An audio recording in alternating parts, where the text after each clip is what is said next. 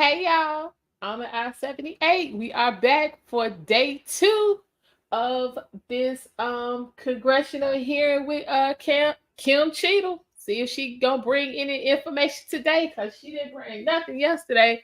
And let's see how many more times she gonna get cussed out. I appreciate all of y'all for stopping through. So let's see what today brings.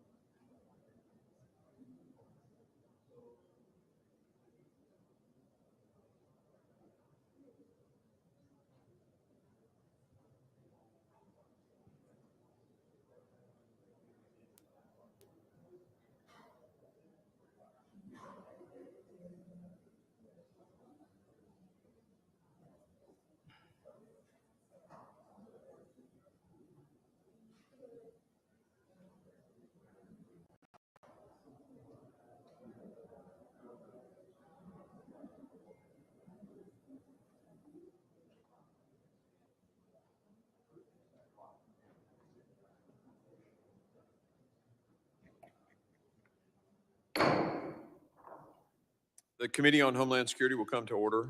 Without objection, the chair may declare the committee in recess at any point.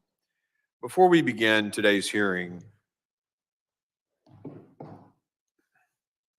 I would like to take a moment to recognize the loss of a friend to all of us on this committee, Congresswoman Sheila Jackson Lee. Congresswoman Jackson Lee was a longtime member of this committee who always fought passionately for her constituents and causes that she believed would better the homeland. I would like to yield to the ranking member for his remarks that he'd like to make. Thank you very much, Mr. Chairman. And like all of us, we are deeply saddened by the loss of my colleague, who was my seatmate for quite a while, Congresswoman Sheila Jackson Lee. Needless to say, she will be missed.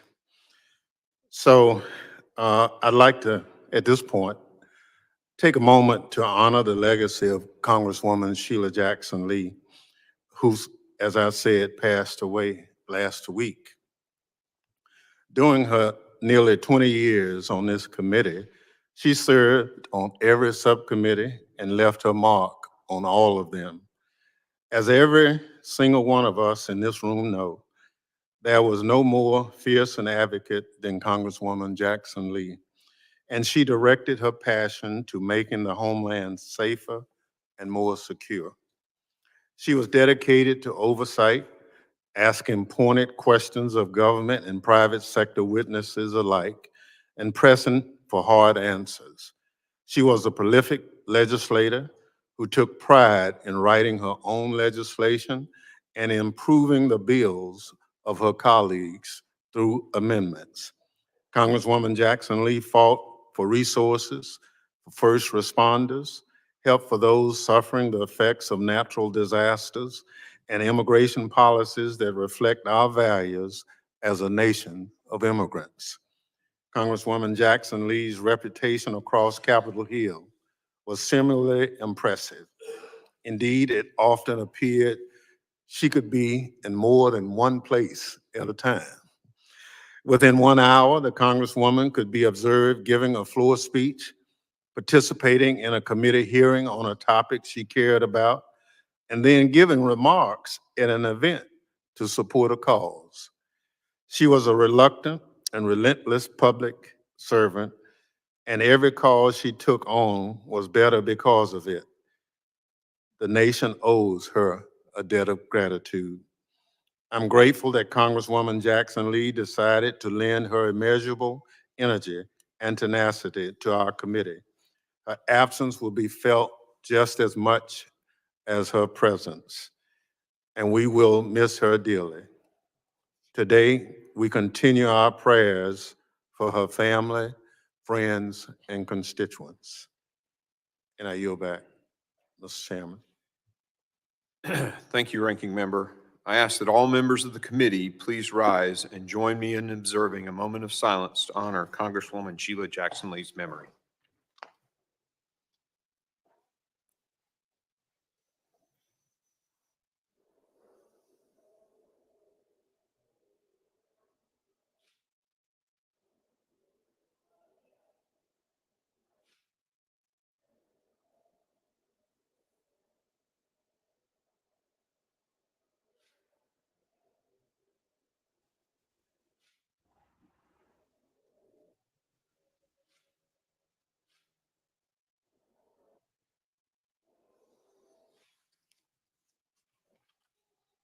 Thank you.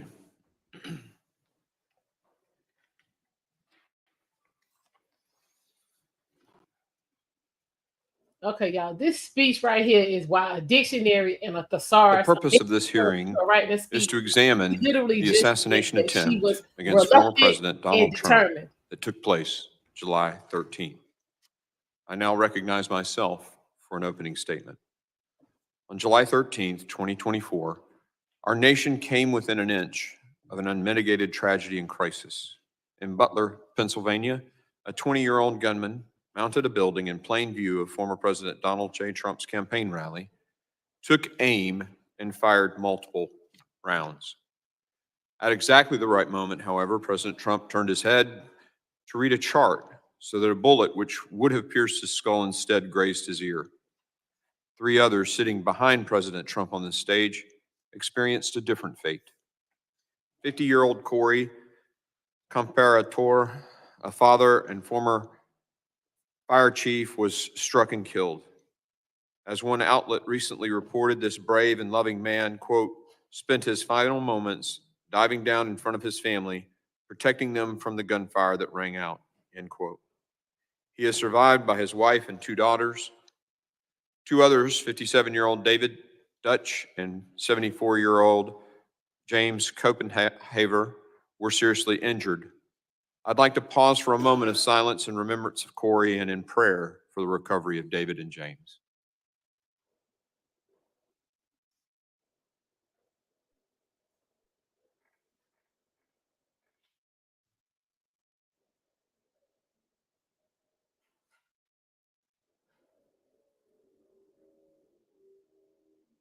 Thank you, everyone.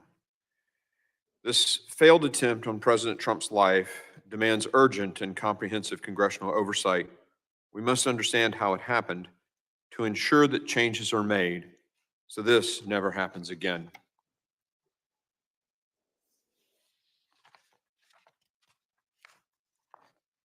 That was the scene last Saturday, where thousands of Americans were exercising their constitutional rights until they were viciously attacked. Yet what we saw after those shots rang out should also encourage everyone. We saw a leader under fire, rising up to show the attacker had failed. We saw brave Secret Service agents who put their bodies in harm's way. We see Americans across this nation refuse to let this thwart their participation in our democratic process. At the same time, however, we also witnessed a massive security failure by the Secret Service and the Department of Homeland Security. The closest someone has been to taking the life of a president or presidential candidate since Ronald Reagan was shot in 1981, more than 40 years ago. We must be committed in our determination to ensure that this never happens again. That is why the House Committee on Homeland Security is demanding full transparency and accountability. That's why we made a trip to Butler, Pennsylvania yesterday to see the site for ourselves. I'm grateful to the ranking member and the 11 other members who were able to come yesterday. And I want to share with the American people some of what we saw yesterday. I, for one, was struck by how close the unsecured building from which Thomas Crooks took his shot was to the stage where President Trump was standing. What we saw yesterday only raises more questions about how this roof was unsecured. And after several of our committee members climbed on the roof, let me tell you, any excuse about the roof being too steep to post a counter sniper team up there is pure nonsense. Protecting the President of the United States and presidential nominees is the Secret Service's mission. There can be no room for mistakes. Unfortunately, that was not the case here. In order to prevent a repeat of this, we must first thoroughly gather and assess the facts. And that's why we're here today. Most importantly, to obtain answers for the American people from officials in the best position to provide those answers. And like tens of millions of Americans, our list of questions is extensive. Why was the rooftop which the shooter fired multiple rounds not secured? Who made the decision not to post a counter sniper personnel on the roof or in a place better to cover the roof? Were warnings from private citizens in attendance about a shooter on top of the building heard by federal law enforcement? And if so, why was nothing done to respond? How did the shooter access the rooftop despite reported federal and local law enforcement presence in and around the building? Were there communication breakdowns that prevented law enforcement officials from effectively communicating with each other in response to alerts and threats? The shooter was spotted and designated as a suspicious person prior to President Trump taking the stage. Why wasn't President Trump moved to a secure location until the Secret Service could investigate? The shooter visited the rally site multiple times before the actual rally. Reports indicate he even flew a drone on a reconnaissance trip to the rally site on the day of the attack. Why wasn't the site secure? Following the rally, the Secret Service said that reports President Trump's security detail requested additional security resources were false. However, then backtracked and told the Washington Post that the Secret Service had learned new information, indicating the Secret Service headquarters may have in fact denied some requests. Why and when were those requests denied? These are just some of the most pressing questions we have and expected to hear answers from Secretary Mayorkas and Director Wray and Director Cheetle. We also expect to hear answers and questions about the shooter's motivation and what the FBI has found in its investigation, including information collected from the shooter's various devices. Unfortunately and unacceptably, they have refused to appear before the committee today. Director Cheetle testified yesterday before another committee. But many questions remain. Yesterday, she provided wholly unacceptable responses to members of the House Oversight Committee and completely failed to address the lack of confidence both sides of the aisle have in her leadership of the Secret Service. Her appearing before one committee yesterday also does not absolve her of her responsibility before this committee. In any case, make no mistake, we will continue to push for answers. While these federal officials refuse to testify today, we're grateful for the opportunity to speak with law enforcement members about the events of that tragic day. Their testimony will be critical to putting together this complicated puzzle, understanding coordination efforts, and getting to the truth about what happened. Before I conclude, however, I have to urge the ranking member to reconsider his legislation that was clearly intended to strip Secret Service protection from President Trump. While I understand the legislation would not have applied in this instance, it was clear to everyone that it was directed toward former president. We all introduced messaging bills. This one should be withdrawn. Today's hearing is critical so we can ensure that our children and grandchildren will grow up in a free nation where every American can participate in the democratic process. I hope every member will join me in getting to the bottom of what happened so that it doesn't happen again. I now recognize the ranking member, the gentleman from Mississippi, Mr. Thompson, for his opening statement. Thank you very much, Mr. Chairman, and good morning to everyone. It's been 10 days since a 20-year-old took his father's AR-15 rifle to a campaign event in Butler, Pennsylvania, shot the former president and two others, and took the life of an innocent bystander who died protecting his family. We're grateful for the brave law enforcement officers who responded to the heinous attack, and our thoughts and prayers continue to be with the victims and their families. Let me be clear at the outset of today's hearing. The Secret Service has a no-fail mission, and there must be answers and accountability for what occurred. The security failures must be identified and addressed to ensure that they never, ever happen again. That work is already well underway. The Federal Bureau of Investigation and the Pennsylvania State Police have active and ongoing criminal investigations. The Secret Service has begun an internal investigation. Secretary of Homeland Security, Alejandro Mayorkas, has announced a bipartisan independent law enforcement review. And later this week, Congress will vote on a resolution to establish a task force on the attempted assassination. This committee also has begun its oversight as well. Yesterday, as the chairman indicated, I joined a bipartisan group of committee members on a visit to the Butler Farm Show grounds. We walked the site where the attack occurred. We saw the layout, buildings, and infrastructure for ourselves. We met with local officials and the county sheriff. Today's hearing is the next step in our oversight, and I hope it will be a productive one in keeping with the seriousness of the issue at hand. We must understand what happened in Butler and take corrective action to ensure the security of every Secret Service protectee.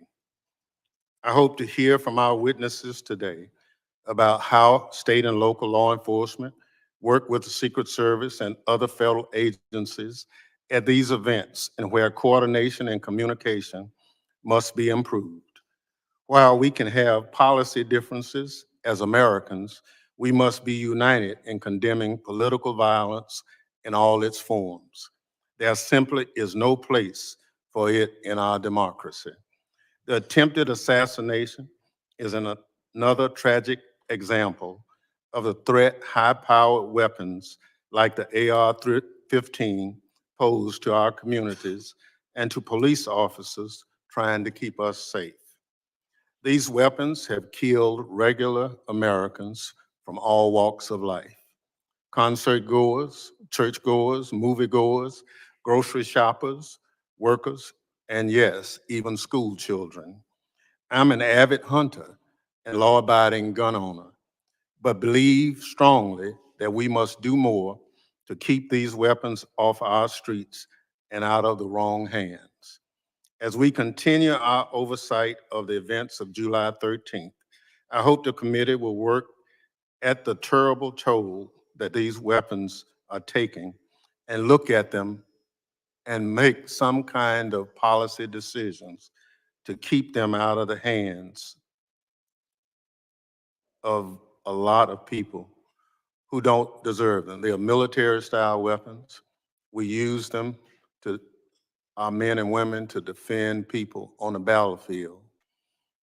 Our neighborhoods and our communities are not battlefields. Mr. Chairman, I thank you for holding this hearing and the witnesses for being here today. With that, I yield back. The gentleman yields. Other members of the committee are reminded that opening statements may be submitted for the record, and without objection, the gentleman from Pennsylvania, Mr. Kelly, is permitted to sit on the dais and ask questions to the witnesses. I will say that votes just got called, and so what we'll do is let our witnesses do each of their 5 minutes, then we'll go into recess and come back with questions following our vote series. Does that sound good to you, Ranking Member?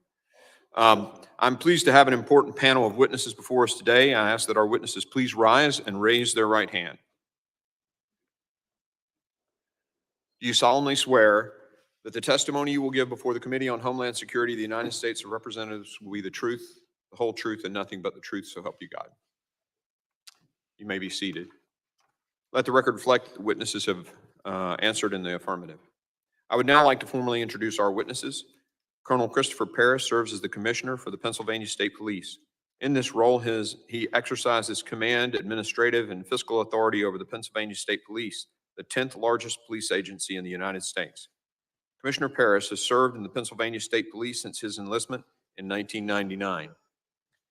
Thank you for the support getting to the site yesterday.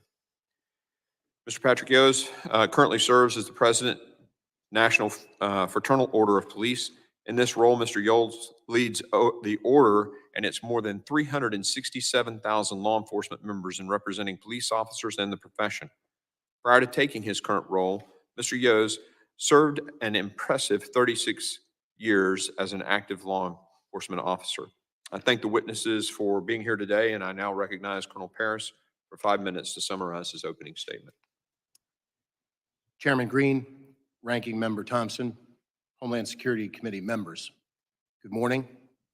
I am Colonel Christopher Paris, Commissioner of the Pennsylvania State Police. I would like to take this opportunity to offer our condolences on the passing of Congresswoman Lee. I would also like to take this opportunity to express our condolences to the Comparator family and offer our continued prayers to Mr. Dutch, Mr. Copenhaver, as well as former President Trump as they continue to recover. I'm humbled to be here today and testify about a tragic incident which has deeply impacted the Butler community, the Commonwealth of Pennsylvania, and our nation. I would like to dedicate my testimony here today to the approximately 6,400 women and men, civilian and enlisted, of the PSP who work tirelessly for Pennsylvania, and it is my honor to lead them. I'd like to offer a perspective that this is very much an ongoing, complex, and dynamic investigation. And each day, as we arrive at day 10 today, I learn multiple new facts as we uncover new information as the investigation progresses. I'd like to offer a point of clarification affirmatively about PSP's role. Prior to the shooting, our role was to support the Secret Service with personnel and assets that they requested. Our operation plan completed to fulfill this responsibility consisted of 32 members, and we had two main responsibilities: a motorcade operation for the transportation with the Secret Service of former President Trump, as well as manning and staffing security posts inside the secure area of the Butler County Farm Show. Additionally, we provided two marked cars with uniformed troopers outside of the secure perimeter to provide roving duties, as the name implies, responding to incidents that may occur as a large gathering of people were moving to the venue. After the shooting, very early after the shooting, I had a conversation with the FBI, wherein the FBI is the responsible investigating agency for the attempted assassination of a former president under federal law. The same actions that led to that also led to the homicide of one Pennsylvanian and the attempted homicide of 2 additional, as well as the use of force by the Secret Service counter sniper to neutralize the threat of Mr. Crooks, thus necessitating an officer-involved shooting investigation.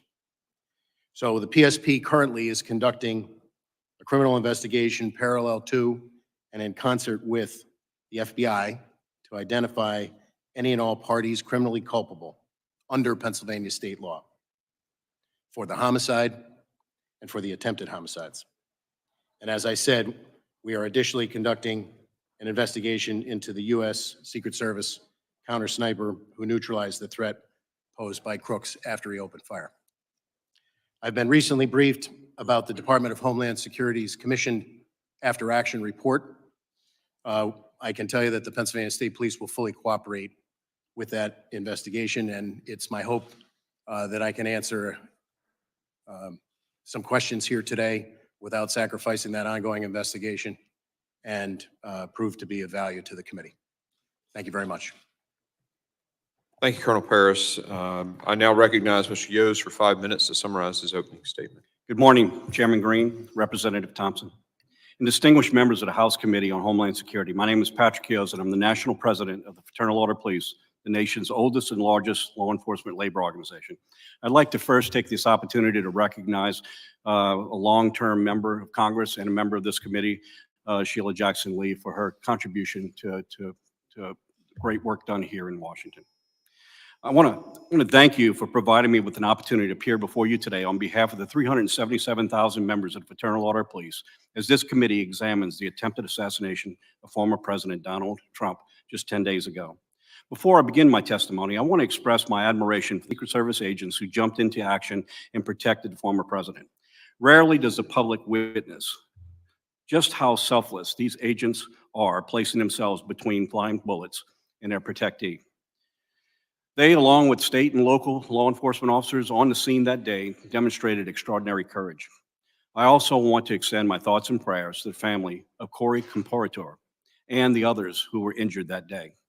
My testimony today will not be specific to the attempted assassination of President Trump. Instead, I hope to provide a perspective of state and local law enforcement when providing support and assistance to these events. We must remember that the law enforcement mission is a shared mission, and agencies at every level routinely cooperate and collaborate with one another. Law enforcement in our country is highly decentralized, with more than 90% of services provided by state and local agencies through more than 18,000 different jurisdictions. State and local agencies would not be effective without the support of their federal colleagues, and our federal partners would be unable to perform their functions without the assistance of state and local agencies. Anyone suggesting that the United States Secret Service not rely on state and local agencies at these events is simply uninformed. At these events, local law enforcement works under the direction of the United States Secret Service, which must ensure that all agencies involved at the event have a clear understanding of their roles and responsibility. Law enforcement agencies provide valuable community insight that can be crucial in identifying potential risk and issues. They contribute resources, personnel, and support that augments the capabilities of the U.S. Secret Service to ensure that there's adequate staffing and all contingencies are covered. Local law enforcement should be part of the command post and communications center to facilitate real-time information sharing and rapid response to emerging situations. This collaborative planning process ensures that all potential risks are identified and mitigated, and that local officers are fully integrated into timely and coordinated responses. Our presence is a vital part of the security matrix, but the United States Secret Service ultimately is responsible and is the final arbiter of any security matters affecting their protectee and the public. Clear and constant communication between participating agencies and the United States Secret Service is crucial to ensure the security of the protectee and everyone at the event. All this said, there were critical failures of security at the event in Butler. It is important that we learn from these failures to better provide safety and security for our leaders moving forward, as in public also attending these events. In the coming election, we will have extraordinary challenges placed on our Secret Service as they provide security at sites all across this nation over the next 4.5 months. And I'm confident that state and local law enforcement agencies are well prepared and ready to assist the United States Secret Service in this mission. I want to pause for a moment, and I want to flag another issue that often creates unnecessary obstacles for agencies within working together in real time, and that being interoperable communications. In the aftermath of 9/11, Congress wisely established FirstNet to address the voice and data communication failures faced by officers, partners, and first responders. To facilitate full use of FirstNet's advanced capabilities, we strongly urge Congress to ensure that our nation's public safety organizations at all levels of government are aware of and fully leverage the critical communication lifeline. Further, Congress and the FCC must all take all necessary steps to guarantee FirstNet's continued success and evolution. In conclusion, close collaboration between Secret Service and their advanced teams and in local law enforcement agencies provide indispensable support that ensures the safety and security of our nation's leaders and the public. These collaborative efforts should exemplify the very best in our interagency cooperation and underscore our collective commitment to national security. I want to thank you for the opportunity to appear here today, and I'd be more than happy to answer any questions. Thank you, Mr. Yos. And Colonel Paris, I just want to make sure I say this. You feel comfortable at any time to say, I'm sorry, this could compromise the investigation. These guys get this all the time. This is classified information. They're accustomed to that. So just, you know, they're gonna be cool with that, I assure you. Members will be recognized by order of seniority when we come back from votes, but we will take a recess and return 10 minutes after the last vote.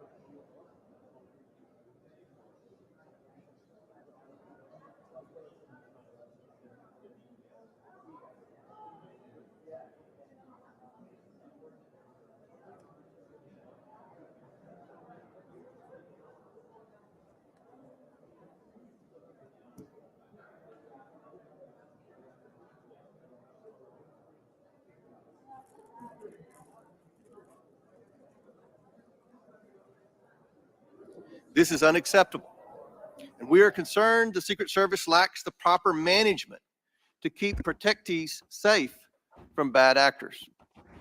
Americans Lord, she demand done answers, quit, y'all. but they have not been getting them from the Secret Service. We are instead learning about new facts Yeah, they just about don't know the way events around it. surrounding the attempted Yeah, save yourself assassination and every leave with a little day bit of dignity. from Leave whistleblowers with them tatted and shreds. leaks. Americans demand accountability, but no one is yet to be fired for this historic failure. Today's witness, Secret Service Director Kimberly Cheetle, is here under subpoena to answer questions about how the agency failed President Trump and the victims who attended the rally in Butler, Pennsylvania. It is my firm belief, Director Cheetle, that you should resign. However, in complete defiance, Director Cheetle has maintained she will not tender her resignation. Therefore, she will answer questions today from members of this committee seeking to provide clarity to the American people about how these events were were allowed to transpire. We will ask these questions because the Secret Service and its parent agency, the Department of Homeland Security, have been unwilling to provide answers to the American people. DHS has sought to push this hearing to a different time. Secret Service has suggested the hearing occur without media presence, and both agencies have provided only shallow explanations to Congress about what happened on July 13th. Indeed, DHS and Secret Service's lack of communication with the Oversight Committee required me to issue a subpoena compelling Director Cheetle to attend today, and still DHS requested more time to prepare. It shouldn't take this much time or preparation, Director Cheetle, to tell the truth and to be transparent with the American people. I am thankful to the ranking member, Mr. Raskin, for joining me and insisting that Director Cheetle appear today. God knows the ranking member and I disagree on many things, but that does not matter today. The safety of Secret Service protectees is not based on their political affiliation, and the bottom line is that under Director Cheetle's leadership, we question whether anyone is safe. Not President Biden, not the First Lady, not the White House, and certainly not the presidential candidates. The July 13th assassination attempt is one of the darkest days in American political history. It represents the ugliest parts of what American politics has become: hatred of each other and a dangerous turn to extremism. Before we are Republicans or Democrats, we are Americans. If we place our political affiliations above our duty and love of country, we cannot maintain a country.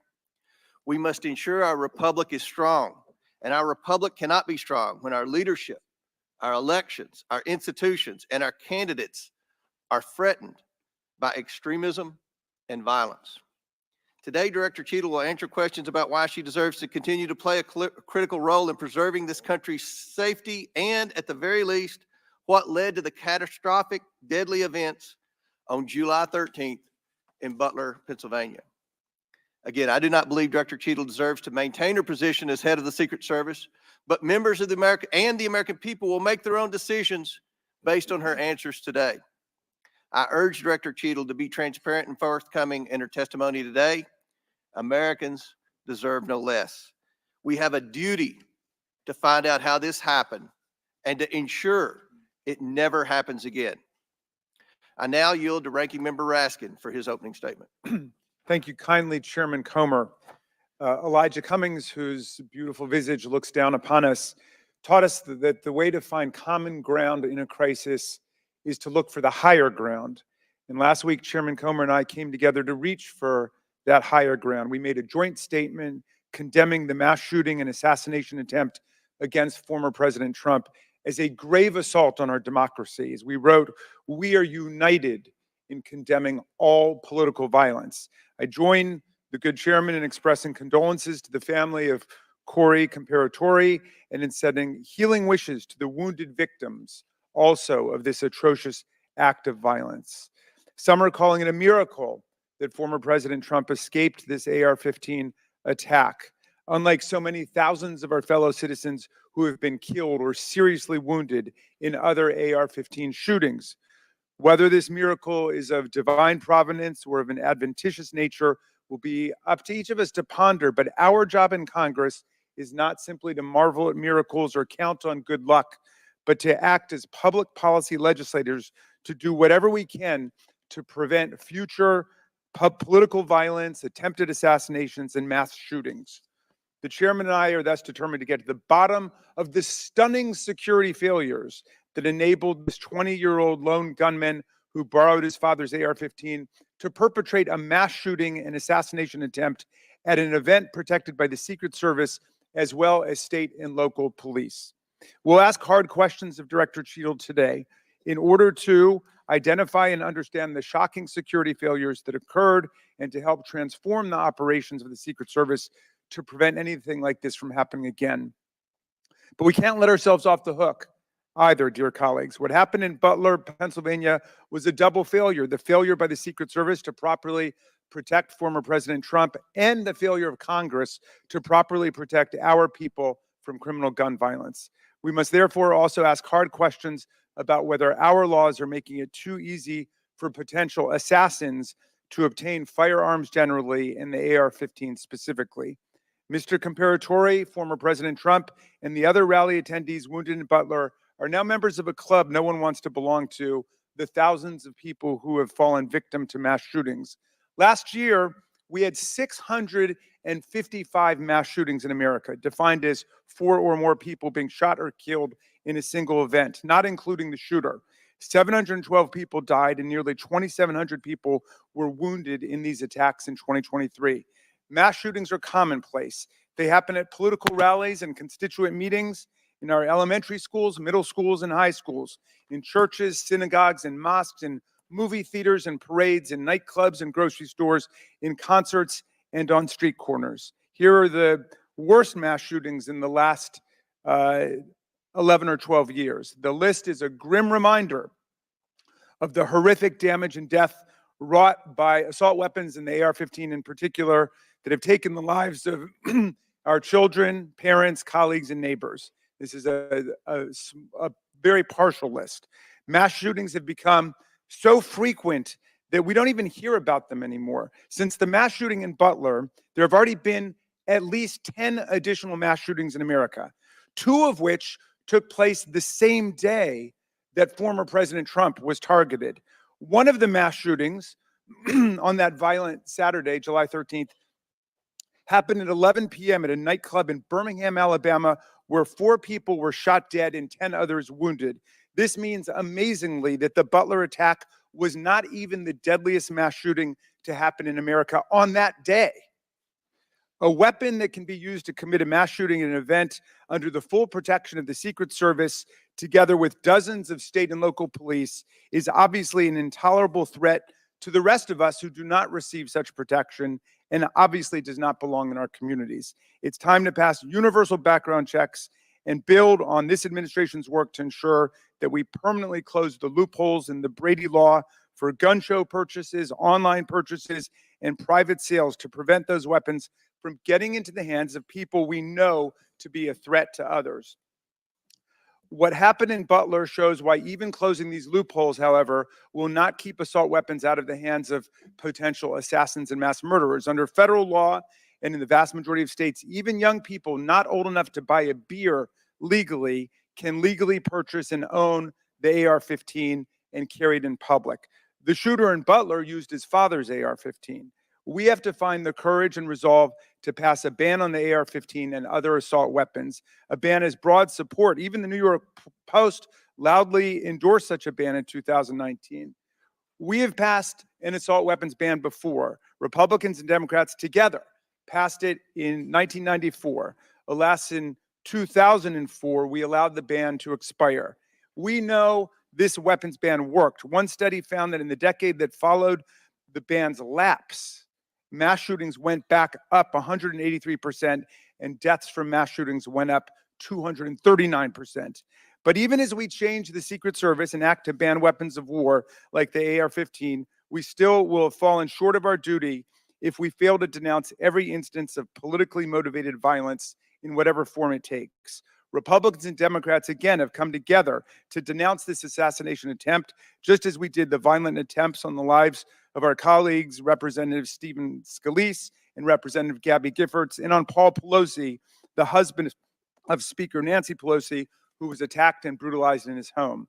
And in the immediate aftermath of the January 6th mass violence waged against Congress and the Vice President and the constitutional transfer of power, Democrats and Republicans alike, including Senator McConnell, Chairman Comer, and other colleagues, all denounced this violent assault on our democracy that wounded approximately 140 officers from the U.S. Capitol Police and the Metropolitan Police Department. And I commend them for acting to denounce that attack, just as Democrats moved swiftly to denounce the attack on Congressman Scalise. Political scientists tell us that authoritarian attacks on democratic institutions begin with political parties refusing to disavow or openly embracing political violence. We have to reject that on a strong bipartisan basis, as Chairman Comer and I have done, even as we ensure our Secret Service is up to its vital task of protecting presidents and candidates, and as we work to ensure that America the streets of our country are free from the violence of weapons of war. Thank you, Mr. Chairman. I yield back to you. Thank you. Gentleman yields back. Today, we are joined by Kimberly Cheatle, who was sworn into office on September 17, 2022 as the Director of the United States Secret Service. Prior to her appointment, Director Cheatle was Senior Director of Global Security at PepsiCo. Before her role at Pepsi, she served 27 years in the Secret Service. Pursuant to Committee Rule 9G, the witness will please stand and raise her right hand. Do you solemnly swear or affirm that the testimony that you are about to give is the truth, the whole truth, and nothing but the truth, so help you God? Let the record show that the witness answered in the affirmative. Thank you. We certainly appreciate you being here today and look forward to your testimony. We normally limit testimony to opening statements to 5 minutes, but take all the time that you need. Ms. Kim Cheatle has Obviously, resigned her the position rules as Director of that the we Secret will Service. Y'all go ahead and get abide your by. applications When together. you're finished with your statement, we will then turn to questions. Each member will have 5 minutes. And just a note to the members, I'm going to strictly adhere to the 5 minutes. Once 5 minutes is up, I will hit the gavel.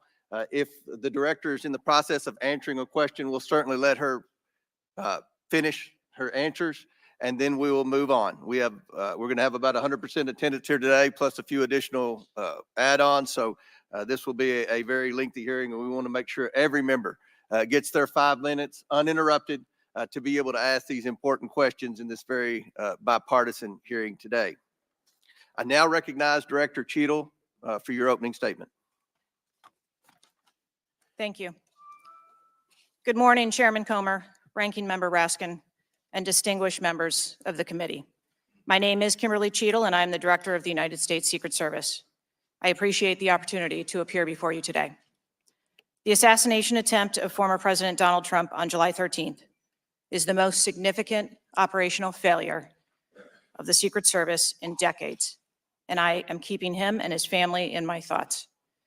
I would like to offer my sincerest condolences to the family of Corey Comparator, a former fire chief and a hero who was killed in this senseless shooting.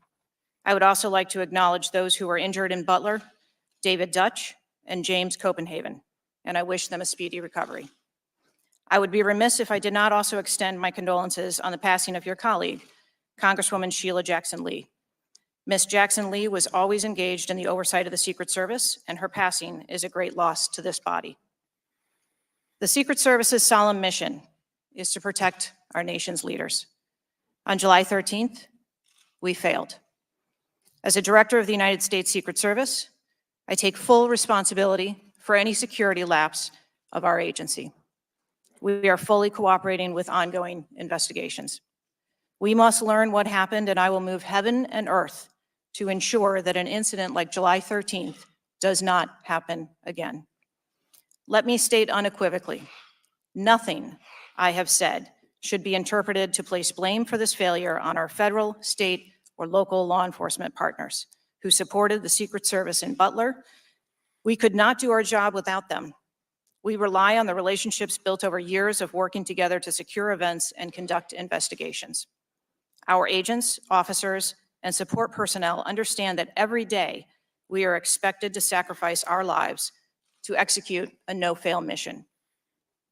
As witnessed on July 13th, our special agents shielded former President Trump with their own bodies on stage while shots were being fired. Selflessly willing to make the ultimate sacrifice without hesitation, I am proud beyond words of the actions taken by the former president's detail, the counter-sniper team who neutralized the gunman, and the tactical team who was prepared to act. I will be transparent as possible when I speak with you, understanding, though, at times that I may be limited in providing a thorough response in this open setting due to associated risks with sharing highly sensitive protective methodologies. I do not want to inadvertently provide you today with inaccurate information. Since January 1st, 2024, the Secret Service has successfully secured over 7,500 sites. Every protective advance comes with its own set of challenges and requires a customized mitigation strategy, including specific assets. Security plans are multi-layered, providing 360 degrees of protection.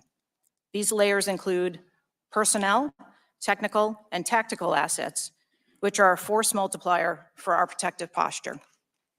During every advance, we attempt to strike a balance between enabling the protectee to be visible and our protective requirements to be secure.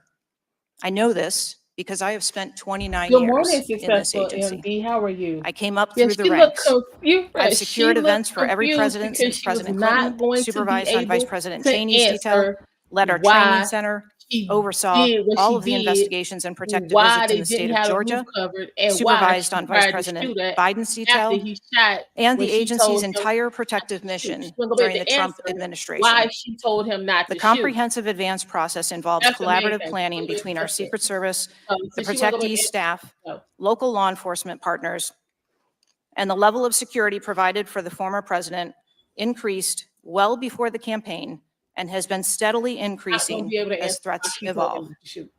The security plan included a full assessment of the Butler Farm showgrounds to identify security vulnerabilities and craft a security plan for the protectee, attendees, and the public. Immediately following the assassination attempt, I directed the activation of my crisis center. I assembled my executive team to begin surging more Yeah, this protective is resources yesterday. to You the were former yesterday, president Thomas and to Collins. ensure the wellness of our people post-incident, all while securing an active crime scene.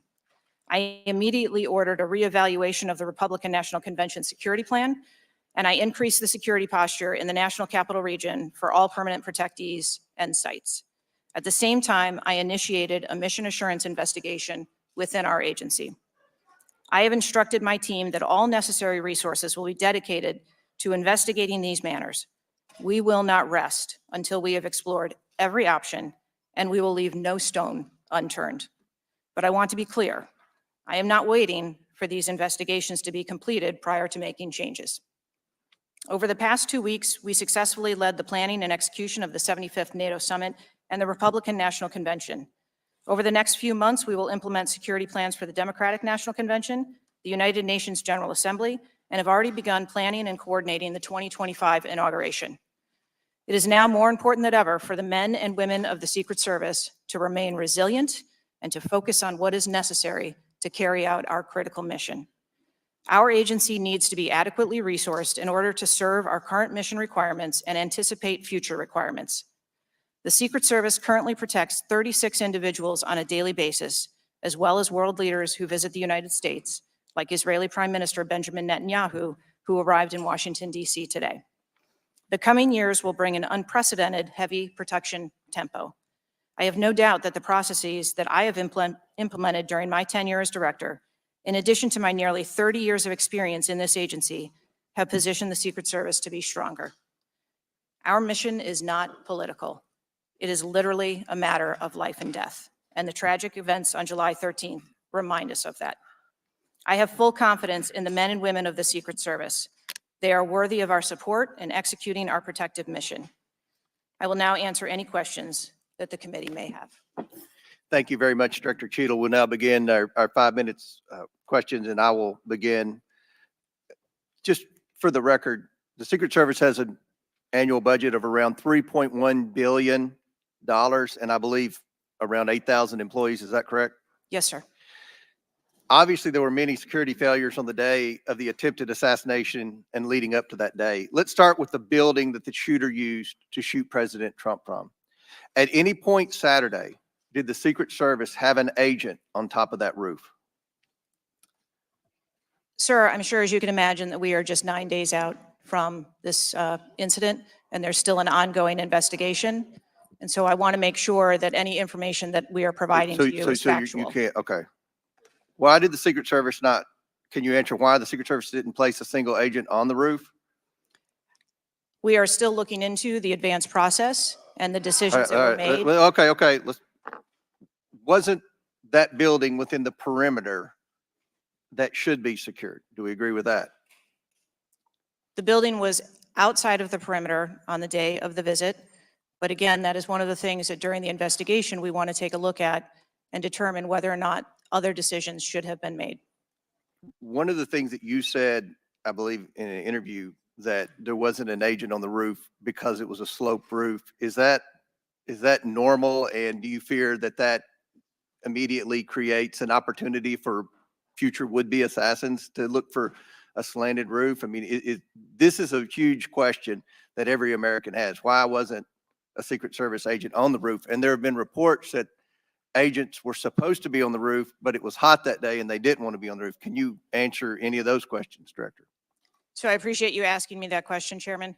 I should have been more clear in my answer when I spoke about where we place personnel in that interview.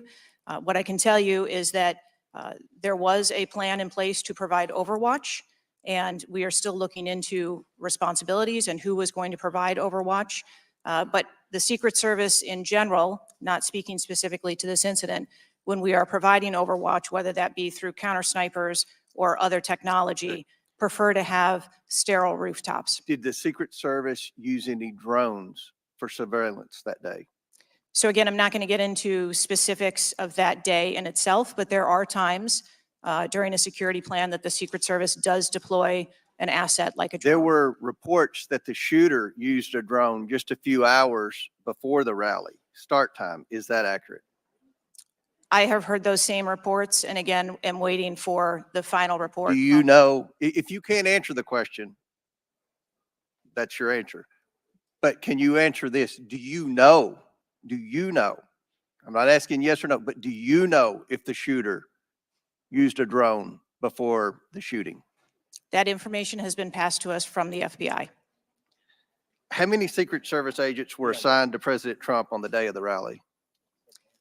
Again, I'm not going to get into the specifics of the numbers of personnel that we had there, but we feel that there was a sufficient number of agents assigned. There are reports that several agents assigned to the rally on July 13th were temporary agents not normally assigned to President Trump. Is that accurate? What I can tell you is that the agents that were assigned to former President Trump are Secret Service agents that provide close protection to him, and that was what was actual on that day. How many temporary agents were there that day?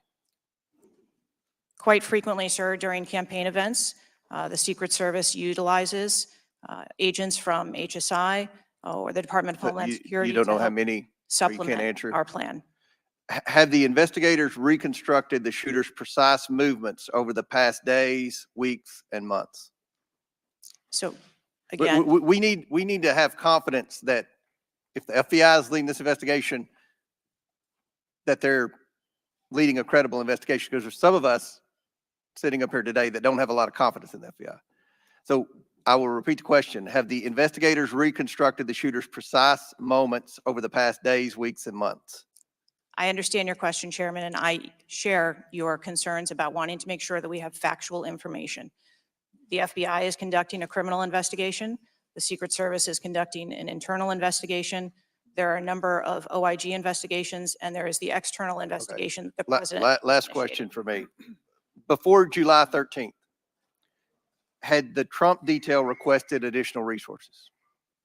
What I can tell you is that for the event on July 13th, the details that were the assets that were requested for that day were given. My time has expired. Chair now recognizes Ranking Member Raskin for 5 minutes. Thank you, Mr. Chairman. It's been reported that before former President Trump got up on the stage at around 6 p.m. on Saturday, July 13th, that the local police had identified and even photographed a man who was acting suspiciously. And this man, who turned out to be the gunman, had been flagged as a potential threat. Is that accurate? What I can say is that the individual was identified as suspicious. So he was known to be suspicious before former President Trump took the stage. That is the information I have received. Why was he allowed to take the stage with a suspicious person having been identified in the crowd? So I appreciate the question, and I'd like to make 2 points.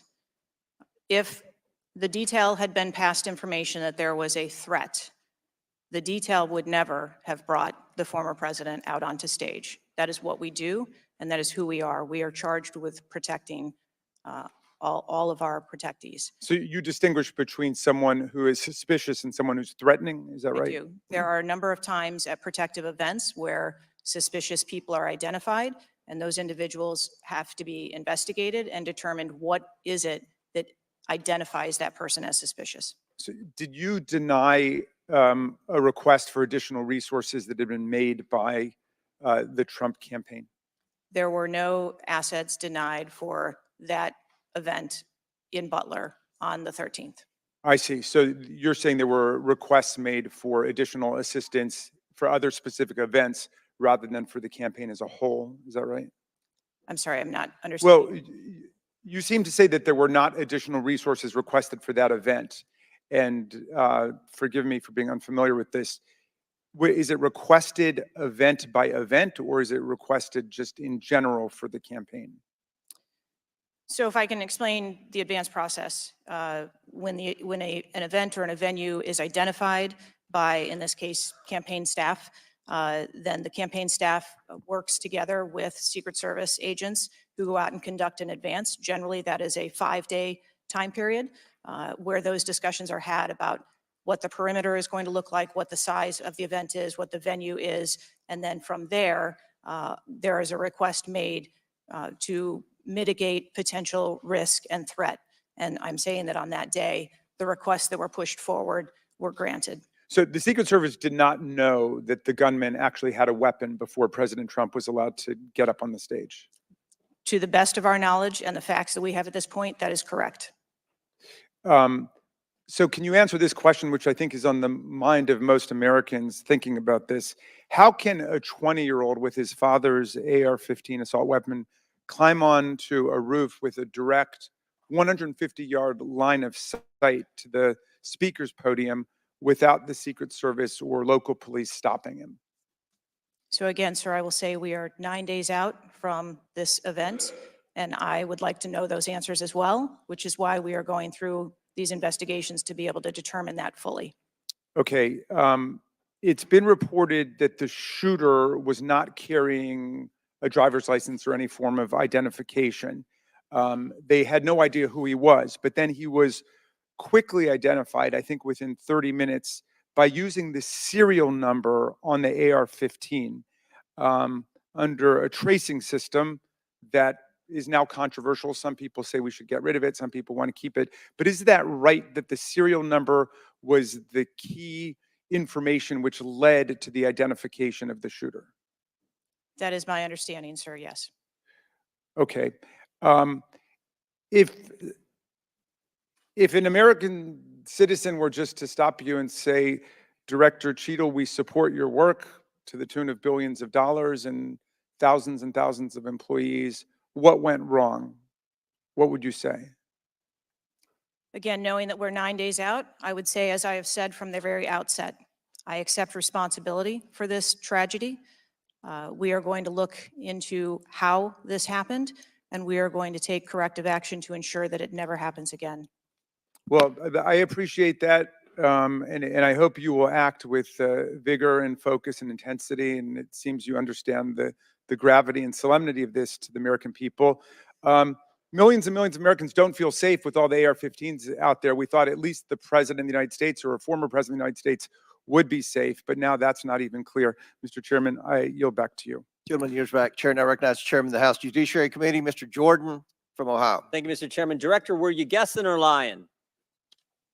The day after President Trump is shot, Secret Service spokesman Anthony Guglielmi said, quote, the assertion that a member of the former president's security team requested additional security resources that the U.S. Secret Service or the Department of Homeland Security rebuffed is absolutely false.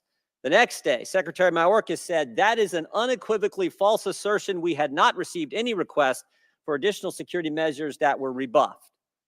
But 5 days later, the Washington Post said this: top officials repeatedly rejected requests from Donald Trump's security detail for more personnel.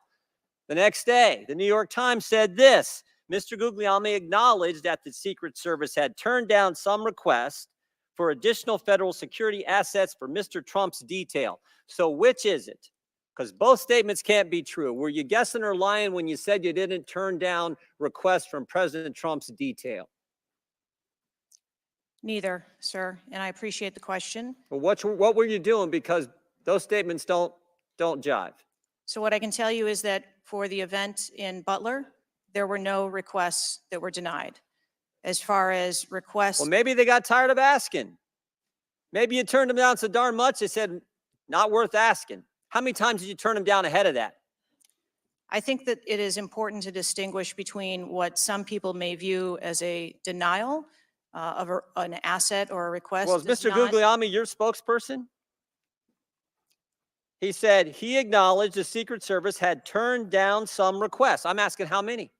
A denial of a request does not equal a vulnerability. Well, tell me what it is. There are a number of ways that threats and risks can be mitigated with a number of different assets, whether that be through personnel, whether that be through technology or other resources. Well, tell the committee which it was. They asked for additional help in some form or another. You told them no. How many times did you tell them no, and what'd you tell them no to? Again, I cannot speak to specific incidents, but I can tell you in general terms, the Secret Service is judicious with their resources based on. What does some requests mean? How many times? Some indicate requests is plural. So more than once they asked for additional help and you turned them down. What did they ask for and how many times did you turn them down? Pretty basic questions. So again, without having all of the details in front of me, sir, what I can tell you is that there are You times. didn't get briefed on how many times you turned down the Trump detail when they asked for additional help? I'm sorry. You didn't get briefed on that before you came to this hearing knowing you were going to get asked that question? What I can tell you is that in generic terms, when details make a request, there are times that there are alternate ways to cover off on that threat or that risk. But that's not what he said. He said they were denied certain requests, some requests. This is your spokesperson, not me talking. This is the Secret Service talking. And what a change from absolutely false, unequivocally false to, oh, by the way, there were some times where we didn't give them what they wanted. That's a huge change in 5 days. And the fact that you can't answer how many times you did that, that's pretty darn frustrating, not just for me, but for the country. I hear your frustration. Let me ask you this. Were any of those requests denied to President Trump's detail after you knew about the Iranian threat? What I can tell you, again, I don't know the specifics, is that there are times when we can fill a request. It doesn't necessarily have to be with a Secret Service asset or resource. We can fill that request with locally available assets. You spoke to anyone at the White House since July 13th? Yes, I have. Who'd you talk to? I have briefed the president and the vice president. Talk to the First Lady? No, I have not. Talk to the White House staff? Anyone in the White House communications? No, I have not. Have you talked to the counter sniper who took the shot that took out the bad guy? Yes, I have. And can you tell us about that conversation? I would not want to reveal conversations that I've had with my employees. But that's exactly the kind of information the American people want to know. American people who pay your salary. I understand this is an ongoing investigation, and Who's all doing the investigating at Secret Service? I know the Inspector General, but is there also an internal investigation in addition to the Inspector General? We are conducting a mission assurance investigation internally, yes. You know what it looks like, Director? It looks like you won't answer some pretty basic questions. It looks like you got a 9% raise and you cut corners when it came to protecting one of the most important individuals, most well-known individuals on the planet. A former president, likely the guy who's going to be the next president. Looks like you guys were cutting corners. That's what it looks like to me. Is that true? I am here today because I want to answer questions, but I also want to be cautious. You might want to, but you haven't answered. I don't think you've answered one question from the chairman, the ranking member, or me. Well, we got a lot of other people asking. We'll see if your record improves. But right now, you haven't answered, I don't think, any questions. I yield back. Gentleman yields back. Chair now recognizes Ms. Norton from Washington, D.C. Thank you, Mr. Chairman. In the summer of 1963, as a law student, I traveled to the South to work in the civil rights movement. When I arrived in Jackson, Mississippi, I was met by a civil rights activist who showed me around town and tried to convince me to work in Jackson that summer. I recall talking with him and his wife about the raw atmosphere in Jackson. Later that day, he took me to the bus station for my trip to my assignment. That night, he was assassinated outside his home. His name was Medgar Evers. I condemn the political violence. It is a threat to democracy. I want to discuss one of the roots of political violence, guns. For years, Republicans, including a member of this committee, have introduced legislation and amendments to repeal or block the District of Columbia gun violence protection laws, including its bans on assault weapons and large capacity magazines. The shooter at the Trump rally used the mass shooter's gun of choice, an assault weapon, specifically an AR-15 style rifle, and presumably a large capacity magazine, which is defined in DC as a magazine that can hold more than 10 bullets. Under current DC law, DC does not recognize concealed carry permits issued by other jurisdictions, but it does issue concealed carry permits to both residents and non-residents. However, DC imposes a number of requirements on concealed carry applicants, including suitability, such as not having exhibited a propensity for violence or instability. Moreover, DC residents restricts where the guns can be carried, such as a political demonstration near the White House and Naval Observatory, or near people under Secret Service protection, provided the permit holder has been given notice. This week, the House is expected to consider the fiscal year 2025 Financial Services and General Government Appropriations Bill. This Republican drafted bill would allow an individual with a permit to carry a concealed handgun issued by a state or territory to carry a concealed handgun in DC, regardless of that jurisdiction's permit requirements. A Republican has filed an amendment to that provision to allow such an individual to carry a magazine of any size with that handgun. In short, the pending bill and amendment would allow any person with a carry permit issued by another jurisdiction to carry a concealed handgun with a magazine of any size in any location in the District of Columbia. The Secret Service is responsible for protecting a large number of people and facilities in DC.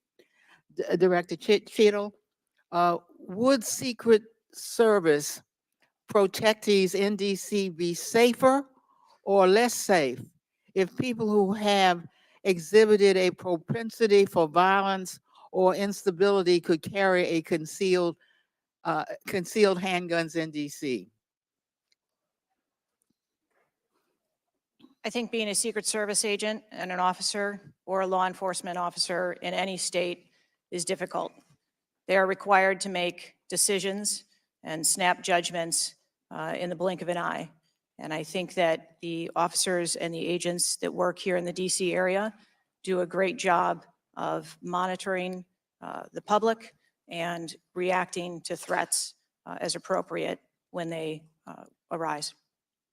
Would Secret Service protectees in DC be safer or less safe if people in DC could carry concealed handguns with large capacity magazines? I think, ma'am, that we work in parameters where we travel around North America, and the rules on open carry and concealed carry are different from state to state. And that is part of what the Secret Service takes into account when we develop a security plan. Obviously, anyone that comes into one of our protective sites, we would establish magnetometer support, metal detectors that personnel would have to process through, eliminating that potential. Would Secret Service protectees in DC be safer or less safe if more people could carry handguns in DC?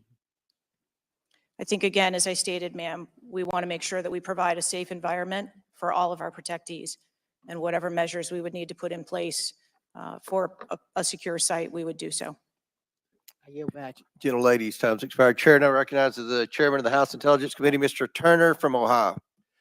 Director Cheetle, your opening statement indicates that the Secret Service constructed a security plan for the site in Pennsylvania. I'm assuming that security plan would also include the security footprint for the site, but it also would be based upon a threat assessment for the risk threats associated with Donald Trump and the crowd in attendance. Would it not include a threat assessment?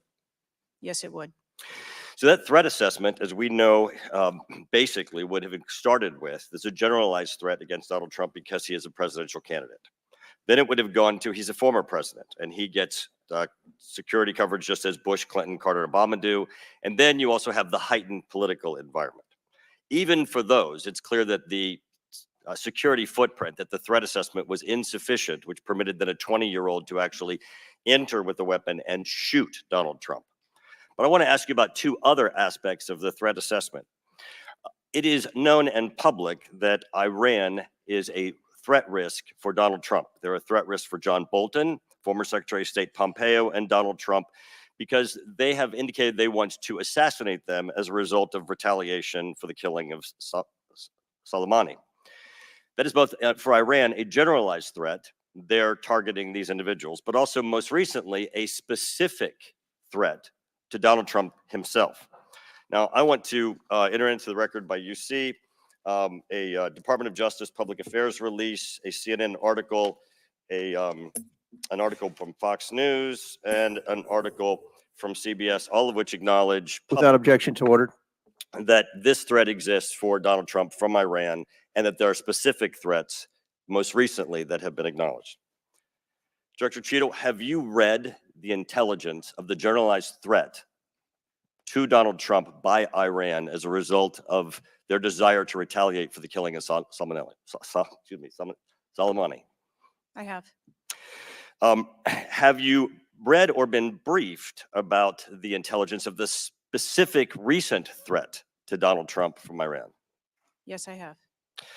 Director Wray, when we were getting our briefing, indicated that he thought the threat assessment should have included this threat from Iran. Is it your testimony today that the threat assessment, since you've read this intelligence, was sufficient to protect him from this threat from Iran? My testimony today is that the information that we had at the time was known. Was it sufficient? Director Cheetle, was it sufficient for the Iranian threat that you said you have read the intelligence briefings for? That information was passed to. Well, I'm not asking the Cheetle? bureaucratic issue of who did it get passed around to. Director Cheetle, was it sufficient for the specific and generalized threat to Donald Trump's life from Iran? Yes, I do believe it was. Director Cheetle, is an Iranian assassin more capable than a 20-year-old? Sir, I think we've acknowledged that there was gaps and a failure that day. When I raised this issue with Director Wray, he was incensed. He was shocked that the threat assessment of Iran did not seem to be, as we and I discussed, baked in to your security footprint and your threat assessment. And he went on to say that the generalized threat that he has told the whole country that we are under from a potential terrorist threat. He has said we're under the highest threat level since 9/11, that the lights are flashing red. And he has specifically indicated that people have crossed the southern border as a result of the Biden administration's policy, and that there are in our country today terrorists and individuals who are affiliated with terrorist groups and organizations. That would be a heightened threat environment, Director Cheetle, would it not? Yes. In his public statements, he has said he is making these statements because he wants people to take them into consideration in threat assessments, specifically. Now, that would be a threat not just to Donald Trump, but it would also be a threat to the crowd there, wouldn't it? Yes. Are ISIS terrorists and Al-Qaeda terrorists and international groups and terrorists more capable than a 20-year-old in pulling off their mass shooting or an assassination of Donald Trump? Sir, again, there was clearly a breakdown and a failure that day. Have you read the intelligence of the terrorists that are currently in the United States that Director Wray speaks, and those individuals that are here that are affiliated with terrorist groups and organizations that are in the process, as Director Wray said, of representing a significant threat of a terrorist attack occurring in the United States? I have read reports that apply specifically to the Secret Service's mission. Director Cheetle, because Donald Trump is alive, and thank God he is, you look incompetent. If Donald Trump had been killed, you would have looked culpable. There is no aspect of this that indicates that there has been any protection to Donald Trump. The threat was identified before he took the stage, and the shooter was only killed after Donald Trump himself was killed. Not only should you resign if you refuse to do so, President Biden needs to fire you because his life, Donald Trump's life, and all the other people which you protect are at risk because you have no concept of the aspect that the security footprint needs to be correlated to the threat. I yield back. Chair now recognizes Mr. Lynch from Massachusetts. Thank you, Mr. Chairman. Director Cheetle, there were multiple security failures at the former president's rally in Butler, Pennsylvania. First of all, there was a failure to isolate the podium from exposure to direct fire. Do we know who made that decision to allow that rooftop to remain as?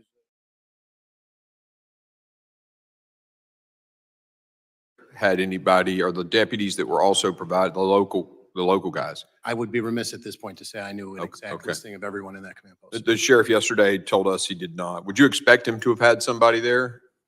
So I would say generally, there's a lot of talk about interoperability and communications.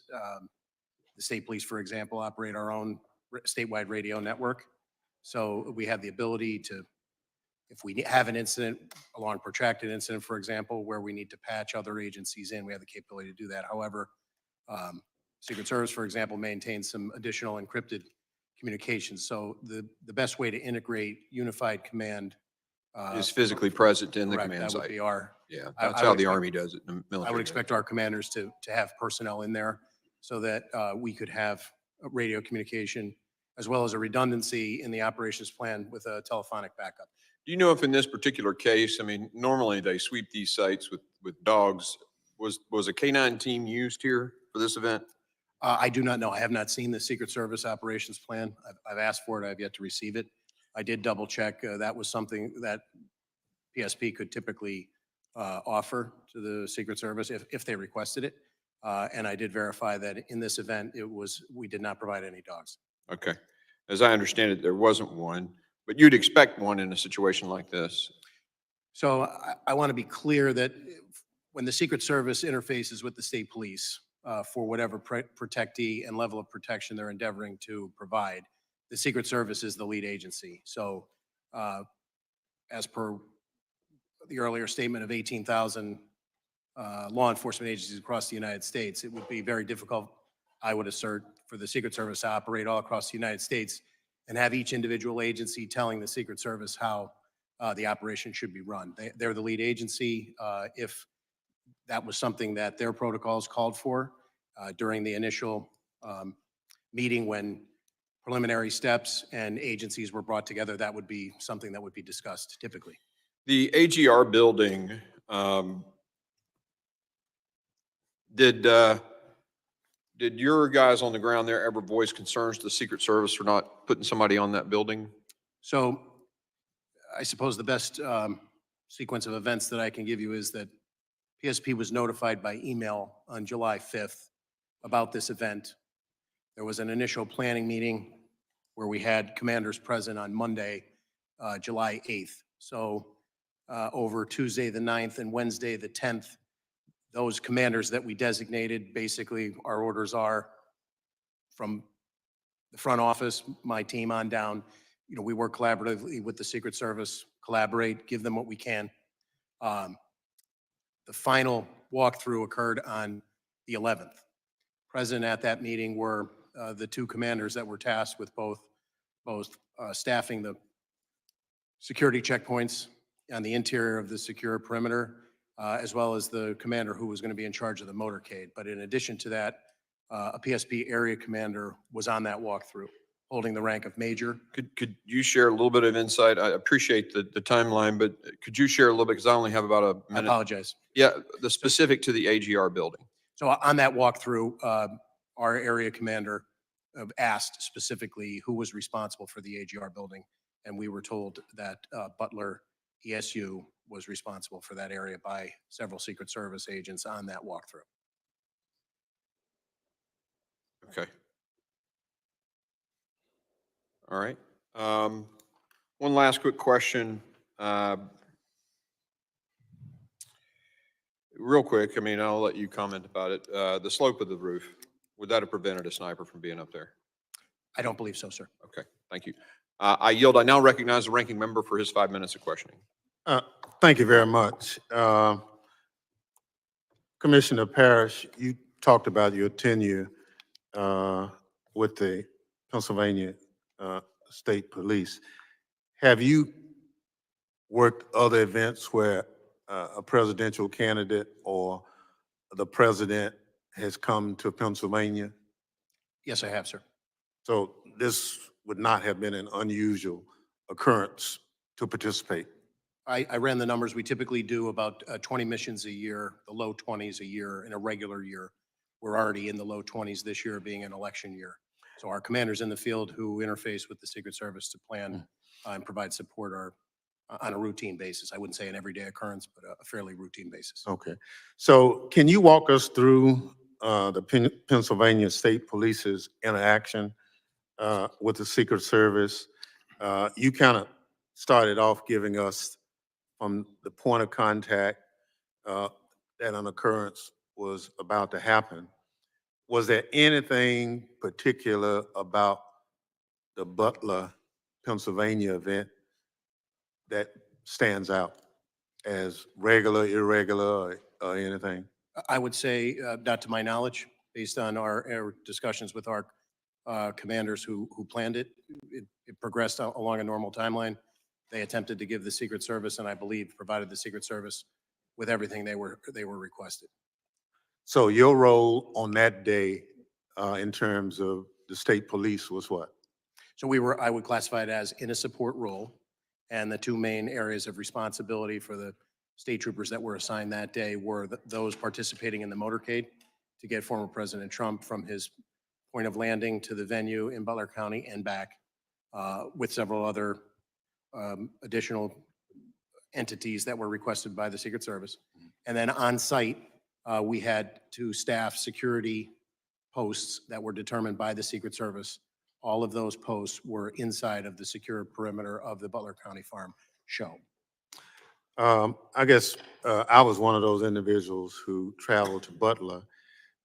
Just for my information, have you had any interaction with the FBI or anything as they look into the investigation as to what you or your men observed on that day?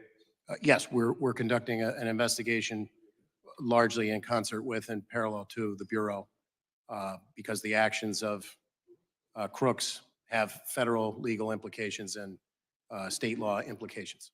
Okay, thank you. President Yost, in your comments, you talked about the need for communication. You talked about FirstNet. And so we have federal, state, and local law enforcement at an event like what we're talking about in Butler.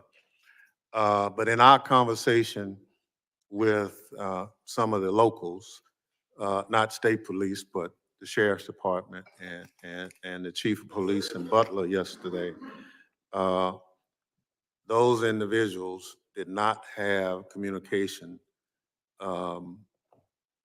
with actually state police or Secret Service. Would that, in your professional opinion, be a vulnerability for managing an event like this? Well, I think we can go back to 9/11 when we identified at that time that the interoperability of different agencies to be able to communicate really was a hindrance. There's an infrastructure in place now to address these interoperabilities, but at the same time, they're not always utilized in every event. I do not have any direct knowledge whether that was the issue here, but I can tell you it is a common issue in law enforcement and ability for our agencies not to be able to communicate. Not that the technology is not necessarily there, it's because that they're not always incorporated.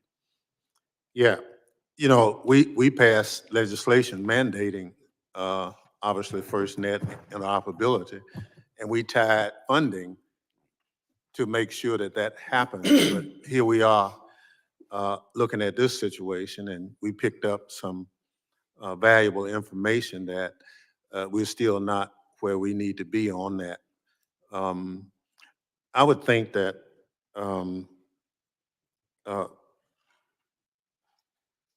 Colonel, the role of the state police is invaluable.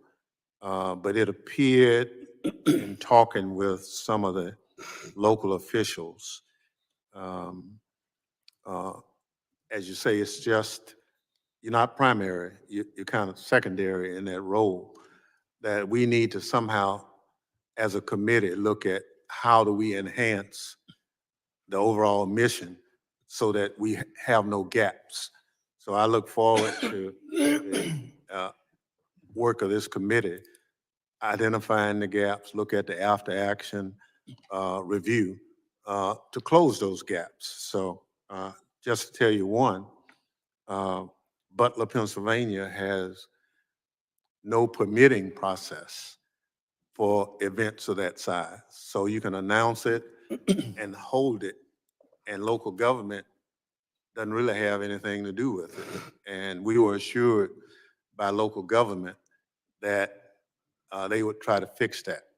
That they said we have to be more involved in events of this size, so that if this was not the best venue, then that permitting could have gotten engaged and suggested an alternate venue, those kind of things. So thank you very much. I yield back. The gentleman yields. I now recognize Chairman McCall for 5 minutes questioning. Thank you, Mr. Chairman. And I want to thank you for the site visit that we had at Butler, Pennsylvania yesterday. It was very eye-opening, educational. I agree with the ranking member's comments in terms of, you know, after 9/11, excuse me, after 9/11, connecting the dots and federal, state, and local working together was the answer. I led a joint terrorism task force when I worked at the Department of Justice, and I also was involved in national security events, so I kind of know how these things operate. My question is to Colonel Paris. It's standard practice that the lead federal agency will come in and meet with the state and locals regarding the security plan before the event, prior to the event. Sir, did you participate or did your department participate in that? So I did not participate. As I stated earlier, there were two commanders dedicated to those two primary roles, the motorcade and the staffing of the posts on site within the secure perimeter, as well as a state police area commander. So just as a way of background, our area commander that covers multiple troops in that area of the state, out of nearly 5,000 troopers, there are only 4 area commanders. So that major was present for the walkthrough on the 11th. And were your troopers assigned inside the perimeter or outside? Inside. Inside. And was With the the outside within the jurisdiction of the local police? So just as a point of clarification, there were 2, on the operations plan, there were 2 marked cars that were assigned roving duties, which would primarily, as the name implies, be outside of the secure perimeter on roadways, responding to incidents that potentially could occur as a result of a congregation of that many people. But So we saw, we actually walked onto the roof where the sniper was. A clear, eyes on, clear shot of the president. A tree blocked the Secret Service's view. This kid did some investigation. He had a drone out there days prior, got an aerial surveillance of the premises. And that position was probably the best position outside the perimeter, as far as I could tell. There was also a water tower that would have been a perfect spot for Secret Service. Were you aware of any presence of Secret Service in this water tower? I was not. And you're aware of what I'm talking about? I am familiar. I physically flew out there on Saturday the 13th. It was still very much an active crime scene, so I did not walk the roofs, but I did. On the adjacent building, we got a tour of that as well, where I believe the local police were positioned. There were 3 windows. The first one had a plain view of where the sniper would be. However, they were stationed in the second and third windows. Are you familiar with this at all? I am not, from the standpoint that I have not seen the Secret Service's operations plan, and our deference would be to them to assign Butler ESU. Right. According And to. they were apparently local counter snipers. Do you know if they should have been assigned to the rooftop?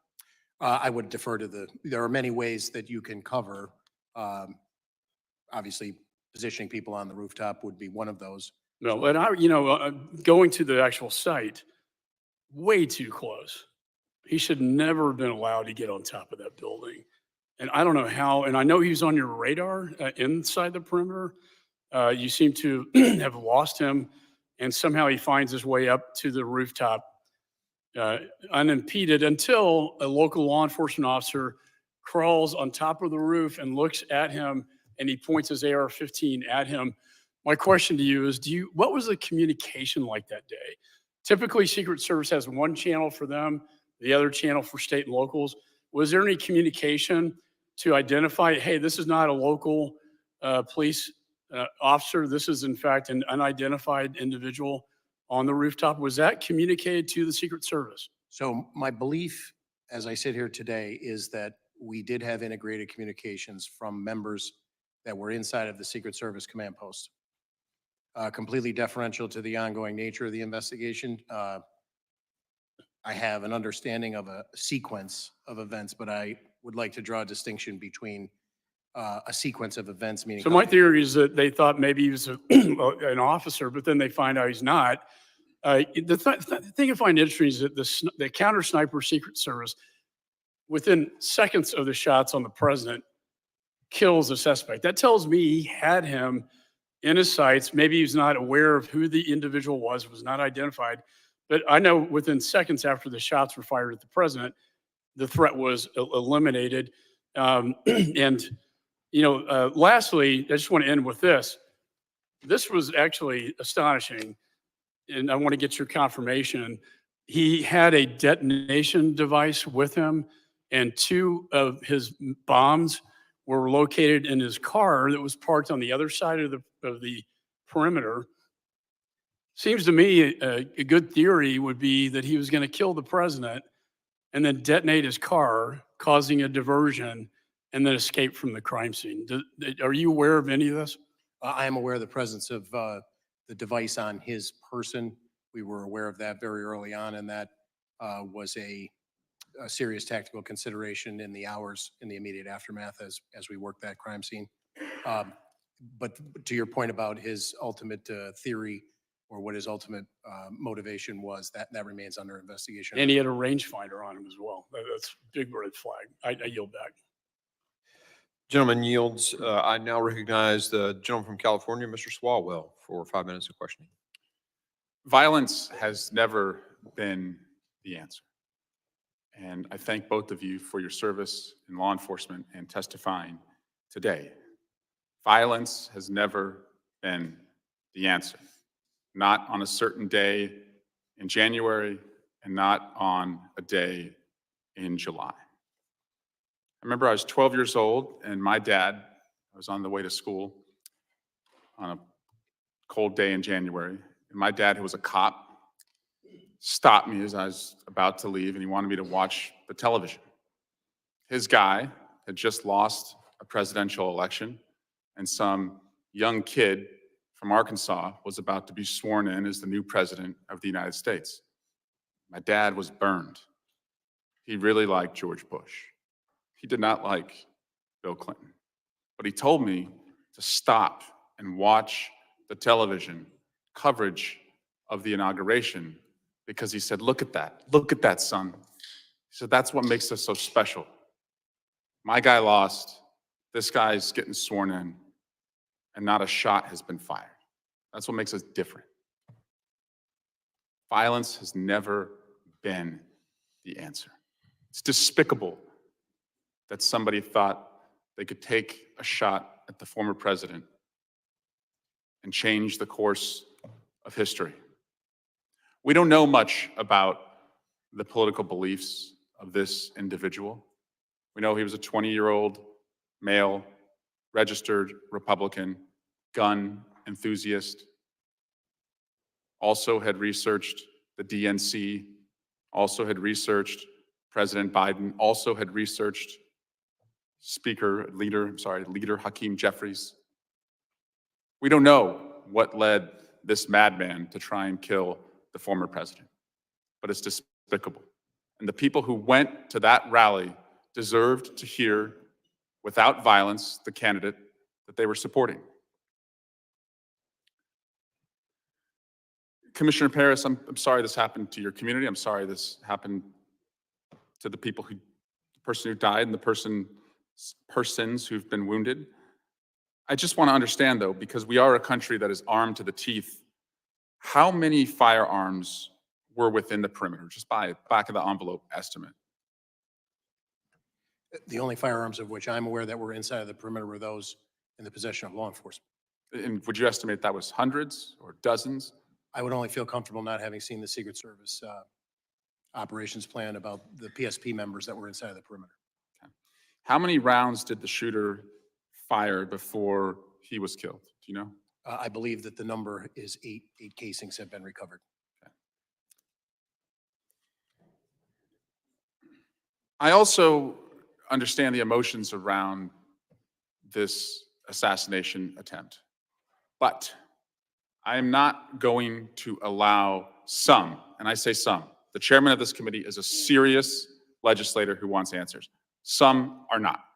And some are trying to rewrite what has happened in our country over the last 8 years, erase what happened in this building on January 6th. One member of this body in Congress said the Republican district attorney in Butler County should immediately file charges against Joseph Biden for inciting assassination. Another said Congressman Scalise, Justice Kavanaugh, and now President Trump, for years, Democrats and their allies have recklessly stoked fears, calling President Trump and others threats to democracies. Another said Democrats and liberals in the media have called Trump a fascist. They've compared him to Hitler. They've tried to lock him up. A radical shift in what has really happened in our country. In fact, the former president's current vice presidential nominee is the one who said that Donald Trump might be America's Hitler, might be a cynical a-hole, cultural heroin he's responsible for, nauseous and reprehensible. I joined the chairman in seeking unity as the antidote to political violence. Unity as the antidote to political violence. But we're not going to erase and rewrite and allow some to reincarnate themselves as victims of what happened. We can't let this ever happen again. We must arm law enforcement and have better security perimeters. But in this country, violence has never been the answer. I yield back. Gentleman yields. I'll now recognize the Vice Chairman of the committee, Mr. Guest, for his 5 minutes. Mr. Guest, for his 5 minutes. Thank you, Mr. Chairman, and gentlemen, thank you for both being here today.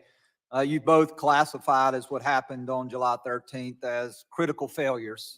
I would expand that and say it was a colossal failure. And I think you have both stated that the ultimate responsibility for what occurred that day falls upon the Secret Service. Colonel Paris, I know that your officers were there in a support role.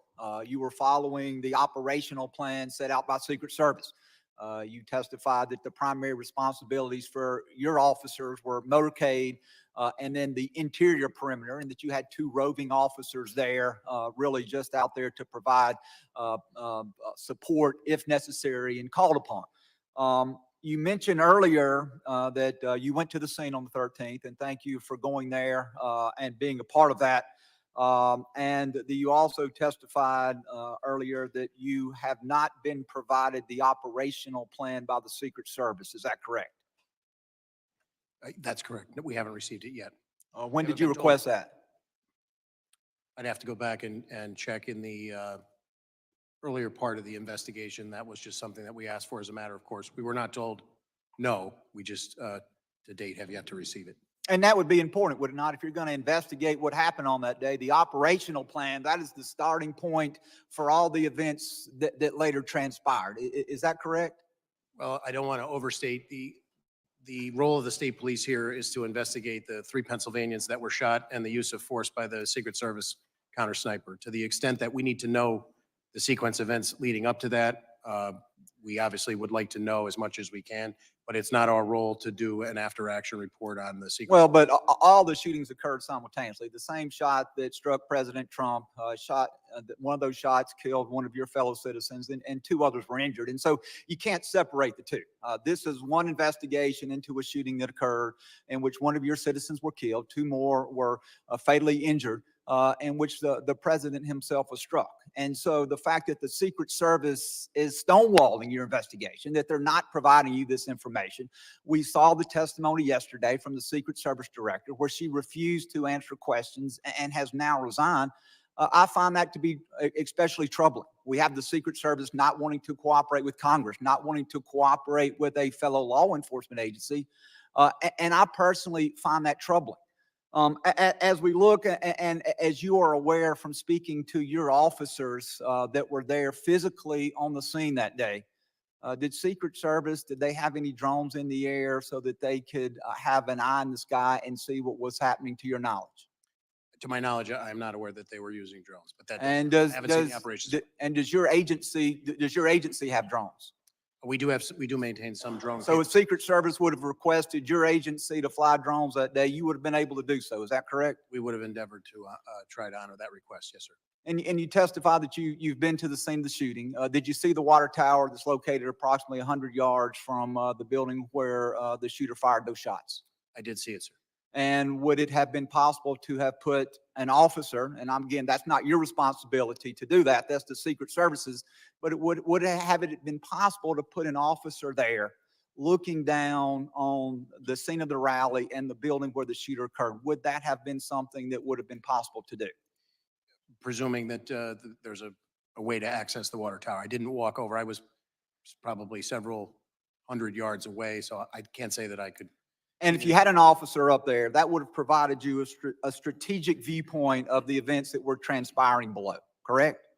I would agree. Tactics, height gives a tactical advantage. Yes, sir. And then I want to ask you also about the roof where the shooter was located. You said you didn't go on the roof, but you viewed the roof. Is that correct? Yes, sir. The Secret Service director, prior to her resignation, said that she did not put anybody on the roof because it had a sloped roof that would have created a safety concern. I was in Butler, Pennsylvania yesterday with many members of this committee. My fellow member, Carlos Jimenez, who is 70 years old, and I guess he doesn't mind me saying that since he has put that information out there. There's video of him easily transversing the roof, walking across the roof, and even though he is some 50 years older than the shooter. And so my question is, do you agree with the assessment of the former Secret Service director that the roof was so sloped that it created safety concerns? I can't agree with that statement, sir. All right. Thank you very much. I'm out of time and I yield back. Gentleman yields. I now recognize Mr. Correa for 5 minutes of questioning. Thank you, Mr. Chairman, and I want to thank you and the ranking member for putting together the trip to Butler yesterday. Good eye-opening trip. And Colonel Paris, thank you for hosting us out there. I certainly hope that the Secret Service does cooperate with us in our investigation as to what went wrong. Secret Service has to be 100% correct all the time. There's small force, 2,300 plus maybe 1,300. So you local, state, local police officers are the force multiplier. And to hear you say that miscommunication was an element here is unacceptable. We talked earlier to the fact that FirstNet was put together post 9/11. It's a little bit over 20 years ago. And to hear that we still don't have the technology for people on the ground to talk with each other is of concern. It's even of greater concern to me when I was taking a tour of that farm in Butler, Pennsylvania yesterday. I had local law enforcement officers, local electeds coming to me, whispering to me, there's more here to the story. We need to talk about what actually happened. To have people that were on the ground there concerned, afraid of stepping forward is unacceptable. to tell us of other failures that maybe this committee does not know about yet, that were part of what happened in Butler, Pennsylvania, is unacceptable. I asked one of the officers, safety officers, could you talk to the Secret Service? Said, no, we can't communicate. Took us 15 minutes to communicate with them. Local elected official who said, I have other stories I need to talk to you about when you have a moment. Ladies and gentlemen, we're 4.5 months away from this election. Pennsylvania is a battleground state. You will have these kinds of events again.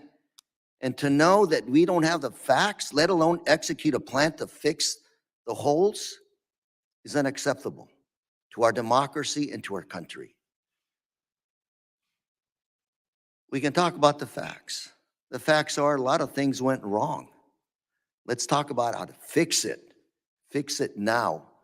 I think we start with accepting the fact that things went wrong and that we need more resources. Colonel Paris, your volunteers, your officers that you put on the line to help the Secret Service, are they actually compensated somewhere for their overtime, their extra time they're out there? They're in a paid status, yes. They're not, we assign them to those duties, and if they incur overtime as a result of the contract, the contractual bargaining agreement, we pay them. So let me ask you something in the minute and a half I have left. One of the local officers there, after we spoke a while, I said, well, let me summarize what you just told me. You're asking me who's in charge. And he asked me, yeah, I want to know who's in charge. I said, well, let's talk some more. And he said, Lou, we don't know if it's the campaign or the Secret Service that's in charge here. Said, if I called for a row of dump trucks to be put up behind the stand, it wouldn't happen because the optics would not be good for a campaign rally. I want to know who is in charge protecting our national candidates. And Mr. Chairman, I'd like to see if we can ask those tough questions. This is not a Democrat or Republican issue. This is about trying to come up with some rules, protocol to make sure this does not happen again. After the events, we can sit here, we can point fingers at each other and talk about partisanship. It's not going to fix our democracy or electoral system. Mr. Chairman, I do hope we go back and talk to a lot of those folks who are not here today, who wanted to talk, who weren't invited, and a lot of people, even if we invite them, are not going to talk. Because frankly speaking, they want to keep their heads down as the shooting continues. Thank you, Mr. Chairman, and I yield.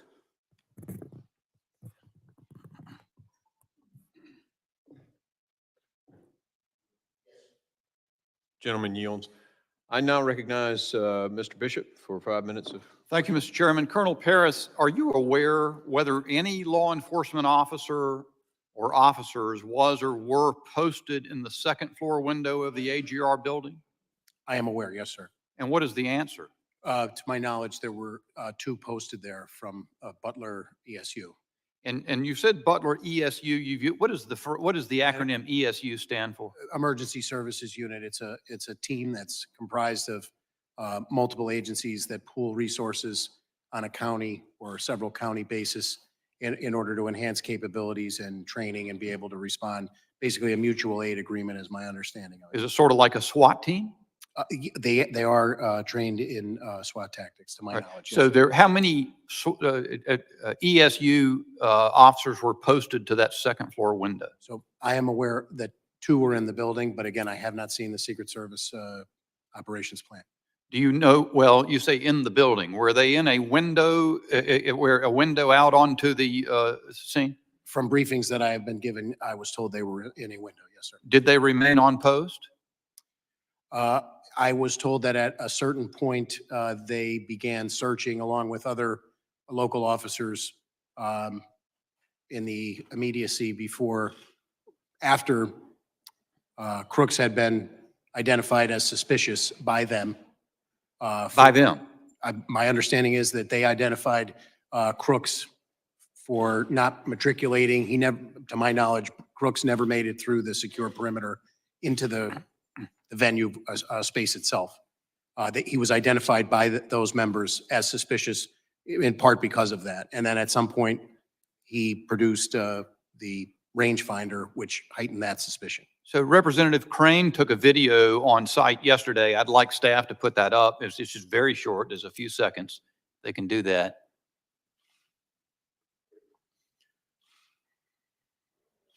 If I understand correctly, this is from the second story window of the AGR building.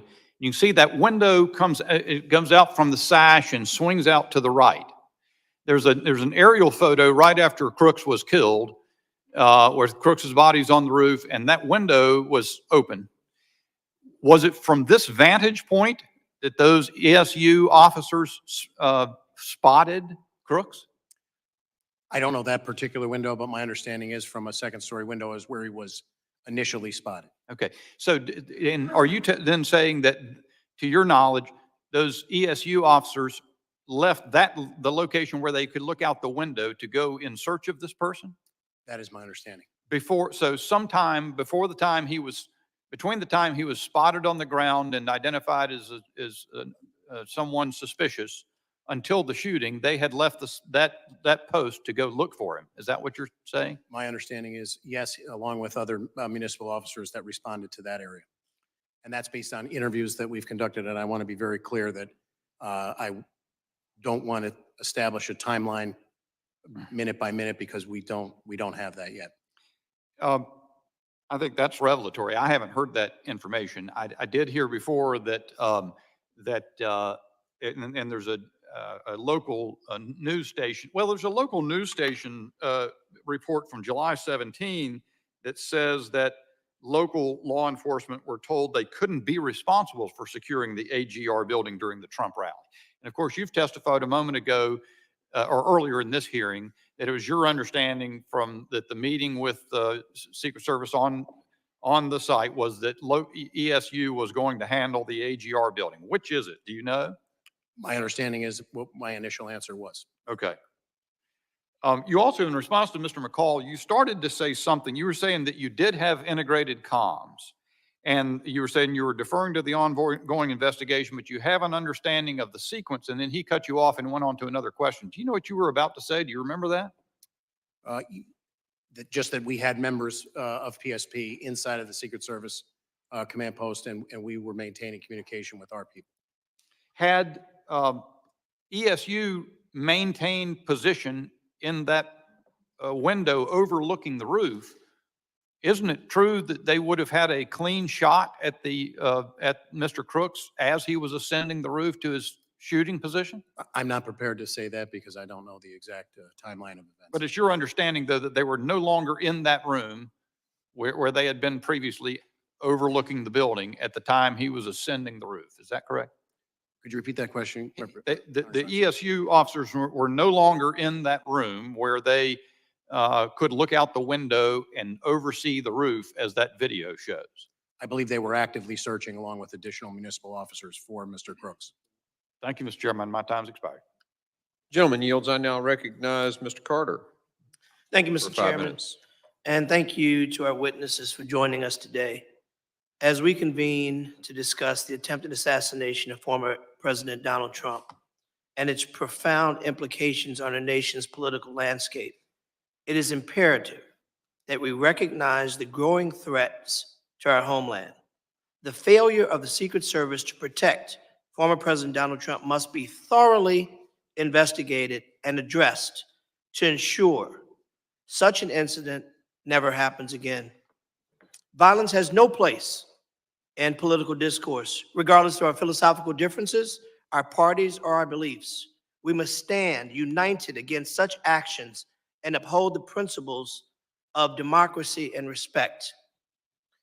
What happened on that day was an incredible breach, a threat to our nation because one of our leaders were placed in harm's way. Secret Service has a principal role, and that is to provide protection for our party leaders, whether they're Republican, Democrat, or other, whether they are someone that we agree with or someone we disagree with. It's not a luxury. It's a necessity. It's an imperative. And while we all have lots of questions, it appears abundantly clear that the two of you, and while we appreciate you being here, own no responsibility to the breach. And I respect the fact that the questions that are coming to you are very difficult for you to answer because you have limited facts. But I do appreciate your presence. I appreciate your leadership. I appreciate what you do. And for all the men and women in uniform, we thank you for putting your lives on the line to protect us. I will ask this general question. If you were in charge, can you say what you might have done differently?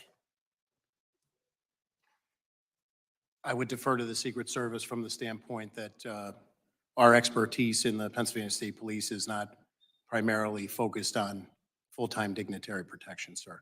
I would endeavor generally to try and put whatever resources and partnerships in place to maintain and ensure the safest event we possibly could. Do you believe that the coordination failed between agencies? Again, I can only comment on the state police portion at this point. We continue to learn more 10 days in, and I have not seen the Secret Service operations plans. Mr. Yost, can you join us and share any light in your expertise on Yes, where we I- are and how can we make sure this absolutely never happens again, regardless of who might be at the podium? President is a president is a president. I could not agree with you more. In this situation, if I'm speaking on behalf of local law enforcement or state law enforcement, I would say that, again, the primary responsibility of making these calls, making these decisions, and making the operations plans going to be the Secret Service. As I mentioned earlier, there are some 19,000 agencies across this country. It would be impossible to have any continuity or any consistency with what we do in protecting, our leaders. So Secret Service would have to play a huge role in this part. If you're asking me personally what I would have done different, well, obviously I look at an assessment of the situation and look at all of the elevated positions that were in place. They should have been part of a contained area. But that's just my own personal view of not seeing news reports and not physically being on site. I have never served in any form of law enforcement, but I think I would have figured that that perimeter should have been tighter.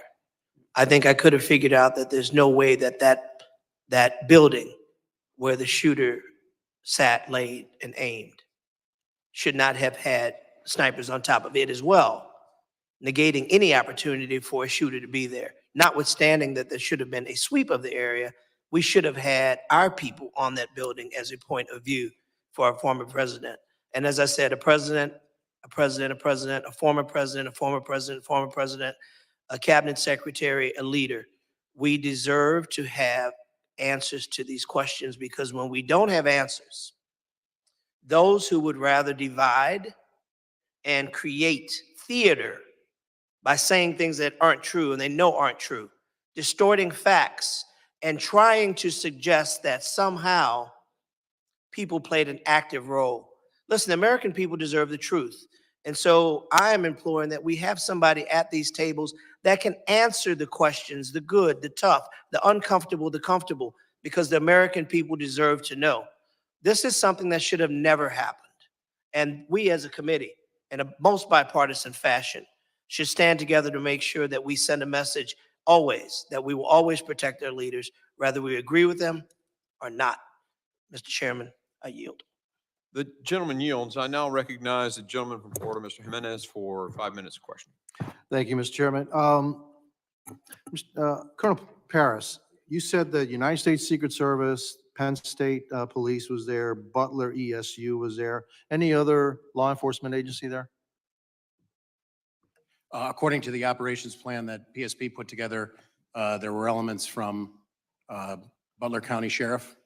Deputy sheriffs were on some of those interior posts, and thus they were on our.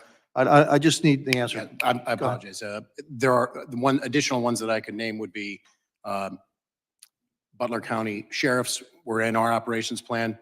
Pittsburgh City Police provided assets to the motorcade, and I believe Allegheny County Police also. You said that you were in the incident command center, that your agency was in the incident command center with the Secret Service. Yes, sir. Well, all the other agencies in that command center? I believe that some of those agencies were represented, but I can't definitively tell you. We need to find the answer to that. It was Butler ESU in that command center? I was told at one point that there was a representative in there. How long and over what period, I'm not sure. I'm aware of 3. So the agency that's in charge of the outside perimeter, actually the agency in charge of the greatest threat, because when you stand at the podium, and I stood there, and when you look, all you had to do is look around. There's the greatest threat right there. It's 100 yards away. It's elevated, direct line of fire to the president. I stood on that roof. No problem standing on that roof. And yes, I am 70 years old. Okay. So the timeline is very important here. If in fact they thought that Mr. Brooks was so suspicious that they actually pulled the ESU counter snipers away, because there were counter snipers, what I understand, in that window, a way to look for him. And from what I understand the timeline, it's about 20 minutes before the president came out. Was that information relayed to the Secret Service, that they were looking for a suspicious individual and that people had been pulled away to look for that suspicious individual? Was that relayed to the Secret Service? I believe that it was. And was that relayed to the Secret Service, the team that surrounds the president himself? I can't answer that. Well, if it wasn't, that's another big mess up. And I can tell you, this is just one of a bunch of mess ups that I've seen. One of them, question that I have is, why in the world was that team from ESU in the building to begin with? Why weren't they on a rooftop? And it was a hot day, right? And so that's another question that I'm going to, why were you assigned inside a building when you have a little window, it's like this big, right? And your line of sight out of that window, unless you stick your head out of the window, is pretty limited, your view. So why were you inside, not outside? Who said for them to be inside and not outside? What did the Secret Service tell you were inside the perimeter, right? Yes. For the most part, you were inside the perimeter. Me personally, or No, I'm saying your agency was inside the perimeter. But actually the biggest threat was outside the perimeter. And so who developed the plan to protect the outside of the perimeter? There's only one agency. That's the United States Secret Service. Because you really can't ask the local agency to do that, because they're not in the business of dignitary protection. They don't do it all the time. You don't do it all the time. They do it all the time. So, Mr. Chairman, we're going to need those other agencies to come in. We need a timeline. Who said what to who, and what the action that was taken. You know, one thing that I noticed in another video, and I've got to find out if it's true, and it appears to be true, is that the snipers on the south side reposition to look to the north side. And I want to know what the timeline for that was. How far in advance were the snipers, the counter snipers on the south side told, hey, you need to look at a threat on the north side? And how much time was there between that and then the shots being fired? Do you have any information on that? I do not have a specific timeline. Okay, and those are that's the information that we need. It's not unusual to have people on different frequencies. Actually, you have to, because you have so many people, but you have to have everybody in the same place so they communicate with each other. So we need to know if everybody that was in charge or had responsibility for protecting not only the interior perimeter, but outside the perimeter, if they were all in that incident command center. And if they weren't, that's a huge problem too. Thank you. Now you back. Gentleman yields. I now recognize Mr. Magaziner for 5 minutes from Rhode Island. Thank you, Mr. Chairman. And first, I just want to join my colleagues from both sides of the aisle earlier who recognized the tremendous legacy of our colleague, Sheila Jackson Lee, who, I feel very fortunate to have had even just a year and a half to work with on this committee. She always came prepared. She was diligent. She brought empathy and was a great example to us newer members. So I'm very grateful for her legacy, and I know it will live on for a long time to come. And I also join my colleagues on both sides in condemning the assassination attempt on former President Trump and condemn all acts of violence. Violence is not the answer. Our condolences go out to the family of Corey Comparator and all who were injured and traumatized by what occurred that day. And, you know, I think about the children who were at that event and had to witness that. And that is something they will carry with them for the rest of their lives. We don't know the motivation of the shooter at this time, but I remain concerned by the rising tide of political violence and domestic violent extremism in this country, which impacts all of us. This is something that some of us have been talking about a lot in this committee. In 2023, the U.S. Capitol Police investigated more than 8,000 cases of direct threats against members of Congress, a tenfold increase from 2015. And so I ask everyone, take down the rhetoric, remove violent rhetoric from our political discourse. Remember, as President Lincoln said, that we are not enemies but friends, and we have to appeal to the better angels of our nature. And yes, we have to make sure that this never happens again. It is welcome news that the director of the Secret Service has resigned, but if we say that that is enough, then we're not doing our jobs. We need to understand what protocols, policies, resources need to be changed, if any, to make sure this does not happen again. Colonel, I wanted to ask, I imagine the Pennsylvania State Police deals with lots of events like this, right? You have lots of political events, big events, Secret Service protectees who come in and out of Pennsylvania. So can you just help us understand, is it unusual to have such a small perimeter around an outdoor event like this one? I would say that we routinely, as a matter of course, exercise deference to the Secret Service to set the perimeter for an event like this based on the protectee. Yeah, I think it's important to note that Pennsylvania is a state where anyone 18 and above can carry a firearm like an AR-15 without a license. It's an open carry state. And so my second question is, outside of that perimeter, were there any controls in place or any, legal tools that you had at your disposal if an individual with a firearm had been spotted, again, within 300, 400 yards of the former president? I would defer to the Secret Service. I haven't seen their operations plan, sir. Right, but you as state police and then also the Butler local police who were responsible for areas outside of the perimeter, if this individual had been spotted earlier with a firearm because it is an open carry state, what legal tools would you have had at your disposal? So we would have responded and attempted to make contact and ascertain what the person was doing there and what their activity was. Yeah. So a number of us have asked questions about lines of communication, and I think that's important, right? Because to the layperson at home, what we're trying to understand is if this individual was spotted on the roof, as he appears to have been well over a minute before the shooting, did the local officers who spotted him know how to radio into the command center? Was that information relayed? And then was it in turn relayed to the Secret Service? This question has been asked a few different times, but can you tell the public what you know about whether local officers outside the perimeter knew how to radio in a suspected threat, whether there was an individual in the command center who was receiving those calls and communicating them to the Secret Service? So I do know that Butler County set up a command post on the site itself, along with the Secret Service's command post, but they were not located in the same building.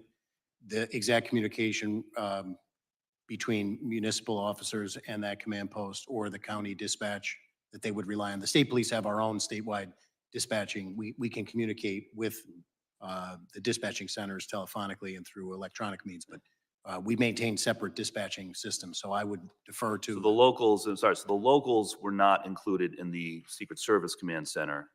The state police was or was not? the PSP. I can assure you the PSP was in there.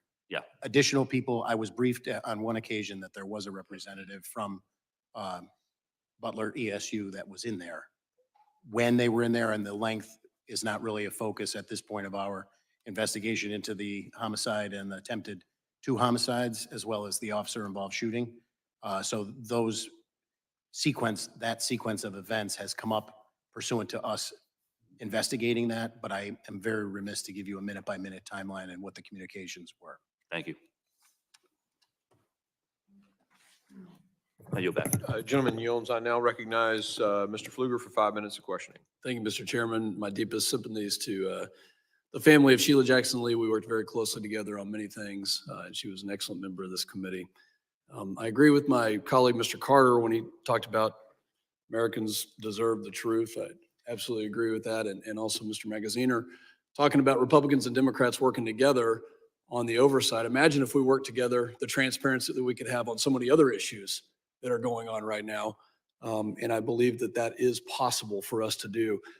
Thank you both for being here. Colonel Paris, was it clear to you when we talk about rules of engagement, deconfliction plans, the assignments of which law enforcement agency will cover which section, did you have concerns prior to the president coming on stage? And if so, did you voice those concerns to the Secret Service?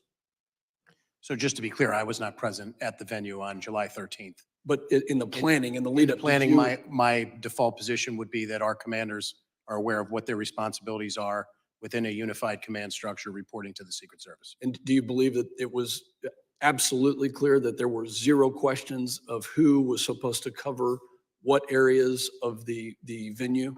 I can only comment to our responsibilities, and I believe our responsibilities were delineated to us, and I believe we met or exceeded those responsibilities based on everything that I know as I sit here 10 days in. I think there's still a lot of questions regarding the plan, you know. Agreed. And this is always in any sort of protection assignment, that's always the hardest thing. Who are friendly assets? Who could be a vulnerable hostile actor? Who displays hostile intent, hostile act? I think it's clear there was a failure, and we definitely want to get to the bottom of it. President Yost, do you get the impression that Secret Service at any point in the run-up to this or other events has been stretched thin when it comes to just the work hours that they are putting in, the resources that they have? Was that communicated in any way? Well, I can't speak directly to that. I can tell you that law enforcement across this country is stretched thin, just simply due to the inability to be able to attract the best and the brightest at any levels in order to maintain the staffing levels we need. So if that is the case, and we're not meeting those levels in Secret Service because of our inability to be able to recruit, then we need to address that. Or if it's the alignment of assets and the assignment of individuals, then that in itself is something as well, and something I'm not in a position to be able to speak about, other than to recognize that there's 2 huge factors here that need to be addressed. Well, it's clear that that's the case, and God bless both of you for what you do, for the hours that you put in to protect our communities, and we can't do it without you, and we need you, and we will continue to advocate for you. I want to talk about now, that leads me into this next question. There's a piece of legislation, HR 8081, called the Disgraced Act. It says, denying infinite security and government resources allocated towards convicted and extremely dishonorable former protectees act, which is a whole mouthful of basically taking details away from people that could include those who are convicted. Talk to me about the impact if former President Trump didn't have a protective detail of U.S. Secret Service there. Talk to me about the impact on state and local partners to protect them in any of the communities that you represent. And by the way, he also was responsible for taking out al-Baghdadi, Abu Bakr al-Baghdadi, and Qasem Soleimani, and the Iranian government wants to do harm to him and other people like him. So what's the impact if you don't have Secret Service help? More than happy to yield. So I think, we're trying not to become very political in this. I think we have a president of the United States who has, by simple virtue of his position, having served as president, that deserves a certain protection. because of his service to the country. So the rest of these things are all things that are not for me to decide, other than to tell you that I think we have a responsibility to our leaders. This is not political. That's not political. He deserves protection. You're absolutely I right. agree. Colonel Paris? I would just echo that my understanding is it's a federal statute that creates the Secret Service and tasks them with those responsibilities. So to contemplate a different paradigm, I would reflect back to the legislature to contemplate If something. he was denied a protective detail in Pennsylvania this past week, the weekend prior, what would that have done to your local resources to protect him adequately? I think the removal of any resource inherently makes the burden on the surrounding resources that would have been committed somewhat additional. Thank you. Mr. Chairman, I yield back. Gentleman yields. Point of order. Point of order. Gentleman's recognized. So I appreciate the gentleman's questions, but let me put it another way to the witnesses. The reference legislation. Mr.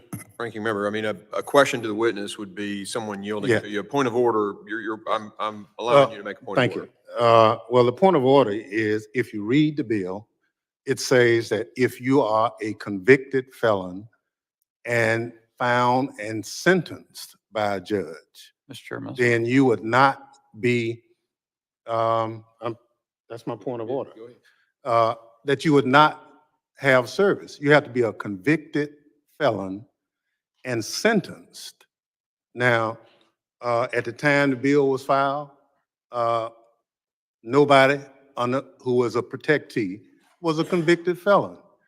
But if those who are lawyers here know that once you are a convicted felon and sentenced, you are remanded the custody of that particular law enforcement agency for custody.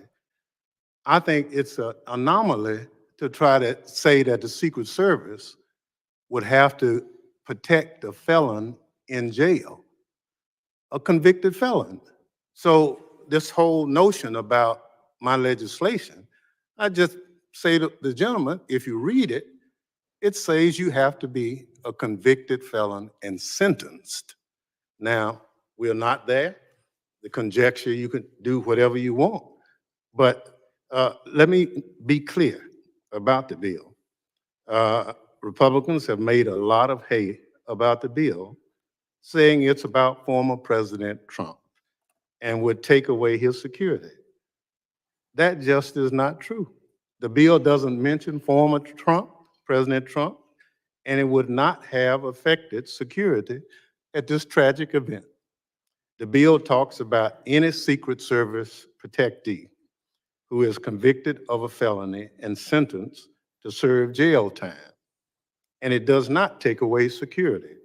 The bill makes clear that when a protectee is sentenced and remanded to the custody of prison officials, the Secret Service is able to hand off the prisoner in an orderly fashion, and that Secret Service agents aren't forced to become correctional officers too. That's the legislation.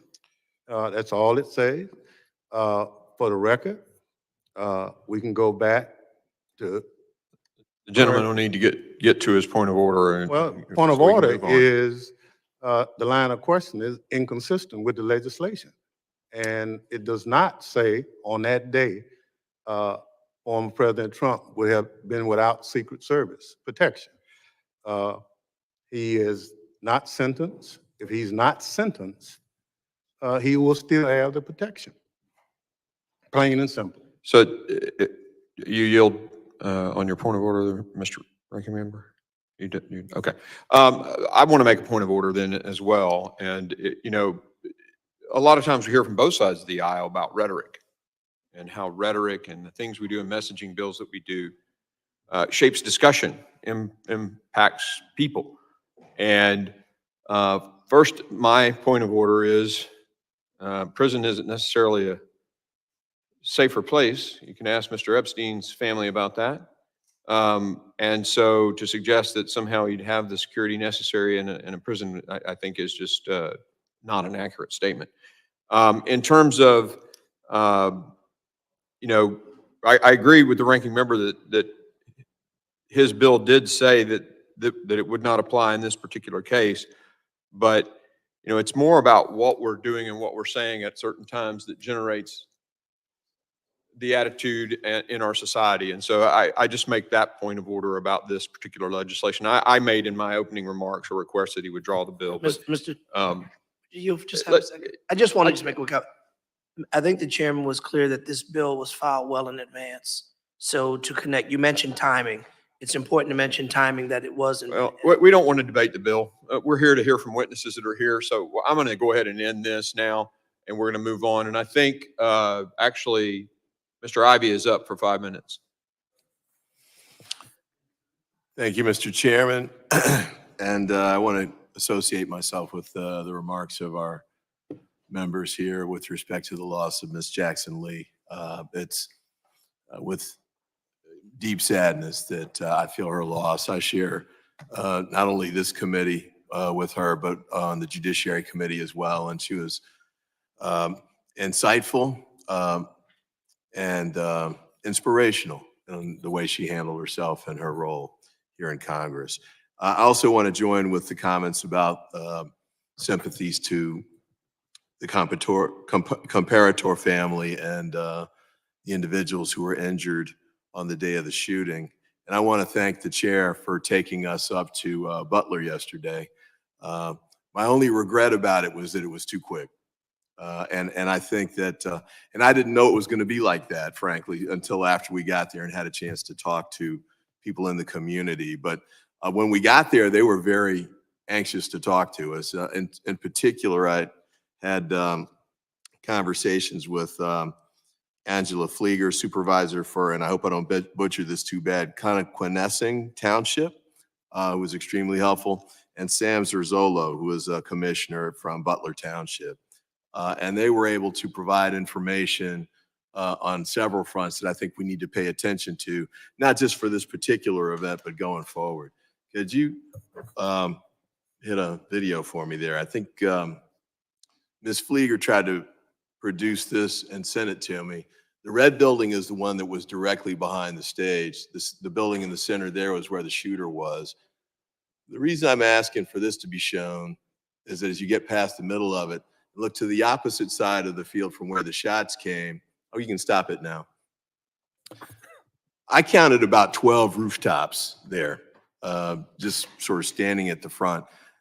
I'm a former federal prosecutor. I don't have a background in protection, but my thought was, why would we pick a spot where you had that many rooftops that were available?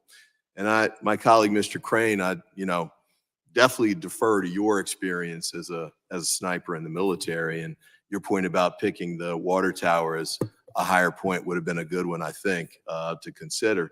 And I'm curious about finding out what the Secret Service would say about that. But I just thought that this was a bad site to pick, no matter where you put them. There was just too many openings. The field was totally open.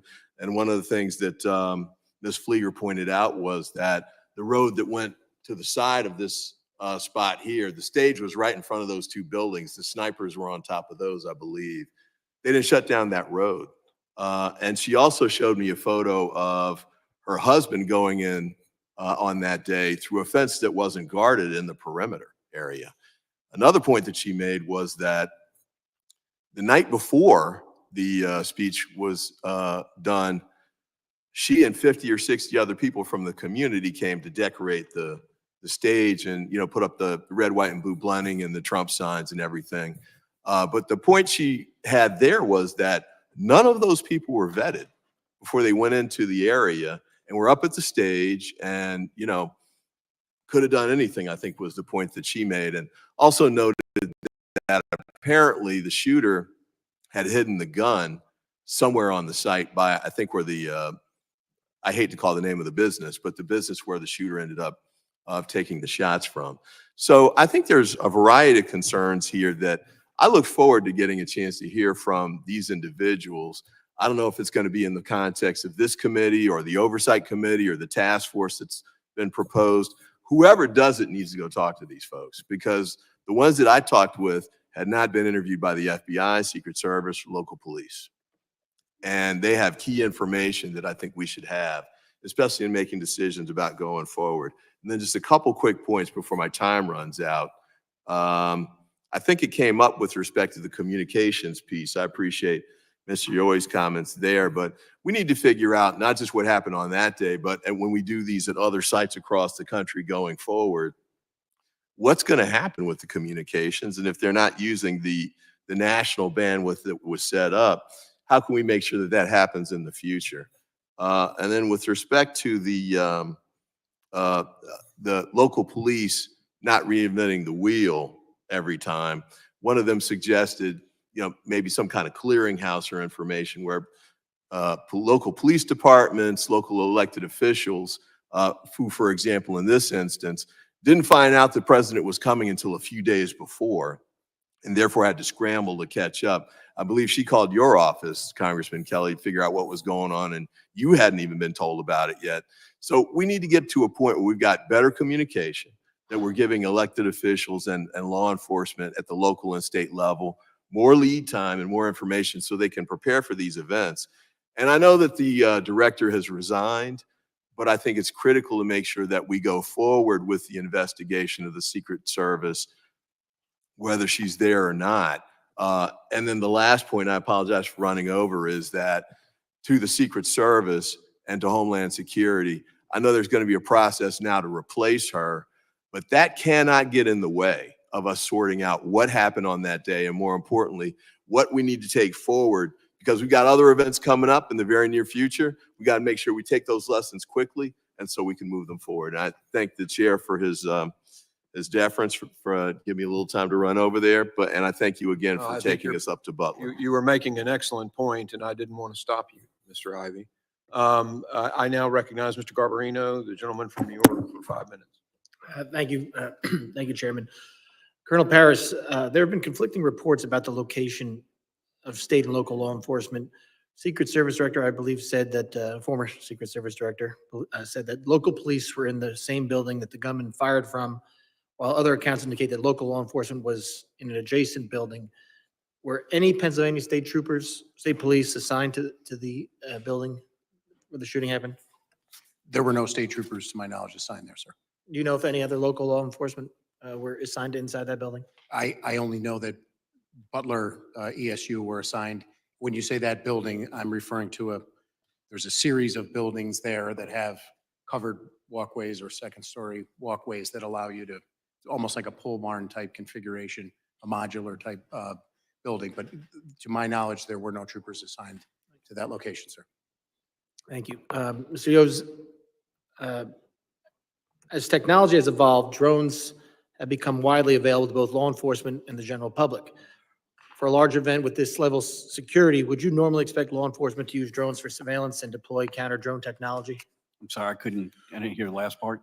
Would you normally expect law enforcement to use drones for surveillance and deploy counter-drone technology? Well, obviously, as I mentioned earlier, my experience at this location is there are a number of elevated locations that should have been secured. There are a lot of ways to secure that. They could be with individuals assigned to it, but certainly in Overwatch, to be able to get a good visual of those locations is paramount. So it's been reported that the Secret Service apparently did not use drones for surveillance, but the shooter was able to fly his own drone over the area earlier on the day of the rally and get aerial footage of the site. Do you know if that's true? I have no direct knowledge. Were you, okay, so, and you know if whether or not local, state, Secret Service enforcement was aware of any drone use? I've heard the news reports, but I have no direct knowledge. Would you consider this a major security breach? Absolutely. Now, it's also been reported, Colonel Paris, that the local law enforcement spotted the shooter outside the AGR building and on its roof minutes prior to the shooting. Did local police alert the Secret Service that the gunman was on or around the AGR building roof? Do you know? So this goes to my earlier qualifier about the timeline, but my understanding of the sequence of events is that he was determined to be suspicious as a result of behavior that he was exhibiting, milling around that area in front of the AGR building. There was a text thread that was going, I've been briefed, between the ESU members. They identified, they took a photo of him At some point when he utilized the rangefinder, the suspicion was heightened.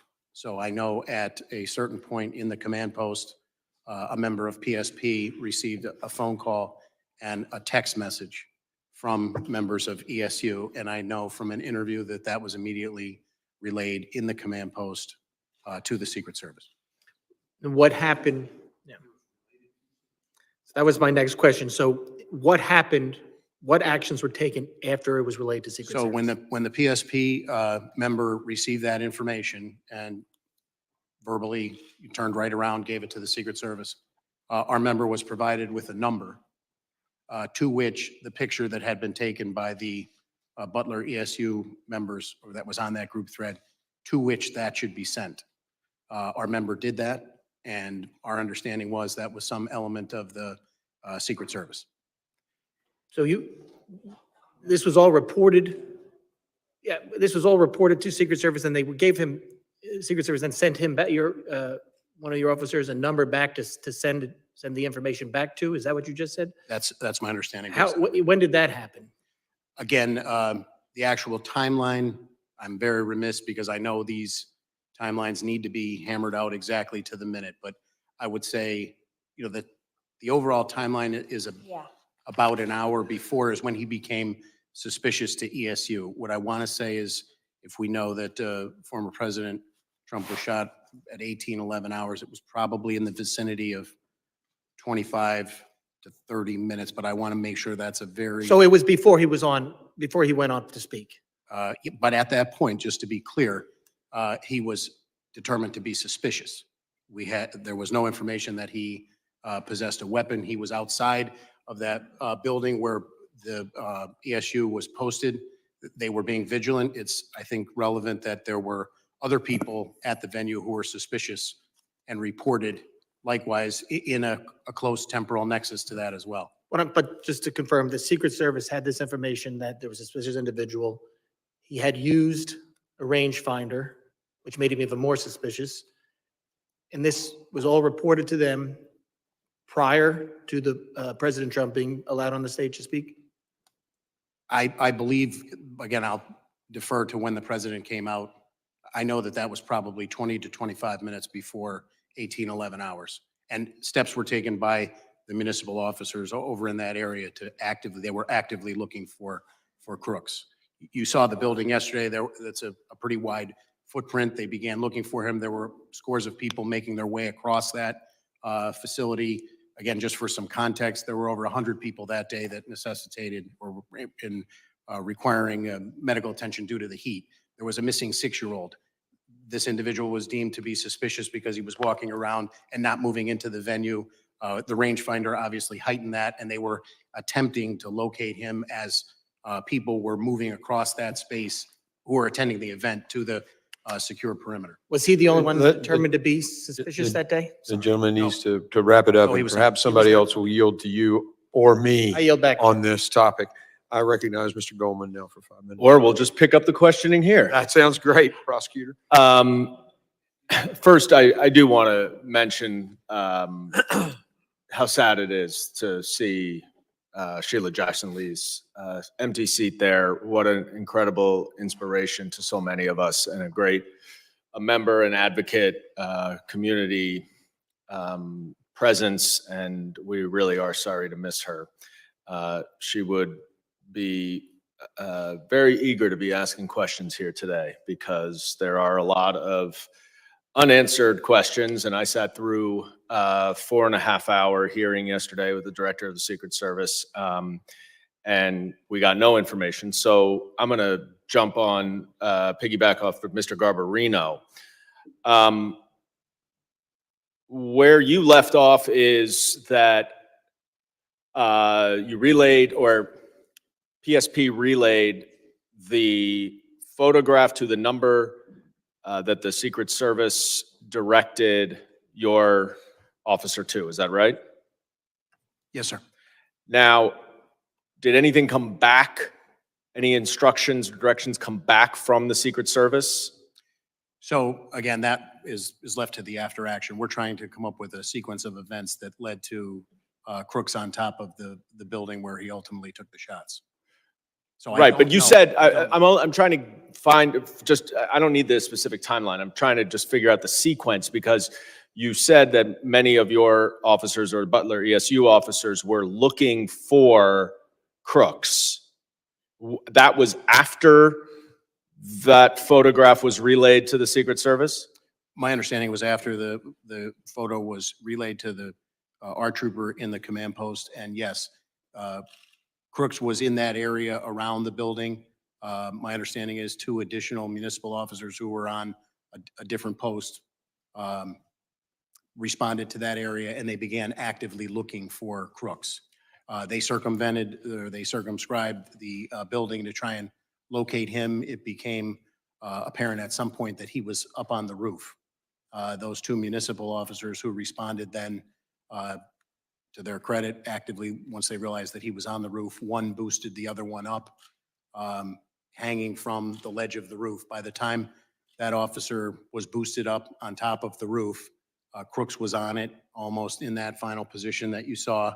He had the AR out, and he pointed it at the municipal officer who, suspended from the roof, was not in a position, feet dangling at that point, to draw a weapon or continue hoisting himself back up on the roof. He drops back down from the roof, and at this point, I believe that's when the video that's been widely circulated with people filming Crooks up on the roof, saying there's somebody up on the roof. There were other law enforcement around the building running, but their vantage point on the ground did not lend a clear line of sight to where Crooks was at the top of that building. One of our troopers on roving patrol also was notified. That word went out, and he responded about the time that the municipal officer was boosting the other officer up onto the roof. What was he notified of? I don't know specifically. That's going to be part of the after action. But we obviously knew that he was, Crooks was suspicious.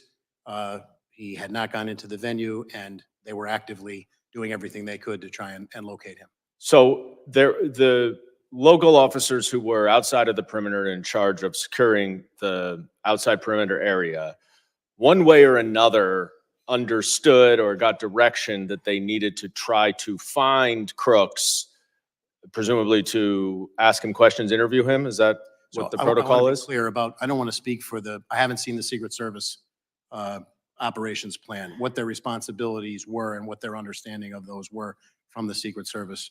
I don't want to comment on it. But somehow they got the message Somehow that there they was knew. information that he was suspicious. By the time that municipal officer was hoisted up onto the roof and saw him, he had the weapon out. Do you know how long it was between the time that the photograph was relayed to the Secret Service and the time when the officer was trying to hoist himself onto the roof? So that's a critical, yes, detailed, salient question. I would answer it from the reverse time period, from if the first shots rang out at 18:11 hours. The hoisting up of the officer occurred probably no more. Again, I'm going to give you a time, but I want to just put it in We the understand context it's not of specific. a sequence of events. I would say at most 2.5 to 3 minutes before that first shot rang And out. when What they were notified in the interim still remains under investigation. Right. And when he fell off of he let go? The municipal officer, when the briefing that I had was, the municipal officer saw Crooks saw him, and Crooks turned and leveled the gun at him in a position tactically of extreme disadvantage, suspended, in the air with your legs dangling after somebody had boosted you up. Right. And he let go, right? He let go and he fell back down. And was there at that point any communications that there's a shooter on the roof from the municipal officers who were At that there? point, that's all part of the after action. We're just trying to get a sequence of events up to the point when Crooks then fired the weapon. So that's been the focus of our investigation. But there was at least, you said you thought 2.5 to 3 minutes between the time when the municipal officers tried to hoist on top of the roof, Crooks pointed the gun at them, they dropped, and then between that time and when he fired the shots. I don't want to give you an exact period of time, but it was minutes. It was a very short period of time, even for his ability. But not seconds. I would say minutes, but I can't I would be remiss if I gave you, and I want to be very clear on the record, when you do an investigation like this, the timeline is critical. You're asking me, I was briefed, I'm answering to the best of my ability right now. And I know my time is up, Colonel Paris. I want to thank you for, providing us with this information. It was incredibly disappointing that the Director of the Secret Service did not provide any of this information yesterday. I think Well it is said. good that we're going to have somebody new at the top, but just having somebody new does not answer the questions. And Couldn't so, agree more. Mr. Chairman, I know you are working diligently to try to get witnesses here. This is not an academic exercise. This is not something that the American people can wait 60 days for. With these gaps in information, there are conspiracy theories, there is 100%. disinformation, and all of our safety is at risk. Political violence is escalated, and we need to know these answers. I thank you for bringing these witnesses here, and I yield. Yeah, absolutely. And I appreciate the tag team between two sides to get to the details on this, because this is poignant, very poignant. I now recognize Ms. Green for 5 minutes. Thank you, Mr. Chairman. Colonel Paris, I'd like to carry the dialogue on about the specific timeline. I have a timeline that was given to us on the Oversight Committee yesterday when we questioned former Secret Service Director Kimberly Cheetle, as she has resigned today. But the timeline that I'd like to talk to you about is exactly what you were just discussing here. 18 minutes before President Trump took the stage, it was at 5:45 that the Butler County Emergency Services noticed Thomas Crooks on the roof, took a picture and reported it. You stated just a few minutes before in your testimony that police or PSP were given a phone number to the Secret Service, and that Butler County Emergency Services texted or sent the picture. Was that a text? Was that a digital platform? Was it an email? How did they send the picture? So just to be clear, at that period of time, at 18:45, I don't believe the testimony was 5:45 p.m. 5:45 p.m. Yes, ma'am. He was not up on the roof at that point, is my. No. Emergency Services noticed Thomas Crooks on the roof. This is a timeline that we have. Took a picture and reported it. Who did they send that picture to? Just to be clear, they were posted in the AGR building and took a picture of him. That's what you're. Yes. Who did they send the picture to? So I only know from interviews what I can confirm to my knowledge and belief here today, that a member of Pennsylvania State Police inside of the command post received that information telephonically and by text, related to the Secret Service, and then was given a number to follow up on. And that was based, again, heightened suspicion. How did they relay it to Secret Service? I believe that they verbally turned and said in the command post, this is information that I just received. And then in follow up to that, as directed from the interview that I was briefed on, that was forwarded by text as requested by the Secret Service. Can you give us copies of that communication, and that phone number that was given to them was for Secret Service? So that's part of the ongoing investigation, and I would defer to the legality of. Can you find that information and provide it to our committee? I will look to see if legally I will consult chief counsel within the state police, but it is an ongoing criminal investigation at this point. So after it was reported, President Trump took the stage at 6:03 p.m. All of this took place. This was 18 minutes before President Trump actually took the stage at 6:03 p.m. President Trump was shot in the face at 6:11 p.m. This has all been reported, these timelines. Why do you not have a timeline? Because it's not the timeline is going to be critical for the after action report. Obviously, we're conducting an investigation with the FBI. We have been deferential to the FBI in terms of what has been released to the media. I was present for one press briefing on the night of Saturday night, July 13th, and we've been deferential to the FBI on that. So I would refer you to the FBI. The timelines that you're quoting, I just want to be clear on the record.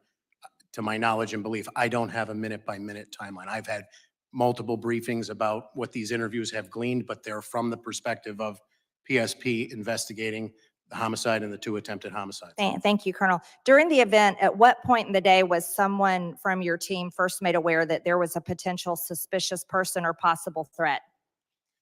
So based on my knowledge and belief, that information relayed to the command post from Butler ESU, in terms of crooks, was the first time that I'm aware of. Again, keeping in mind, I've heard estimates that there were 13,000 people there. There were multiple people identified as suspicious, several that were identified in that area. Yes, And we're- thank you. Now, you stated before in your questions that you haven't seen an operation plan, but didn't your team participate, and why haven't you seen the plan? So as my answer prior on the record, I've asked for it. The state police has asked for it. We have yet to receive it. And my understanding is that our walkthrough with our commanders and our area commander was to delineate what our responsibilities were, and we endeavored to fulfill those responsibilities. Who was the Secret Service agent in charge of the advance team? I don't know the name of the agent.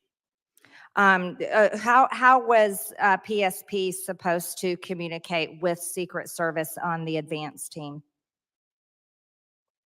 You mean leading in the planning leading up to it? So my understanding is, as is typical, we're notified.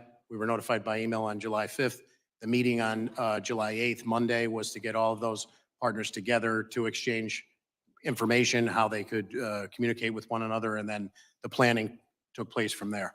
Could you provide our committee a copy of all those communications, Colonel Pierce? So I will check with our legal counsel. I mean, Pennsylvania has multiple state statutes that cover investigative plans or law enforcement sensitive information. Okay, thank you very much. And Mr. Chairman, one more thing, if I may. Trump's Secret Service protection could be removed under Benny Thompson's proposed legislation. This legislation was introduced while the politically weaponized government was prosecuting former President Donald Trump. This would leave him at risk. I'd also like to state for the record for this committee that over 140 inmates are murdered in prison every single year. This is a dangerous place, prison is, and of course, 8% of violence in prison leads to murder of inmates. This legislation is reckless, and the minority ranking member needs to withdraw this legislation that would lead to the murder of President Trump. Ladies, time has expired. I now recognize, well, we're not going to debate. You think that statement should be made when the ranking member's here so we can at least address it? Thank you. He made his point earlier about his bill. There's a difference of opinion, I suppose, but y'all are out. Okay. I now recognize Mr. LaLota for 5 minutes question. Thank you, Chairman. 10 days ago. Thank you, Mr. Goldman. 10 days ago, a 20-year-old with no military or law enforcement training, with no more than about $1,000 worth of equipment, and apparently working alone, thwarted the United States Secret Service, an agency with a $3 billion budget and about 8,000 personnel. In the early phases of this investigation, the Secret Service, it is clear the Secret Service exhibited poor tactics, including substandard two-way communications with state and local PD. They displayed a lack of strategy, including not employing drones to surveil the risks to President Trump and the crowd. And since July 13th, the Department of Homeland Security and the Secret Service, evidenced by them not being here today, has avoided accountability by, among other things, avoiding hearings like this. The attempted assassination of former President Trump, the leading candidate for president in 2024, shocked the conscience of nearly every American, regardless of party affiliation. We, the members of the Homeland Security Committee from both sides of the aisle, are here today to ask questions and about those who are in charge that day, to hold the Secret Service accountable, but more importantly, to ensure this never happens again. Chairman, thank you for hosting this hearing. Colonel Paris, you're the Commissioner of the Pennsylvania State Police Department? Yes, sir, I am. And your testimony, sir, is that approximately 25 minutes, and won't hold you to the exacts, but approximately 25 minutes before the first shots were fired, that local law enforcement officers identified Crooks as suspicious? As suspicious, yes, sir. And what was it that led those officers to conclude that Crooks was suspicious? My understanding was that he was milling about, and he stood out to them because he never made his way to a point of ingress to the venue.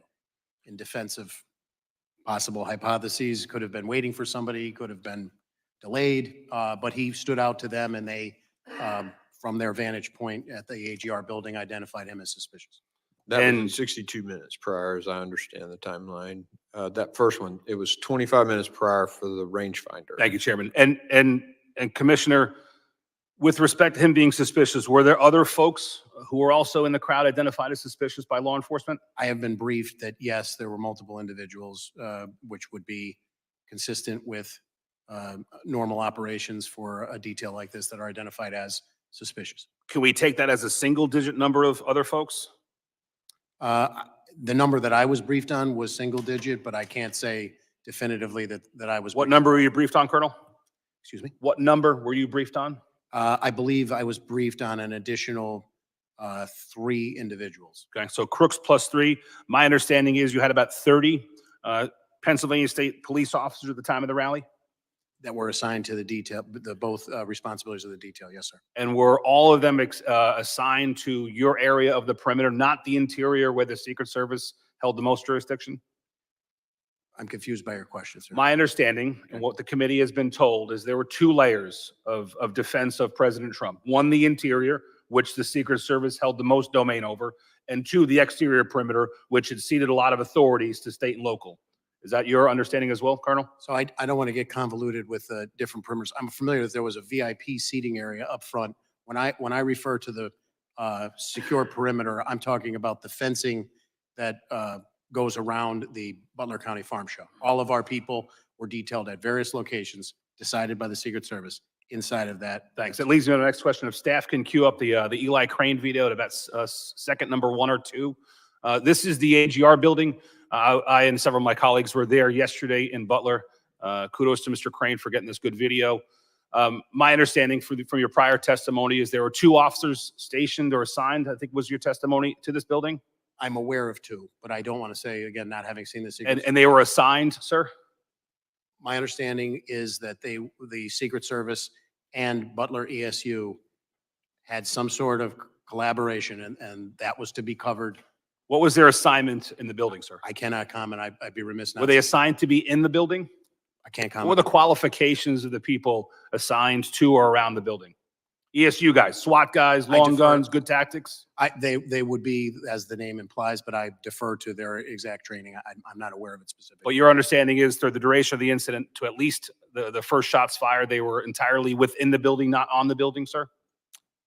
I don't 100% want to say where they are, where they were the entire period. But you don't have an understanding as to whether they were assigned to be in the building or on top of it? I don't. I would need to see the Secret Service operations plan. And would that have been left to the discretion of state and local, or would that have been left to the discretion of the Secret Service? It sounds like you're saying that would have been left to the discretion of the Secret Service.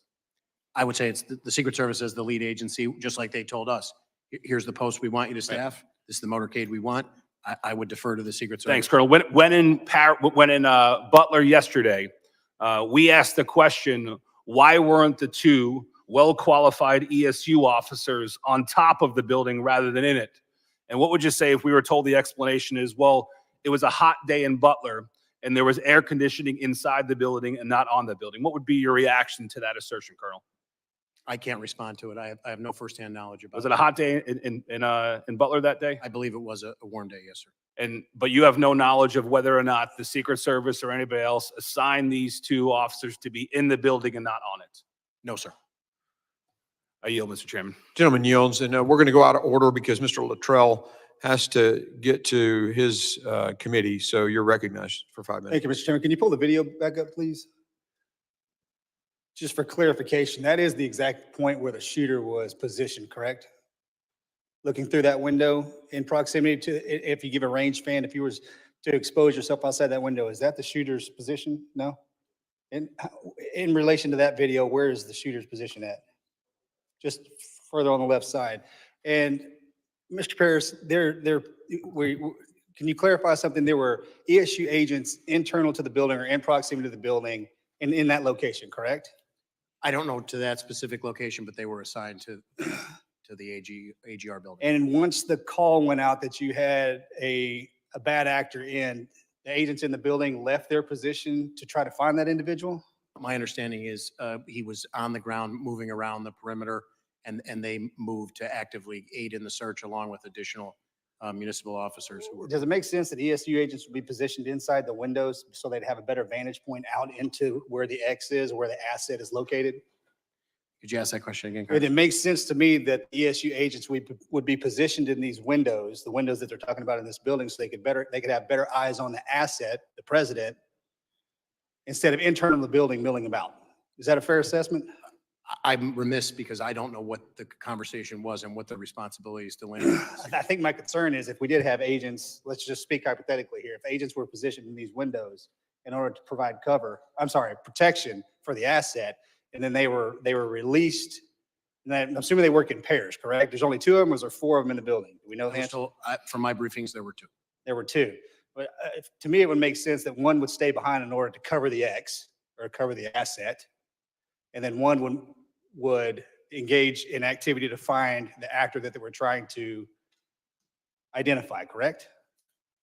I think my concern is the individuals may, and I hate to say this out loud, but if we didn't do due justice and we left that asset exposed because both ESU agents went to look for a bad actor, we just gave the shooter a bowling alley.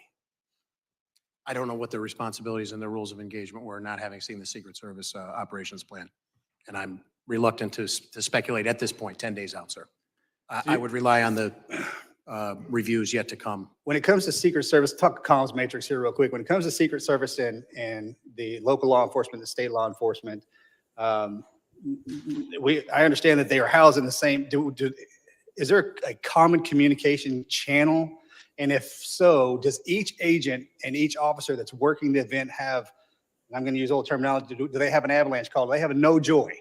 When they see something that raises the red flag, can any officer radio in, go, no go? We are not, hold the asset in place. We have somebody that we're looking for. And if they do or if they don't, how many people does that have to go through to get to the right actor in order to say stop? I don't know.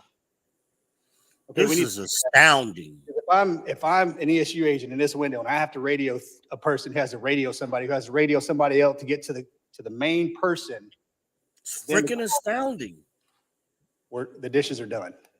I'm aware of 3 radio systems in operation, PSPs, the Secret Service, and Butler counties. All communicating on different channels.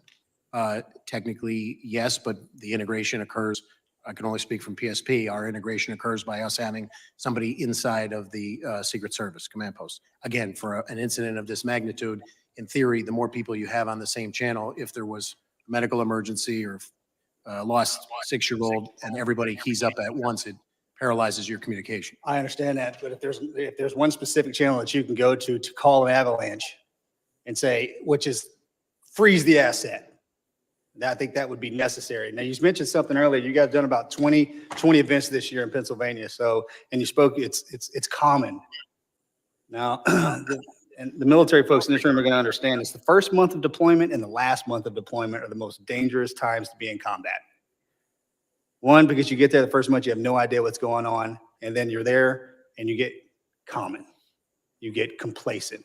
And before you leave, that last month, situational awareness kind of dies down a little bit, and that's when bad things happen. There's absolutely nothing common in protecting a president, ever. And as we move forward, I don't want that to be a term that we use, because common just got our president, our former president, shot. And if these assets would have been on high alert, and I'm not saying that they weren't, but when things become common, we get complacent.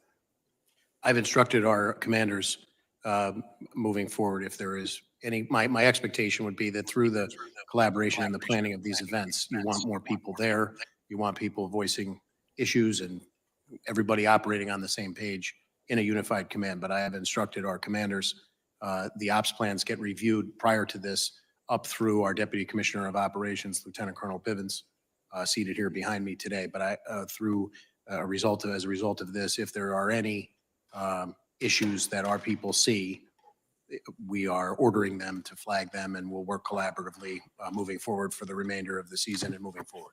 Thanks, sir. Thank you, Mr. Chairman. Gentleman yields. And our witnesses at any point where we're going to probably go at least another hour here. If you need to take a break, just let me know and just give me the high sign or a thumbs up. Y'all are okay right now? Or are you? Take a break? All right, we'll do 5 minutes and 5 minutes only. The restroom's right down the hallway to your right. Adjourn. This is astounding how incompetent these people are.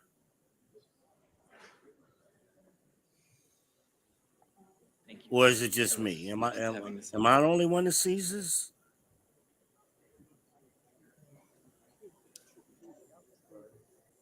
Aminaj, you here?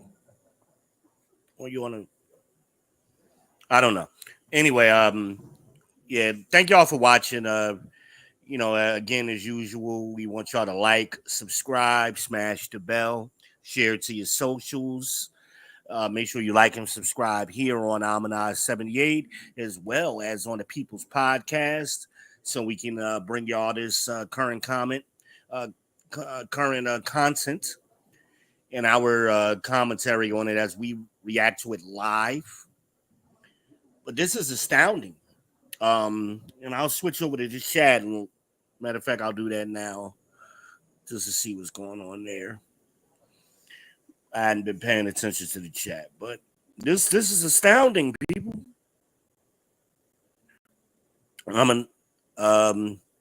There's somebody, Amanda, I think it says 1,000% epic. Yeah, I mean, at first they were making it seem as if, they didn't have enough people. I think if they would have had more people, it would have been worse, because it seems they had a breakdown in communication. We don't know how to use walkie-talkies, people. I mean, come on. Boy Scouts can use walkie-talkies better than this. This is astounding.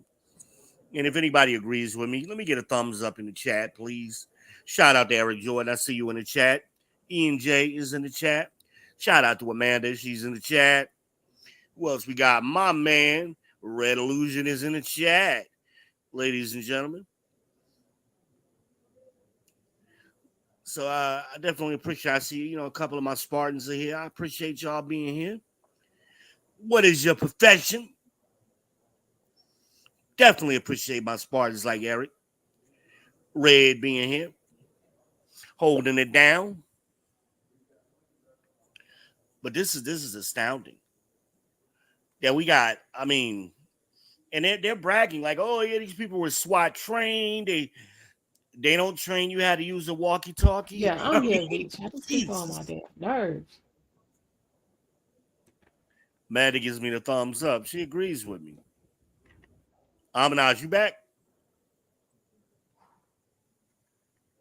I guess not. I guess they above walkie-talkies. Oh, okay. I mean, what the heck are we talking about? And it's like everybody's just trying to not be accountable. Before we begin today's hearing, I would like to take a moment to recognize the loss of a friend to all of us on this committee. Yeah. Congresswoman Sheila Jackson Lee. Congresswoman Jackson Lee was a longtime member of this committee who always fought passionately for her constituents and causes that she believed would better the homeland. I would like to yield to the ranking member for his remarks that he'd like to make. Thank you very much, Mr. Chairman. And like all of us, we are deeply saddened by the loss of my colleague, who was my seatmate for quite a while, Congresswoman Sheila Jackson Lee. Needless to say, she will be missed. So I'd like to, at this point, take a moment to honor the legacy of Congresswoman Sheila Jackson Lee, who, as I said, passed away last week. During her nearly 20 years on this committee, she served on every subcommittee and left her mark on all of them. As every single one of us in this room know, there was no more fierce an advocate than Congresswoman Jackson Lee. and she directed her passion to making the homeland safer and more secure.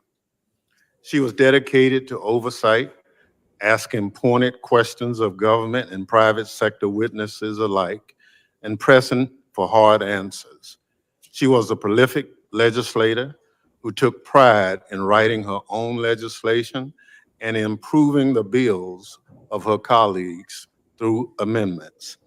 Congresswoman Jackson Lee fought for resources for first responders, help for those suffering the effects of natural disasters, and immigration policies that reflect our values Oh Lord, as a child, this nation was of talking about she immigrants. was reluctant. Congresswoman Jackson Lee's reputation across Capitol Hill was similarly impressive.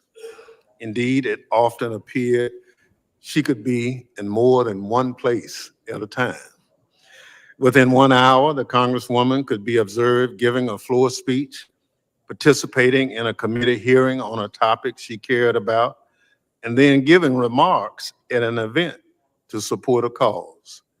She was a reluctant and relentless public servant, and every cause she took on was better because of it. The nation owes her a debt of gratitude.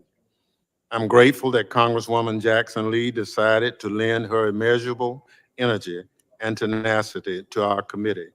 Her absence will be felt just as much as her presence, and we will miss her dearly. Today, we continue our prayers for her family, friends, and constituents. And I yield back, Mr. Chairman. Thank you, Ranking Member. I ask that all members of the committee please rise and join me in observing a moment of silence to honor Congresswoman Sheila Jackson Lee's memory. Order. I now recognize the gentleman from New Jersey, Mr. Menendez, for 5 minutes. Thank you, Chairman. Thank you to our witnesses for appearing here today. I just want to join my colleagues in remembering our colleague, Sheila Jackson Lee. She was incredible at this job. She was brilliant. She was tenacious. She was tough, but she cared about her district, cared about this country. And perhaps my favorite thing was her taking the 5-minute Hey, no clock as a news podcast. recommendation How you as doing? opposed to a hard set time. But to the matter today, Thank you. I just want to ask Colonel Parrish, how many times have you worked with the Secret Service on events like this in Pennsylvania? So year to date, we're in the low 20s. The low purpose 20s of this just this hearing year. is to Yes, in an examine average year, the it's assassination about attempt the same against number, former but given President the Donald election Trump year, that took place there's more. July And I'm sorry for 13th. not knowing this, but in your I entire now career, recognize that would make it myself roughly how for many an times? opening statement. On July 13th, Dozens, I would say. 2024, Okay. our And do you nation find that came there's, within an for each inch event, of an despite whether it's in unmitigated tragedy and Philadelphia or Butler, crisis.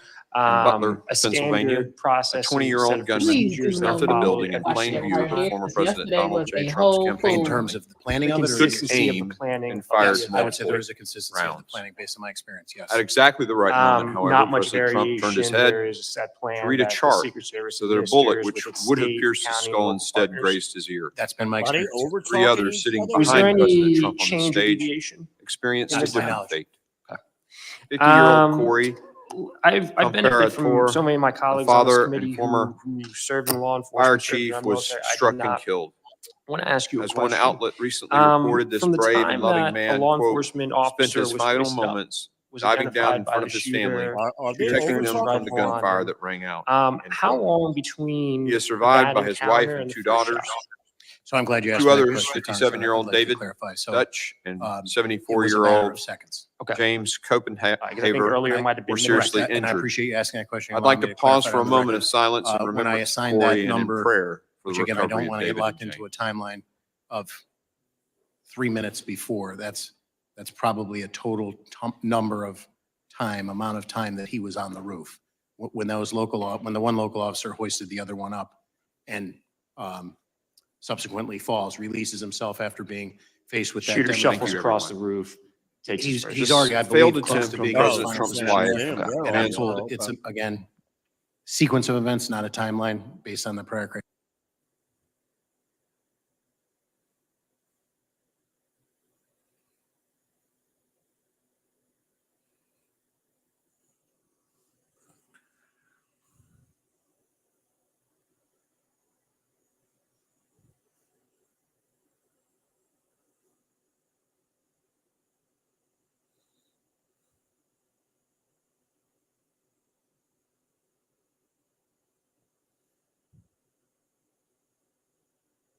experience and the standard protocol as Secret Service comes, engages with its state, county, and local partners. They have a plan. They work with their partners to implement the plan in the lead up to the event, the day of the event. Is there an opportunity for the state, county, and local partners to provide input, given that they have more familiarity with the area, Butler Police, you yourself have more familiarity with the area? Is there an opportunity for you to provide any feedback to the plan that the Secret Service comes to you with? In my past experience, yes. And in my past That's a experience, good I found question, investigators Amanda, are about the very, ladder. Open and collaborative. We enjoy a very strong working relationship with them. And again, there's that fine line where the deference is that they're the top comm under a unified command. It's their incident. But certainly we would endeavor to give them any local nuance that would make the planning more successful and more safe. I appreciate that. One of the things we touched on multiple times today is the multiple lines of communication, 3 different signals that were being used, a command center. In your experience working with the Secret Service, have you seen a better implementation of a more streamlined communication setup that allows the different actors, the local PD, the county PD, the state police, to directly communicate to the command center, and then once there's a clear chain of command? I have not. Thank you for your patience, guys. I had to switch streams. I don't know why the audio was doubling on there. Operation because of the worldwide environment in which they Good work. questions y'all asking in the chat about this ladder. I think from the state and local perspective, our job I haven't is to heard try and anybody talk about the integrate ladder. communications, and it doesn't have to be a super high-tech solution. We I'm have very interested people in who can get a message how over he their could shoulder get and in report that verbally. We area have, carrying a radios that ladder we can and a exchange, rifle. or we have a trooper with a radio And a assigned drone. to another partner, be that a federal They keep partner talking about or the a municipal partner, rangefinder. and those 2 radio communication That's something you could systems put in can your interface pocket. because of the human interaction. What about this stuff he had to No, carry? wrap up real quickly, Mr. A Chair. rifle, a And ladder, it sort a of makes drone? sense in a way because you're going to have people doing traffic. They're going to, folks who you mentioned, a child went missing. You could have a firecracker. You could have a multiple number of things that don't need to rise up, which is why some level of siloing makes sense. But we need to look at how we make it a clearer chain of communication to ensure that And that kind of really goes to what I'm saying about this, the information, like astoundingness identifying of the shooter this, on the you know, roof, doesn't get delayed and moving through those and channels. So certain thank you both questions for aren't appearing. getting Thank you both for answered, your service, and thank you, Chair. Yield the back. questions that are being Gentleman answered, yields. I now asked rather, recognize Sheriff, they don't have any answers. They're Congressman just common sense Ezell for his questions. 5 minutes of testimony. And everybody's Thank you, doing Mr. Chairman. CYA. And, we also you know? want to thank all of you for being here today, and for Speaker Johnson for putting together a bipartisan task force to try to, so we can get as much information, find out what happened here. Today's conversations regarding the attempted assassination of former President Trump is a critical one that I pray never happens again. Throughout my law enforcement career, I held many leadership positions, and through those roles, I've coordinated with the White House, advanced teams, state and local law enforcement, and doing some of these very same similar type events. And we have one goal in mind, and that's to keep people safe. Because of a massive failure in communication, President Trump was shot from a little more than a football field away. And because of the failure of former Secret Service leadership, especially former directors, spectators were forced to do what the Secret Service failed to do, and that was protect themselves from bullets. Ultimately, this led to the death of Corey Comparator, who gave his life while bravely shielding his wife and children during this terrible thing. Colonel, thank you for being here today. And I've said from the beginning, if you want answers, you got to talk to the men and women who were on the ground, the law enforcement officers who were out there and who were taking directions and commands from the leadership of Secret Service, various other leaders. You testified that 32 members of PSP were assigned to various roles to assist the Secret Service. Is that correct? Yes, sir, I did. Your officers were assigned to various roles, but they were not responsible for securing the building or property at AGR. Is that correct? Yes, sir. The former director testified yesterday that the building was outside the Secret Service secured perimeter. Did the U.S. Secret Service leadership direct local or state police that was their job to secure the building? And if so, did they provide any guidance on this? So as I stated earlier, aside from the briefing that I received about the walkthrough, when the question was raised and the response from the advance team of the Secret Service, the agents on the pre-plan, that was going to be the responsibility of Butler ESU. I have no firsthand knowledge about any interaction between the Secret Service and any other entity, really. Secret Service established and managed the primary command post for communications in the office of the Butler Farm Show. Is that correct? That's my understanding, sir, yes. Preliminary findings have concluded that communications were siloed and local law enforcement were not in frequent radio contact directly with the Secret Service. Local SWAT and sniper teams were on a separate radio channels from patrol. Colonel, do your radios have the capability to be programmed to be in contact with other agencies? And do you know if the officers on the ground that day had communication capabilities with the Secret Service that was on that duty that day? You're asking me a very specific question that I would defer to our Bureau of Communication and Information Services. I can get you an answer as to what those Thank you specific very capabilities much. were. Do you know if the Secret Service provided any guidance on combined communications? I do not, again, referring, I have not seen their operations plan. At 5:45 p.m., a local law enforcement sniper observed the suspect with a rangefinder and reported the suspect to command and the U.S. Secret Service. Colonel, how would you have responded to that information? So again, I certainly wouldn't articulate that at that point, a rangefinder, which could have legal and legitimate use, that is a threat, but it's certainly a highly suspicious activity that should be addressed. Exactly. Mr. Woes, you testified clear and constant communication is crucial to ensure the security of the protectee, and that local law enforcement should be part of the command post to facilitate real-time information sharing and rapid response to emerging situations. As we all know, separate communications are necessary and effective during a large-scale event like this. There's no way everybody can be on the same channel. You talk over each other, you won't ever get anything done. But there must be some clear understandings through communications at the beginning so that split-second decisions can be made, so there won't be a lapse in time and these terrible things happen. Would you like to just say a few words about that? Sorry, there's no doubt when you look at how many people are involved in an operation like this, having everyone on one channel is difficult. But there are people within contained areas, and their ability to be able to communicate as things change across platforms is crucial. In this case, we know that in seconds things unfolded, and in seconds, getting meaningful communication out to people who might be able to act on that communication is vital. So I think there's avenues here. I agree that not everyone should be on the same channel, but there are certain people within certain areas and perimeters that should be having communication or the ability to communicate a little more freer. Thank you. Thank you, Mr. Chairman. I yield back. Gentleman yields. I now recognize Mr. D'Esposito, representing the New York law enforcement community as well, for 5 minutes of testimony. Thank you, Mr. Chairman, and good afternoon. Thank you both for your service. On July 13th, we witnessed the Secret Service fail to secure a Pennsylvania field and keep the former president of the United States of America and the Americans that were gathered there safe. While President Trump thankfully survived this horrific attack, Corey Compatore, a volunteer fire chief, a father, and a husband died while shielding his family from the assassin's bullets. Two others, David Dutch and James Copenhaver, were both struck by bullets and are still recovering. The Secret Service failed. Quite frankly, they failed miserably.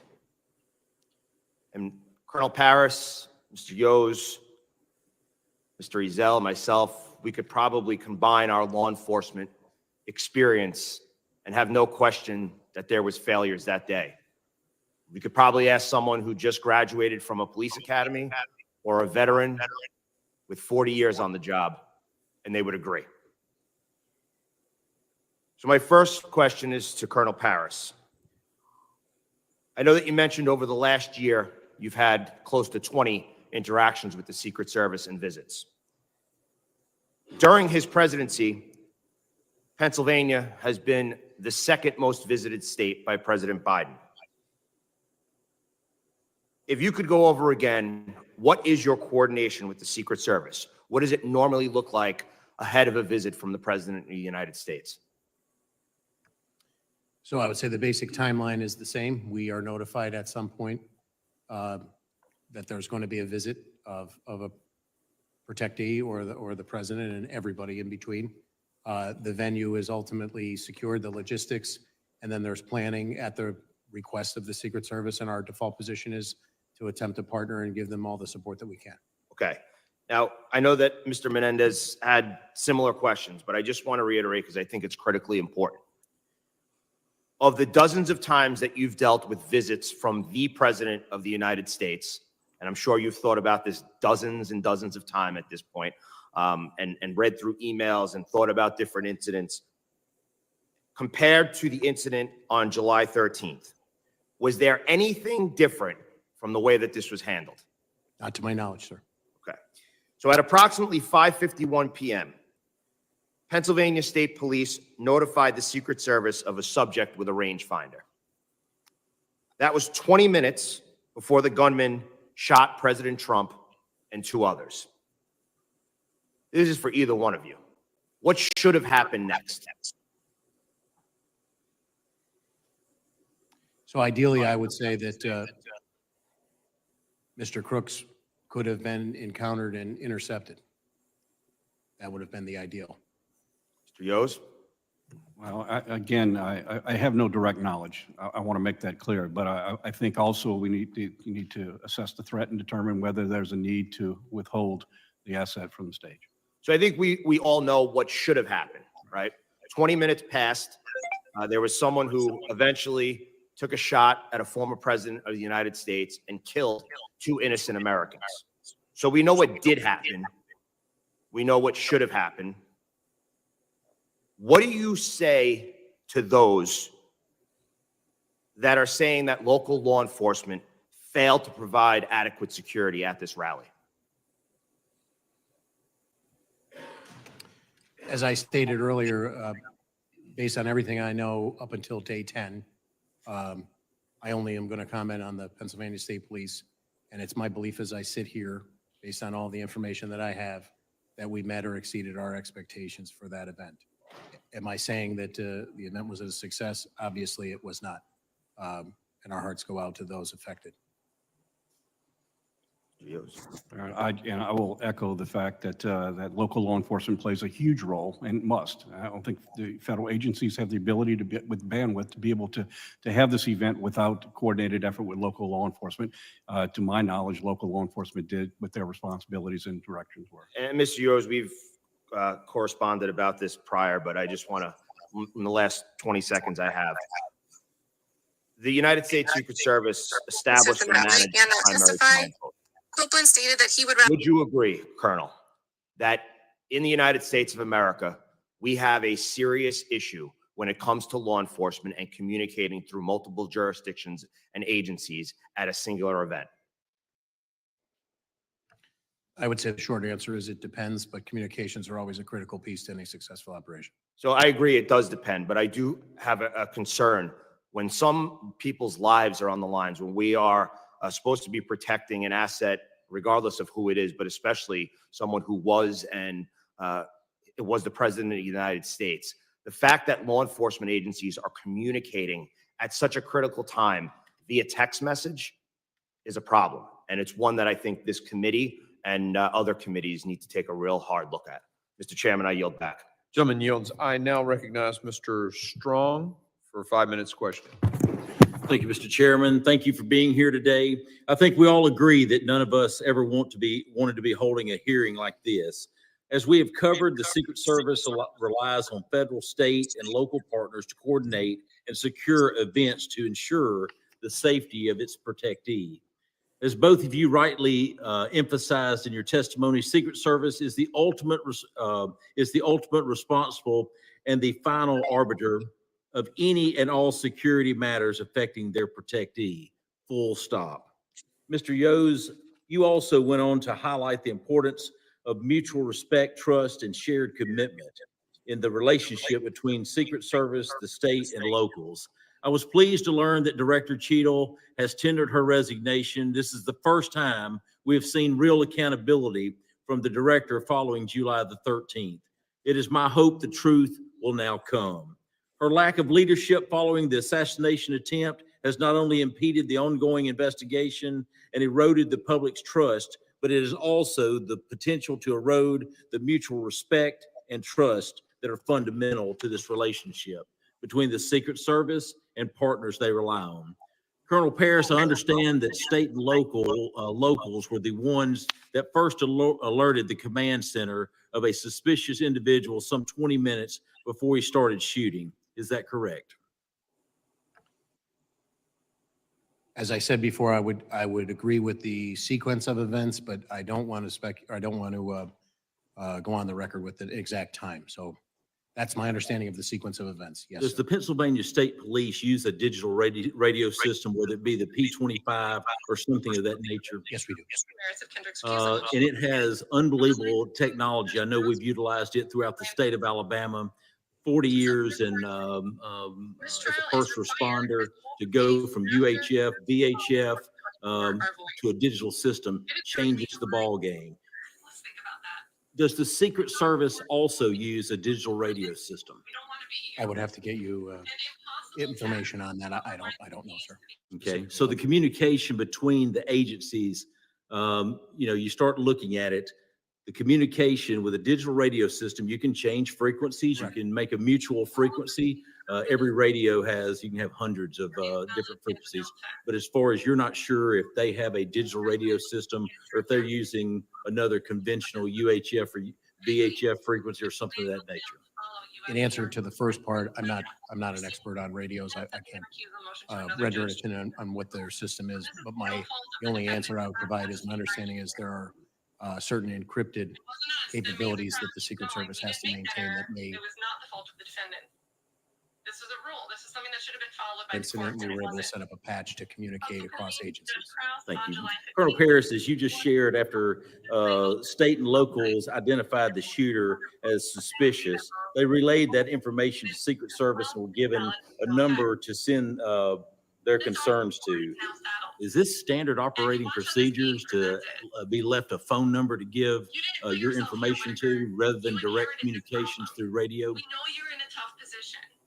I don't want to say that it's standard operating procedure, but if it was a system that, or a measure that worked to push that information to the people who needed it in the most expeditious means, I wouldn't be averse to going away from standard protocols. You said that you had done this type of event with other presidents or in your state. In past history, is this how it usually was done? I can't say that I have had a personal experience about, I've obviously been present when there were suspicious people that came out over the radio and law enforcement was seeking them, but I can't say that I have a frame of reference exactly on point. Did the Secret Service provide rules of engagement for state and locals? Did y'all have to authorize a green All right, light y'all, for sorry to fire, interrupt. or do Breaking you news. go by your day-to-day activity? where President they have- Biden will be addressing the nation at 8 p.m. tomorrow to discuss his decision on why he is dropping out Another of thing that race. stood out to me with a background in I emergency am medical going to be at the services Trump rally. is when the I will do president was my best brought to get off, back here you saw his and get y'all that SUV information. move about 20 Make sure feet, you think so. and then it sat there. We watched as a lady in a skirt walked in front of the SUV. We watched as other law enforcement, people, spectators, whatever. Did you notice that seemed to be a long time for the president to be sitting for someone that had taken a bullet? Did you think that was a long time? I would completely defer to the Secret Service. Thank you. Mr. Chairman, I yield back. Gentleman yields. I now recognize Mr. Crane for 5 minutes of questioning. Thank you, Mr. Chairman. I'd like the staff to go ahead and play the video that I took at the site yesterday.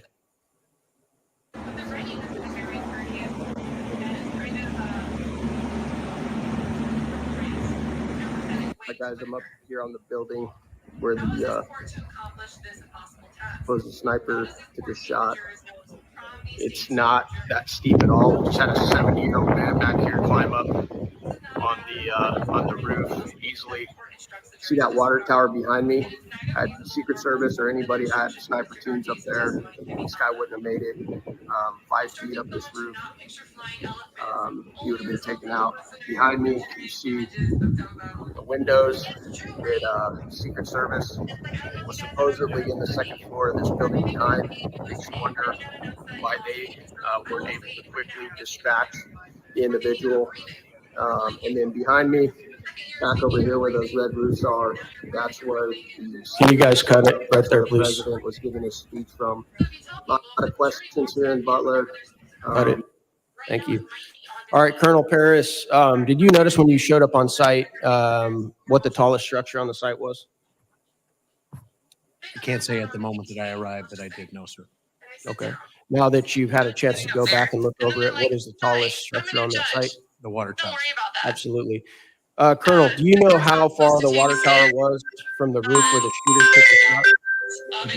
160 yards. Sir. You made the decision, Colonel, not to put a counter sniper team on the tallest structure by far on the site with 360-degree surveillance. Do you have any idea? I do not know, sir. Okay, we'd like to get that answer. Did you see the video that showed me sticking my phone out the second-story window? Did you see that? Yes, sir. Okay, exposing the coverage of the window of the entire roof.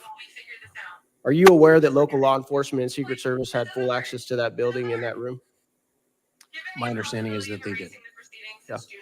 Why weren't security teams, sir, on site able to spot a 20-year-old kid with zero camouflage crawling up a white roof with an AR-15 that several rally goers were screaming and yelling and pointing out, and they noticed him, and they weren't even there to conduct security.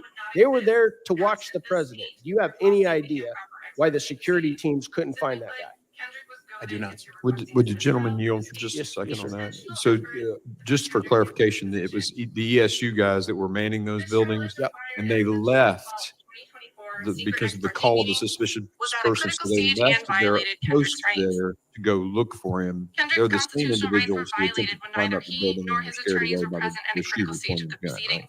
I reclaim my time. Thank you. Okay. I'm just wondering why they weren't able to find him, because even while they were looking, they could have still looked out that window that they had access to. All right. Colonel Paris, I'm just going to say, are you aware, sir, that many Americans believe this was very likely? Defense counsel not a should have lone been afforded an shooter, opportunity to coordinated attend any assassination hearing attempt? where a sworn Have you been witness getting in a those critical messages stage from of the people trial like is I being have? coerced to I have not. testify. A You critical haven't? Well, stage there's a is lot of one in people which the defendant's that have rights been may be getting the lost. same messages. Oh, you can hear me? What do you think that I'm is? sorry. A lot of Americans are like, this doesn't add up. This doesn't make sense, guys. How could this many things have gone wrong? Right? Like the things I pointed out, a 20-year-old kid, 150 yards of the president of the United States with an AR-15, flew a drone to conduct site surveillance, was spotted with a rangefinder ranging targets, then lost, had advanced explosive devices on him with no military training. Nobody was placed in the most obvious spot to conduct counter sniper operations. I was a sniper in the SEAL teams, Colonel. As soon as I got out of the SUV and I saw that that water tower, I was like, that's exactly where I'd be. Put me right there. So obvious. After partisan attempts to bankrupt him, imprison him for 750 years, and countless depictions as a modern day Hitler, are you surprised, sir, that a lot of Americans are like, maybe there's more to this story? I wouldn't begin to speculate about what the American people think, sir. Colonel, did your team make entry and conduct investigation at the suspect's home? People that participated in that securing of it, there were bomb assets that we provided. Mr. Chairman, can I have 30 more seconds? Yeah, I'm letting everybody kind of. Okay. On the night of. Since then, none. Did you get any reports from any of your agents of anything fishy at the home? I was briefed on. Was there any silverware found in the home or trash? I have nothing in the briefing that I was given, sir. Was it extremely clean, almost like a medical lab? Were you given any of those reports? I was not giving any of those details, sir. Okay, that's what I'm hearing. Interesting. The last thing I want to enter into the record, Mr. Chairman, this is article opinion from, I believe, the Washington Post by Robert Kagan, a Trump dictatorship is increasingly inevitable. We should stop pretending. This article compares Trump to Caesar and attempts to justify the assassination of President Trump. And I think even though we want to dodge around it and not make this partisan, Everybody in I here think we doing all know double that and a triple lot of duty. this We has trying to to get do y'all all with the the rhetoric, information. the very violent CBS rhetoric. trying to see what's going on with the that has YFL led up to trial this. Thank you. I and the yield back. recent Gentleman motions that yields have been and so filed. ordered on the entry of that into the record. I now recognize Mr. Burkeen for 5 minutes of testimony or witness questioning. Thank you, Mr. Chairman.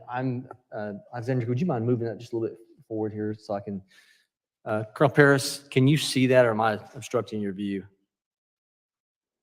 I believe I can see it, sir. Alexandra, would you mind? I'm sorry. Can we shift it just a little bit to your left, Alexandra? There we go. Okay. Better?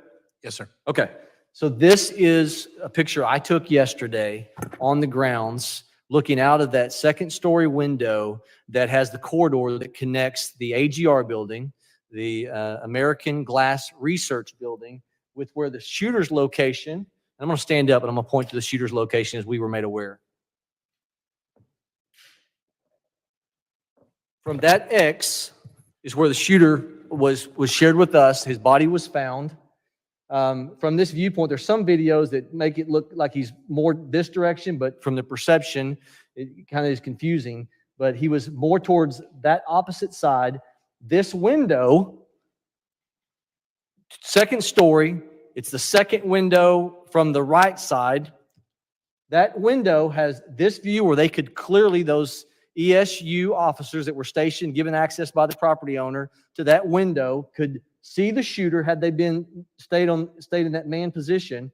This is there moving towards the location of President Trump with the red barns back here. His stage was right in front of that.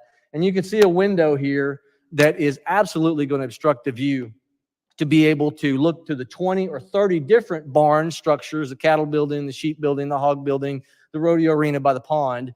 The many structures, there's 50 buildings within a 500-yard radius of where President Trump was at. So many vulnerabilities. Do you see a problem with that window being in the way of someone being able from this position to be able to take care of the asset? A casement window would present a tactical concern for full field. And I understand potentially, this was air conditioning on top of this second story building wasn't, and so maybe that was a consideration. But ultimately, Secret Service is the one who made the determination of placement or contacting or making sure the plan was in coordination with the property owner for gaining admittance from the property owner for the second story window. Is that correct? That was Secret Service's plan. Correct. Ultimately, it's on this. It's on Secret Service for that plan. All right. My question is, if it's their plan, did they not indicate that someone had to stay manned in that location?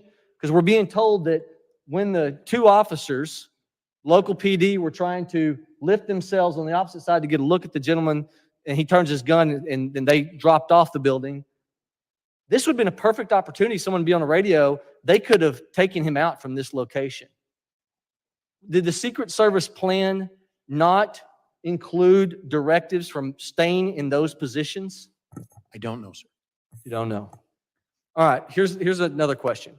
With the 2 minutes that you said that there was an opportunity from the time that they were hoisted up, looked at the shooter, you're given the responsibility, as this is delegated in the outer perimeter, to secure the area.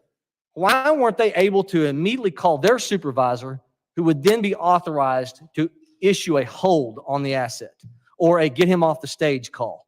Why does it have to be, as your testimony says, they took a picture, sent it to Secret Service 20 minutes before the incident of the shooting, and they have to wait for a response? Why is not the line of communication? I understand they're on different radio frequencies. Why were they not empowered to say, if we send something suspicious, then state police, local law enforcement, sheriff's department, each one, the head official of each one of those departments, if we entrusted them with enough responsibility to secure that environment, then we ought to give them the responsibility to issue a hold call because of something that they see as a threat. Are they empowered to do that, or does it have to all go through Secret Service to issue a hold?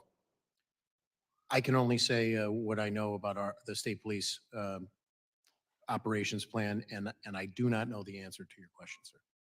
So I do not know the answer. I don't know what the protocol would be to issue the hold order. And just as a point of clarification that I tried to clean up with the congressman from New Jersey before, when the two municipal officers were, one was hoisted. can I jump on that 2 to 3 minutes? Because I got limited time here. Just to make sure, that was seconds before.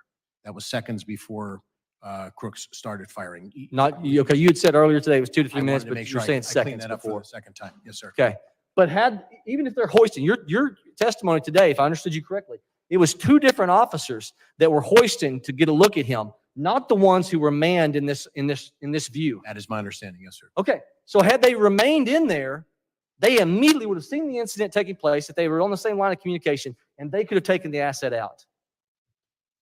I'm remiss to say that because I don't know what their general rules of engagement and assignment were from the Secret Service. Just looks to me like a major breakdown of communication. This procedure looks to me like it is lapsed with the ability of someone who, if they entrust them with the ability to secure these perimeter, they ought to be empowered enough to be able to give the authority on their comms to issue a hold. I don't understand that. With that, I yield, Mr. Chairman. Gentleman yields. And I'm going to say this because I have thoroughly enjoyed both of your testimony today. And there are a lot of guys up here on both sides of the aisle that are charged about this, that their emotion is not intended to communicate a lack of trust in the Pennsylvania State Police, or, I mean, you're being incredibly helpful today. Some of the things that we've discovered from your testimony have brought some frustration to our folks, and I hope you'll understand it in that context, that it's the energy is not directed at you. The failure to set up appropriate communication systems and to make decisions when they become aware of someone pointing a rangefinder is what's got people upset. And that's on Secret Service. So I just wanted to make sure y'all heard that from me. Yeah, And Mr. Chairman, if I was amped up a little bit, I concur. So greatly respect what you're doing. I now recognize Ms. Lee for 5 minutes of testimony. Thank you, Mr. Chairman, for having this hearing and for organizing this committee's trip to Butler, Pennsylvania. For us, being on the ground in Butler, Pennsylvania yesterday made clear the severity of the security failures on Saturday, July 13th. Those failures that almost allowed former President Donald Trump to be assassinated. Unfortunately, what has followed that failed assassination attempt is an erosion of public trust related to those responsible for keeping the president and the attendees of the rally safe. We've heard that because of a sloped roof, law enforcement was not able to safely secure the area that day. We've heard reports that certain officers abandoned their posts due to weather conditions. We've heard the Secret Service attempt to shift blame to state and local law enforcement, asserting that they failed to secure certain areas in the perimeter. Secret Service Chief Cheetle's resignation this morning is the first of many steps that need to be taken, and today's hearing is just the beginning of our process to get clear, accurate information about this issue, about the failures associated with that day, and ensure that not only Congress, but that the American public get the answers that they deserve about these events. Mr. Yost, I'd like to start with you. The Secret Service is always the lead in providing security for these types of events that involve one of their protectees, but they clearly rely on their partnerships with state and local law enforcement as they move to different locations around the country. Are you concerned that former Director Cheetle's comments to ABC News, which many people heard as blame shifting to local law enforcement, could undermine the level of trust between state and local authorities and Secret Service when they come to communities around America? Yes, I absolutely do. And our organization actually issued a press release stating just that. Our relationship, it's impossible for a federal agency to do their function without including local law enforcement. That's a given. And that relationship is built on trust. And when comments were made, like what made on ABC, then we felt the need to call her out on it. And do you believe that the federal government's statements to the public, to the American people after this attempted assassination have helped or harmed public trust in law enforcement overall? I'll say this. The very powers that we have or the ability to do our job as law enforcement officers is directly related to trust. And in an investigation, there's a fine line between what you do in order to protect an investigation and also be accountable to the public you serve. And when you don't walk that fine line, then it does create distrust. And it does cause a lot of confusion. Law causes people to fill in their own blanks. And as a result, this is what we see. Sharing accurate information is important to keep everyone informed so that it doesn't run in different directions.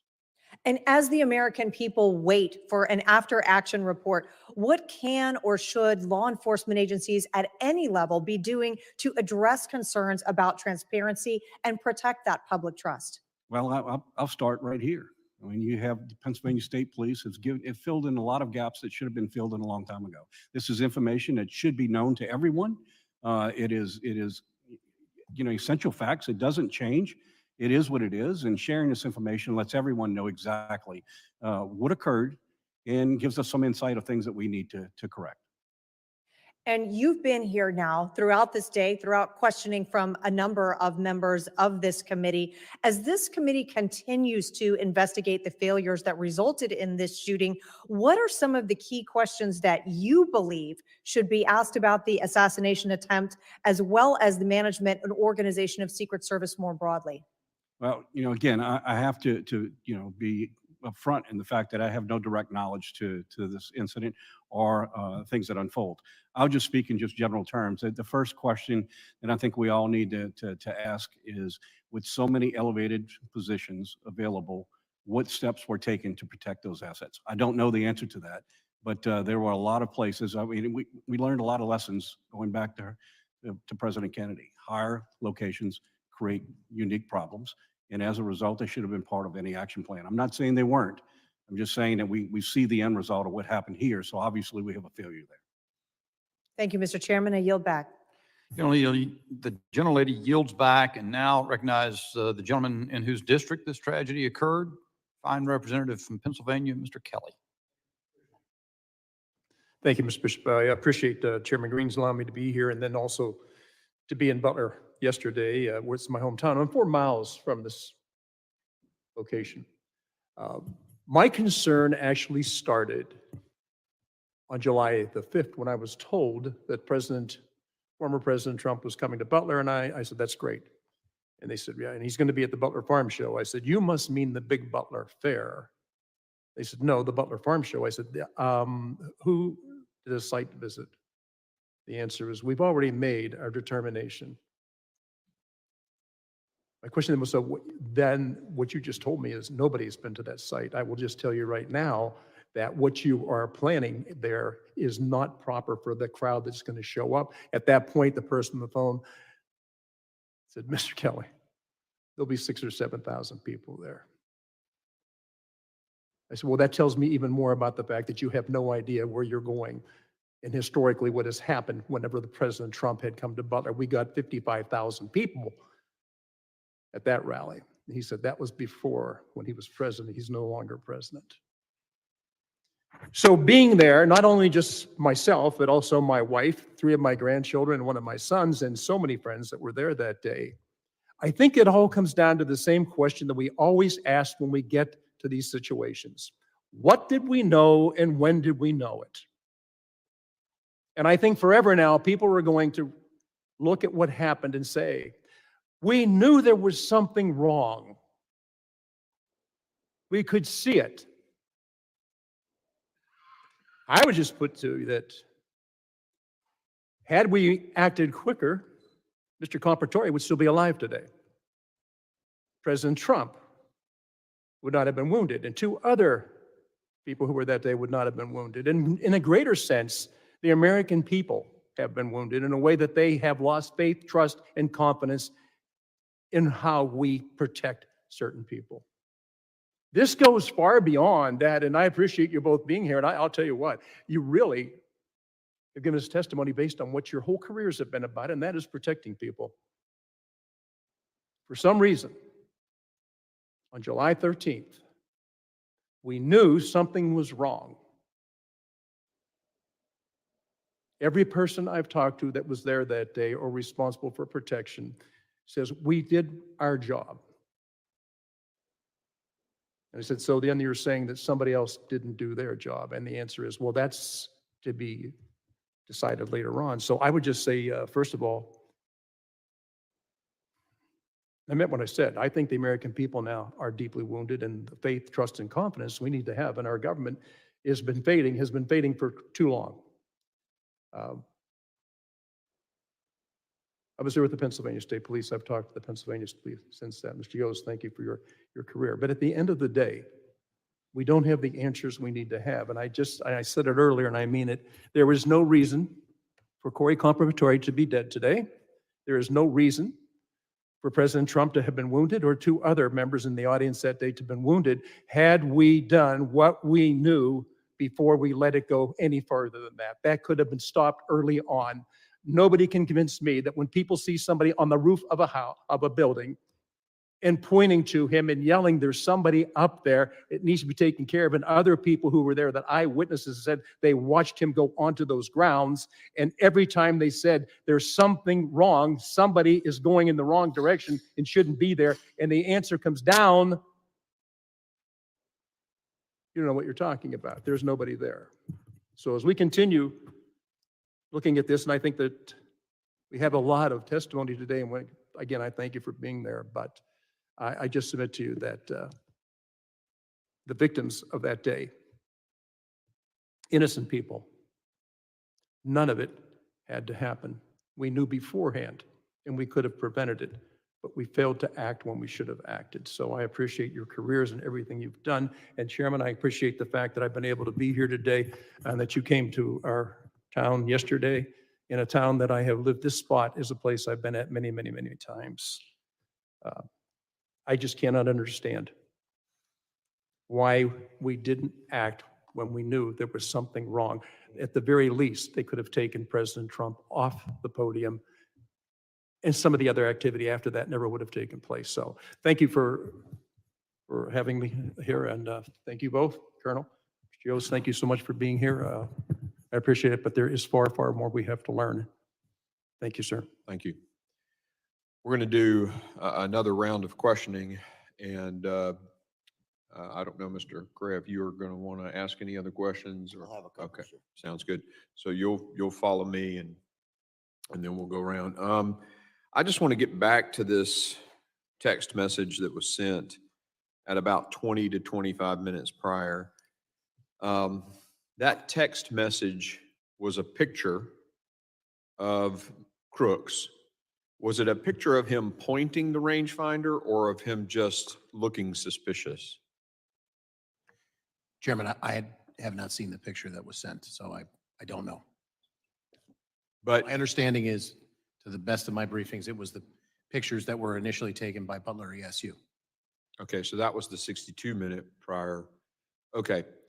At 20, 25 minutes prior, though, someone saw him pointing a rangefinder and taking range estimation or range readings, right? I don't want to speculate as to what he actually was doing with the rangefinder, but the rangefinder, my understanding is was the heightened suspicion. Yes, sir. And he was pointing it. I mean, because a rangefinder, I guess you can have it digital and do it like this, but there are also rangefinders you look through and you have a reading. Do you know description I of do the not rangefinder? it was not briefed to me. Okay. But there was concern, and that was relayed to the command post, and that was a PSP guy in the Secret Service command post via a text message 20-something minutes before, and you think it included the fact that the guy had a rangefinder. My understanding is yes. Okay. Okay.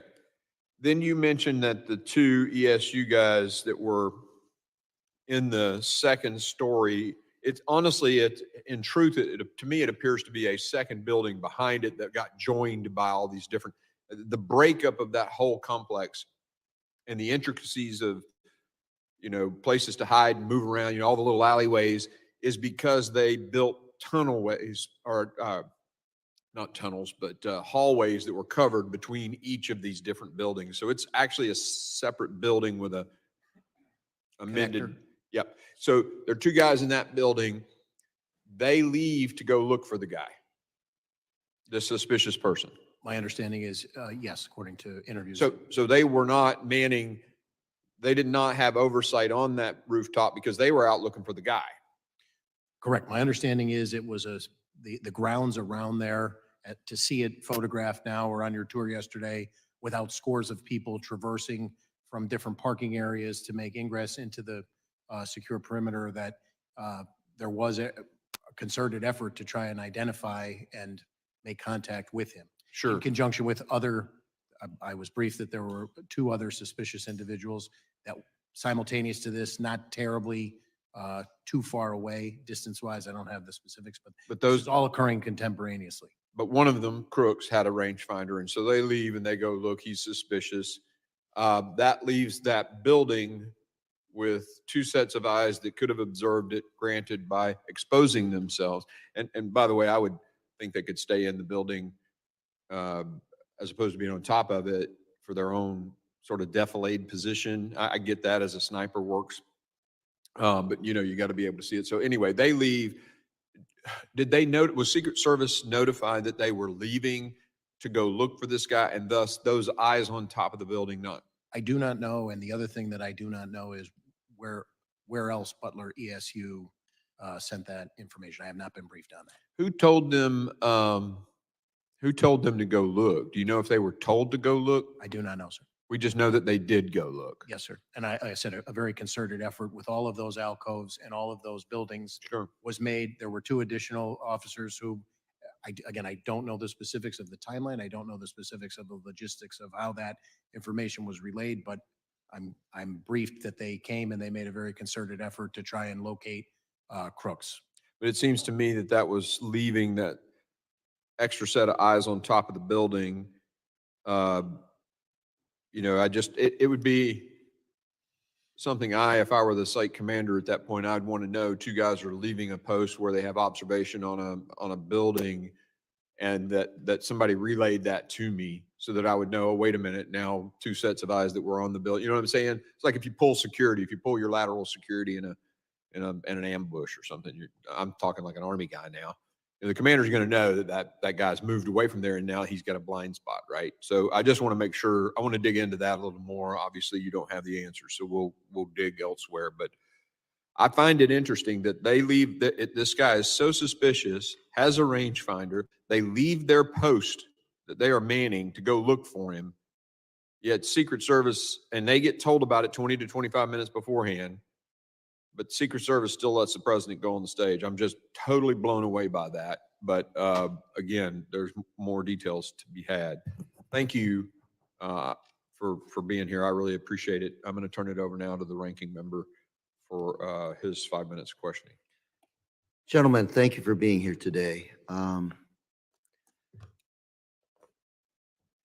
Commissioner Paris, Mr. Yost, we're looking at a rearview mirror of what happened. A lot of good questions from both sides of the aisle. Commissioner Paris, you don't have the luxury of time. You're protecting governor, and you'll be protecting high-profile candidates in your battleground state, like right about now. I'm trying to figure out how we help you do your job a whole lot better. Mr. Kelly, his line of questioning was interesting, and I considered it important because that's his background, that's his backyard. And he asked, who decided the site of the event? It's a good question. Bigger question is, who okays, who approves the site of an event? And I come back to what I said earlier, which is one of those officers on the ground said, Lou, he said, who's in charge? The Secret Service says good or bad. Does the campaign they then say good or bad, or does the campaign have the ability to override the Secret Service at an event? And I say, and I ask this question from you, Commissioner Paris, You're going to have to make these decisions here real soon. As if I'm here where you're at today, you've learned some lessons. The 13th to today, we've all learned some lessons, and you have to execute, sir. And it's not your responsibility. It's not our responsibility. It's all of us, our responsibility. And I want to know how we can help you clarify these lines of command, so to speak, to make sure that we minimize the possibilities of this happening again. Who makes the decisions? Who's in charge? What are the lessons we've learned today, gentlemen? Sir, what is it that we can do to make sure that it's not going to be on your shoulders? You're not going to be able to resign. You have to execute, please. I appreciate your comments very much. I can say that through the governor and the legislature in the Commonwealth of Pennsylvania, we are very supported, and we have the resources, I believe, moving forward to rise to the occasion. The Secret Service remains the agency with the most experience traditionally when you talk about organizational knowledge to carry this forward.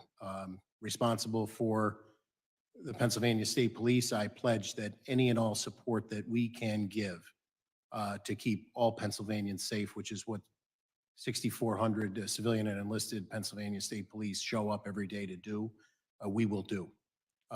We want a robust republic, and we want to secure people's ability to express their views. And we have worked diligently and will continue to work diligently to make sure that that happens, sir. Commissioner Paris, you are the thin blue line. Keeps us safe. Secret Service is an even thinner line that keeps, in many ways, our democracy functioning, protecting us. They have to score 100%. They cannot let one bad thing happen as they did on the 13th. I want to make sure that we know that we give the Secret Service the ability to make those decisions when it comes to the safety of our candidates and elected officials. And for the third time, I'm going to repeat those words that were told to me by an individual, law enforcement individual on the ground when he said, Lou, who's in charge? Is it the campaign or is it the Secret Service? And I'd like to get to the bottom of that and make sure it's the Secret Service that's in charge. I don't know who is in charge, and I hope to God that we do find out. And I hope it's a Secret Service. And if it is a Secret Service, that reaffirm that they are in charge, because the buck stops somewhere, and it's got to be here. This committee, the government, with us in Congress. Gentlemen, thank you very much. And Mr. Chairman, I yield. Gentleman yields back. I now recognize myself for 5 minutes of questioning. Colonel Paris and Mr. Hughes, I appreciate your patience in continuing through this questioning. And I would submit that I think your candor, Colonel Paris, has been very refreshing, and it paints a clear contrast from what was the testimony of the director of the Secret Service yesterday, who's now resigned. But her resignation doesn't resolve a thing. And in fact, the criminal investigation that your department is undertaking, that presumably Butler authorities may be involved in, FBI is undertaking, those don't really resolve anything. They affix criminal liability of someone who's presumably, if they acted alone, is dead. What is the most important issue is we have a national security crisis. We have right now, the only person who's been inactivated, as I understand it, is the sharpshooter who took the perp out. The people who made what appear to be unbelievably horrendous decisions. You can't even imagine. It boggles the mind, the decisions that were made. They're still in place. And we have multiple protectees moving around the country every day. And those same people, I don't even know if they've changed anything about what they're doing. Presumably you would think so, but we don't know that. So I think we need to learn as much as possible from you. I will say, as a note of departure, I don't think, from what I've heard, you've made pretty clear the Pennsylvania State Police didn't do anything wrong. I don't know whether Butler County ESU might have done something wrong. So let me bear into that. Okay, all right. But it's clear to me as a bell that Secret Service, and that's everyone's characterized as a colossal failure because it's obvious to everyone concerned that that's the case. The two who were, I'm going to get one thing. I understand transpired while I was absent from the hearing for a bit. Do I understand that the two Butler ESU officers who one hoisted the other to the roof line where the crooks turned and leveled the rifle at him, those were two different ESU officers than the ones that originally spotted crooks from the second floor? Is that correct? So just to be clear, my understanding is the two officers that responded and one hoisted up the second one were not part of Butler ESU. They were two separate municipal officers who were tasked with a different responsibility. I would speculate as an example to say a traffic post or a Understood. and they responded. I don't know, again, the specifics as to how they were alerted, but just to be clear, they were two separate. Yes, sir. Okay. The ESU, the Butler ESU officers who spotted crooks, do I understand correctly? They spotted him from the second floor of the AGR building. That is my understanding. Yes, sir. Okay. Were they posted there in order to maintain overwatch on the roof? Or were they generally assigned roving responsibility to be in the vicinity of that building? I can't answer that, and I would defer to the Secret Service as to what the communication was in the assignment given. Yeah, put that picture of the building up. I see that because I asked for it. I don't even know if I'll fit it in at this point. So that's, yeah, you see, so the crooks was on the building directly facing the camera here. And you see the window open to the left. That's the second story of the AGR building where those ESU officers spotted crooks, correct? That's my understanding. Okay. Did they advise their senior, their command that they were departing that location to look for crooks? Do you know that? I do not know, sir. Why did they stay away from that position for so long? If I understand correctly, the picture of crooks was texted about 20, 25 minutes ahead of the shooting. Is that correct, first of all? Could you ask me that one more time, sir? I just want to make sure because Was the picture of crooks that they took, did they take that picture about and send it to up into to their command about 20, 25 minutes before the shooting? What I want to be specific about is when the PSP member in the command post received it. And I believe that's in the vicinity of 20 to 25 minutes with the caveat prior put on the record about a series of events, not a timeline minute by minute. So you don't know whether they... I don't specifically know. I believe the pictures of crooks were taken at some point before that when he was identified as being suspicious based on my prior testimony from the briefings that I had because he was...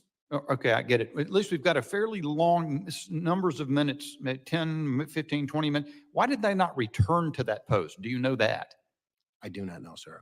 My understanding is that there was a very concerted effort at that point to actively search and locate him and dispel that suspicion. You mentioned that you have asked for, not received, I don't know if you call it the site plan, but from the Secret Service has not been given to you. Has there been anything else that you've asked for in the course of your investigation that's been denied or made inaccessible to you other than the site plan? Again, I want to be clear.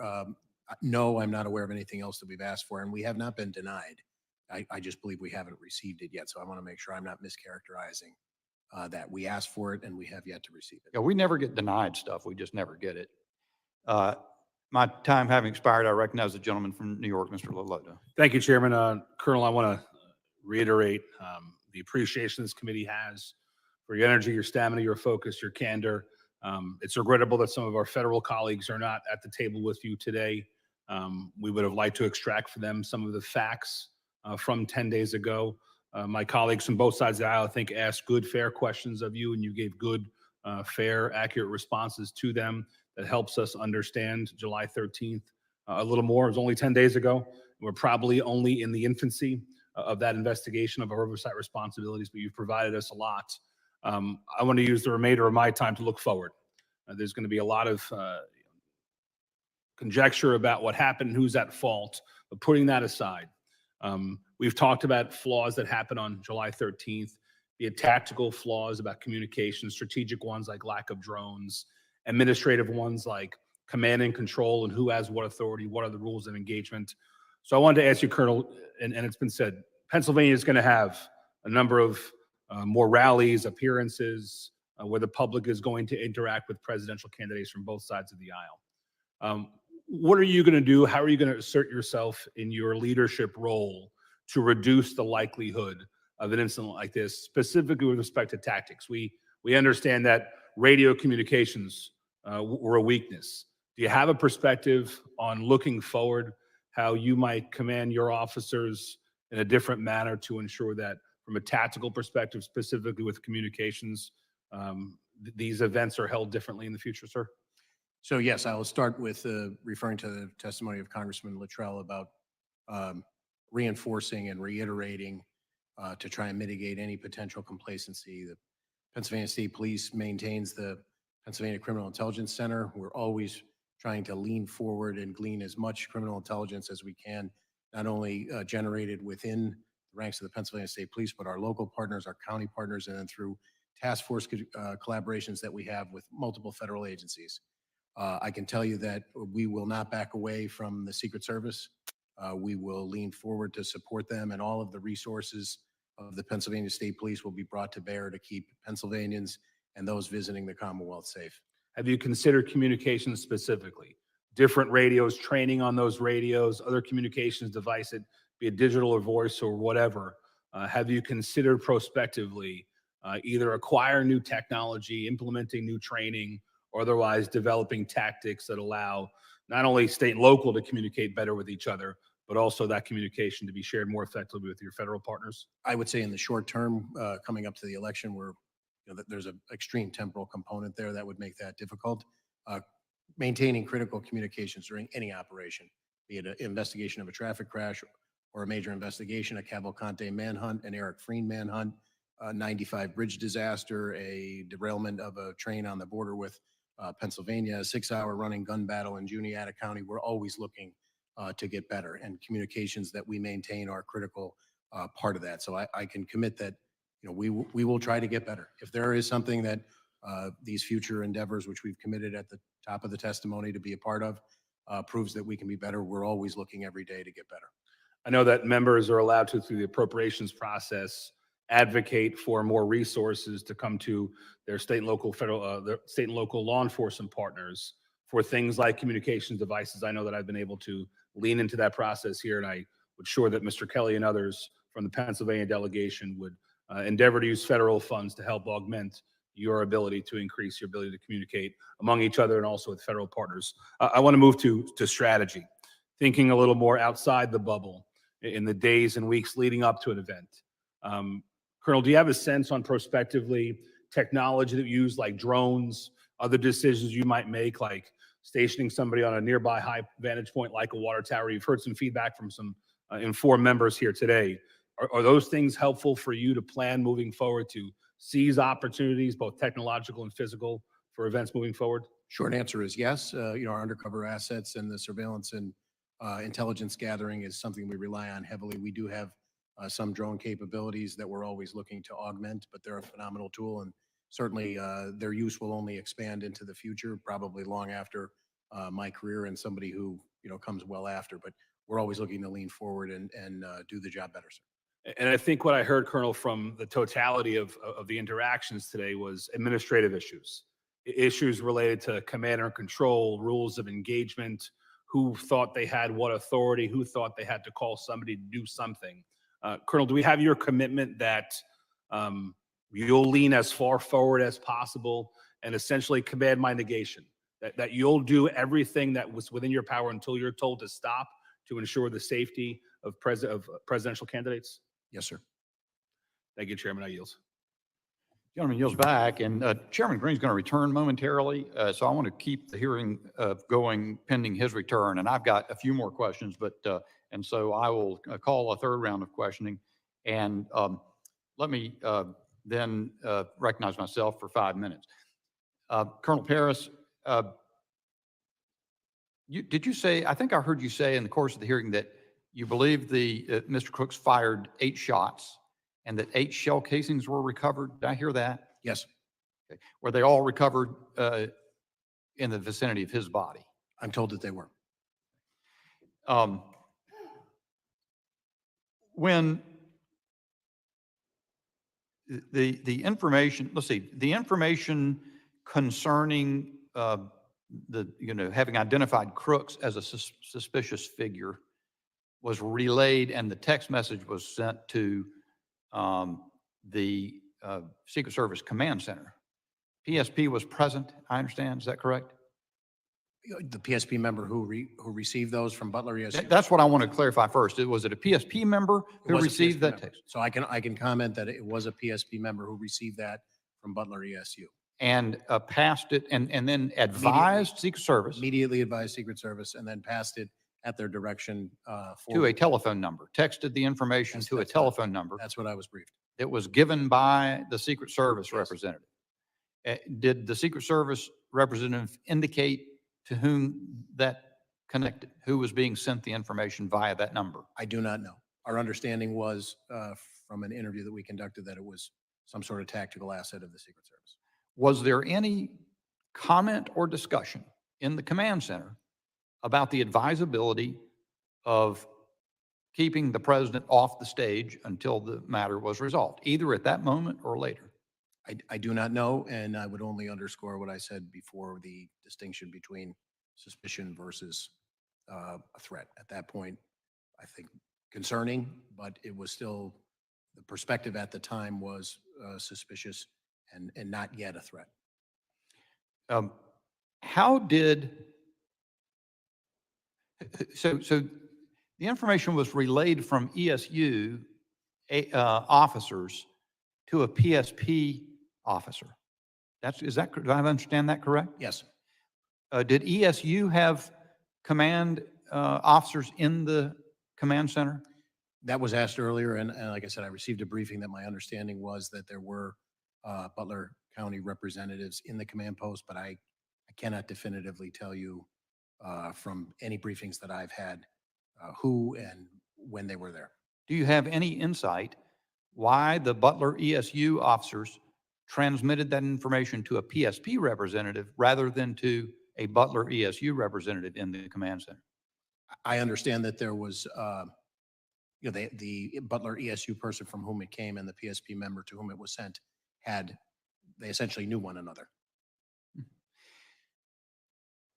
Was there any mechanism in place to monitor the location presence of the ESU officers who were at the second floor window and departed from there to go look for Crooks? Was that any kind of communication ongoing in the command center with that, about that? I don't know.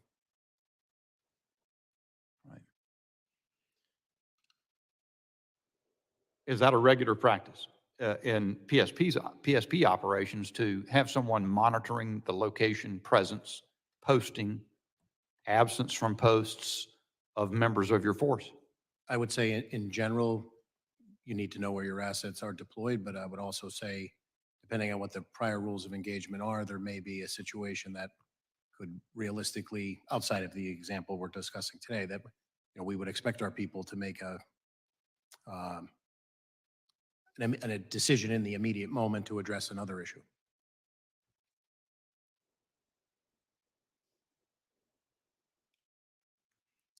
All right, I yield back and recognize the gentleman from California, Mr. Correa, for 5 minutes.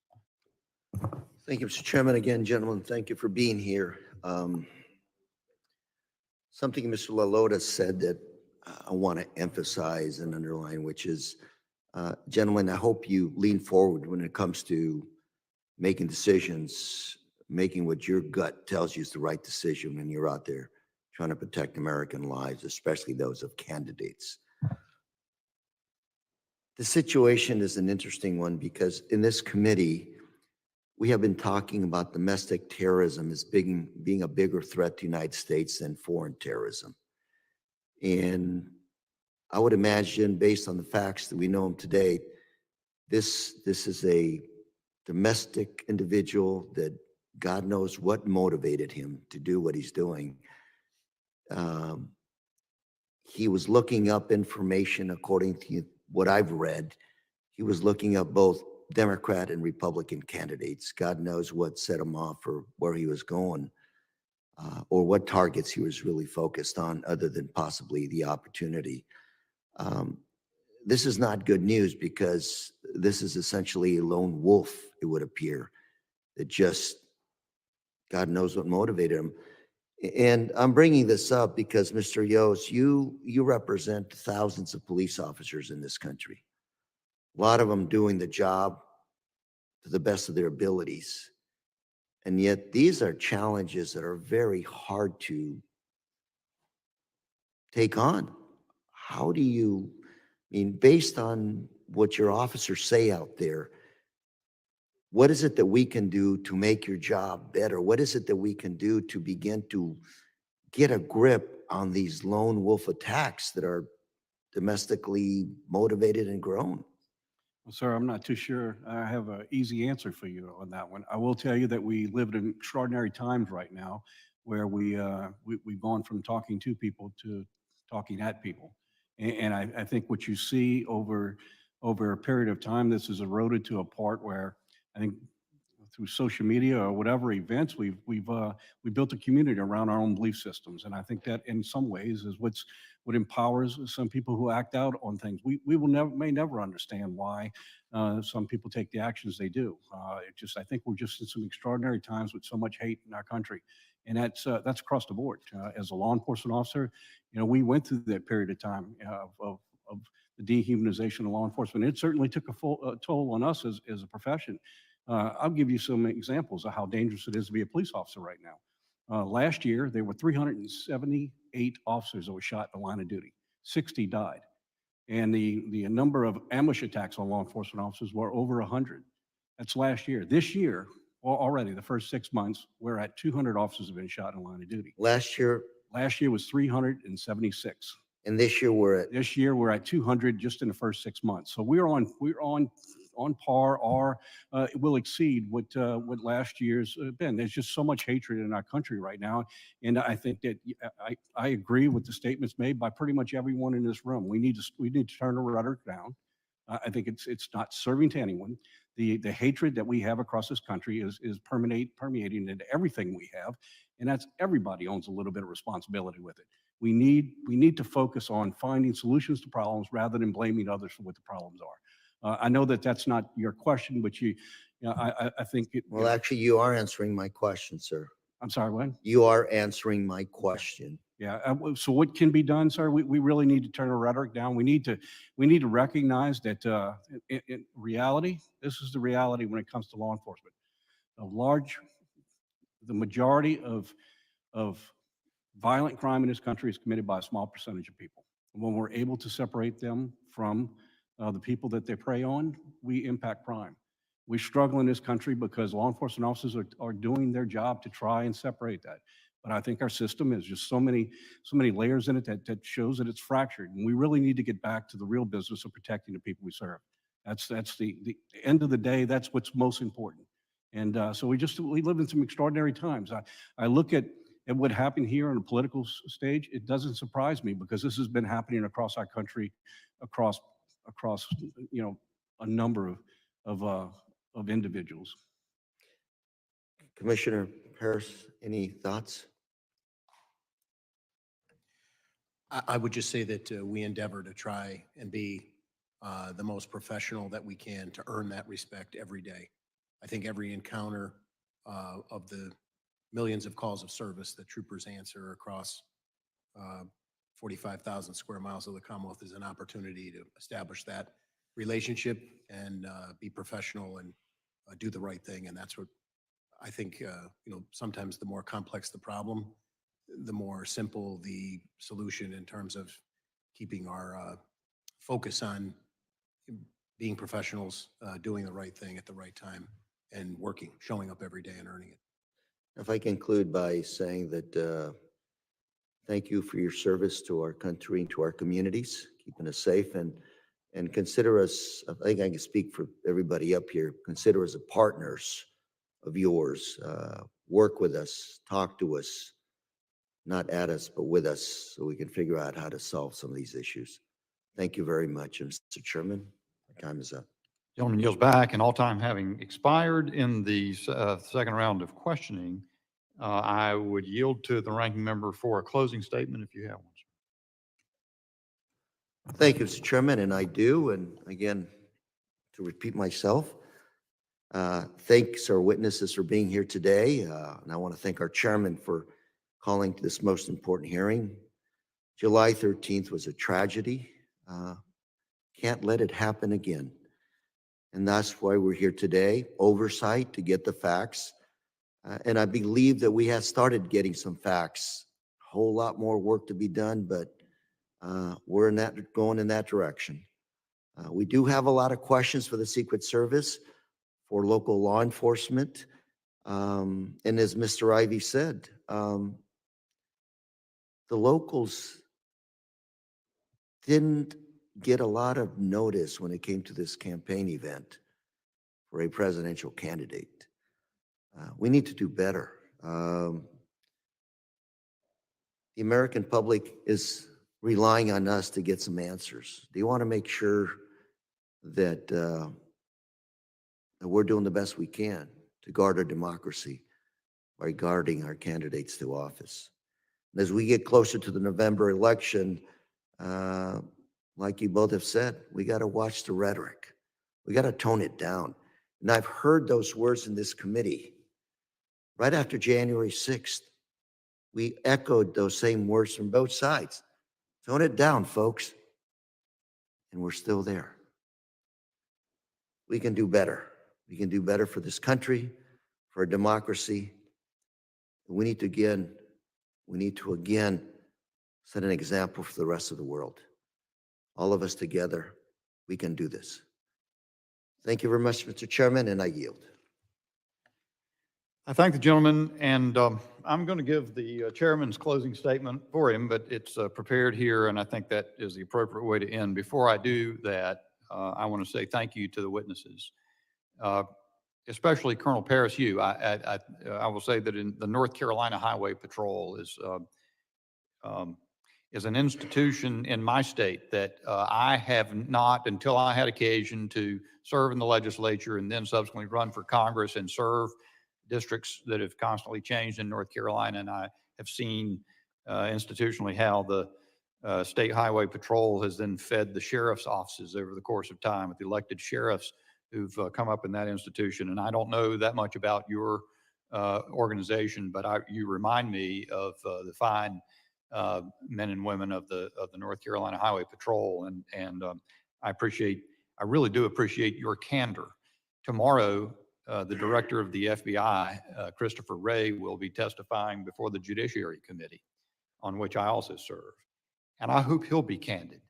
I believe there are moments when the sanctity of criminal investigations needs to be tempered by the fact that the nation needs answers to a national security crisis, as I suggested before. You have been candid while still protecting the sanctity of the investigations that are ongoing, or of which your agency is a part, and I appreciate that very much. So during this hearing, we got the news that Director Cheetle resigned. After refusing to give straightforward answers to Congress and the American people about the Secret Service's failures on July 13, seeing the chairman return, I'm going to pause and let him give his statement, which I had commenced. Closing for me there.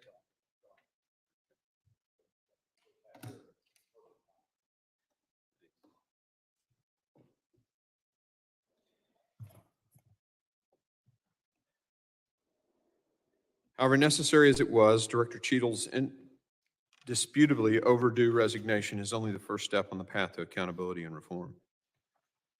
Today's hearing was a vital step in obtaining more information about what happened in Butler, Pennsylvania, but Congress has a lot of work ahead of us.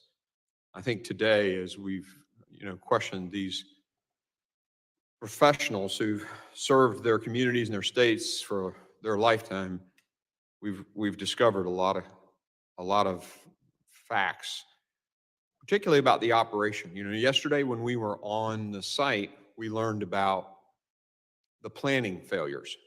Today, we've learned about conducts of the operation failures, communications and things like that, people moving and maybe not notifying, those kinds of things. Secret Service making a decision to not stop the president when a guy's using a rangefinder and is described as suspicious looking.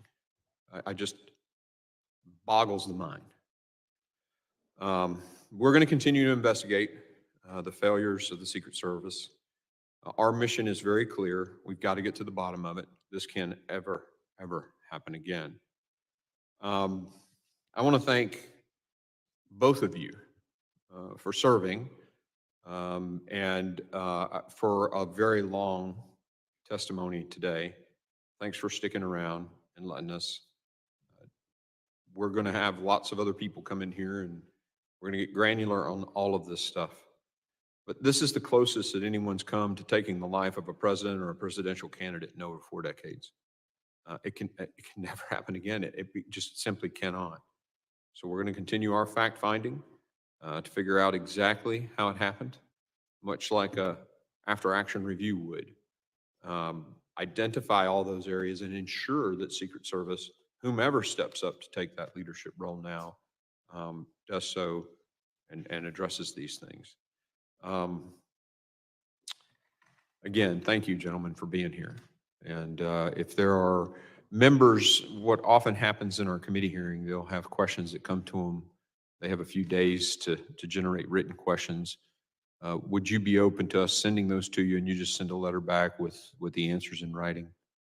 Okay, thank you. I appreciate the affirmative nods. Again, thanks for being here. And I think both sides of the aisle did an amazing job. And you made some closing comments, Mr. Gray. Did you get a chance to? Okay, I'm sorry I missed them. I'm sure they were. I'll go watch the tape. The committee stands adjourned.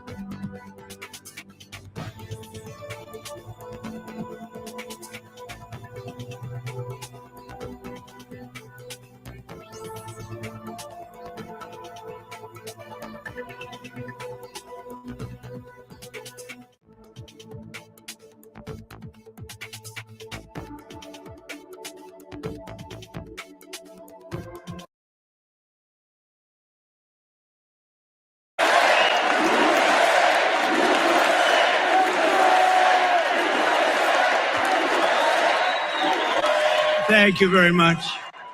Thank you very much. Guys, looks Wow. like that is it. I do appreciate you for stopping by.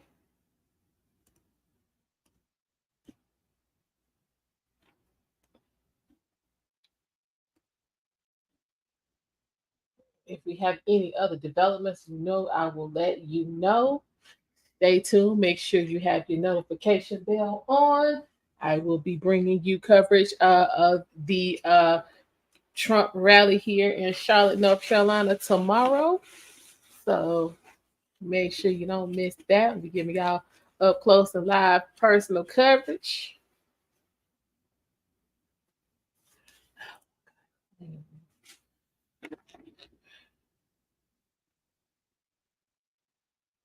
All right, guys, I will see y'all later. Thank you for stopping by.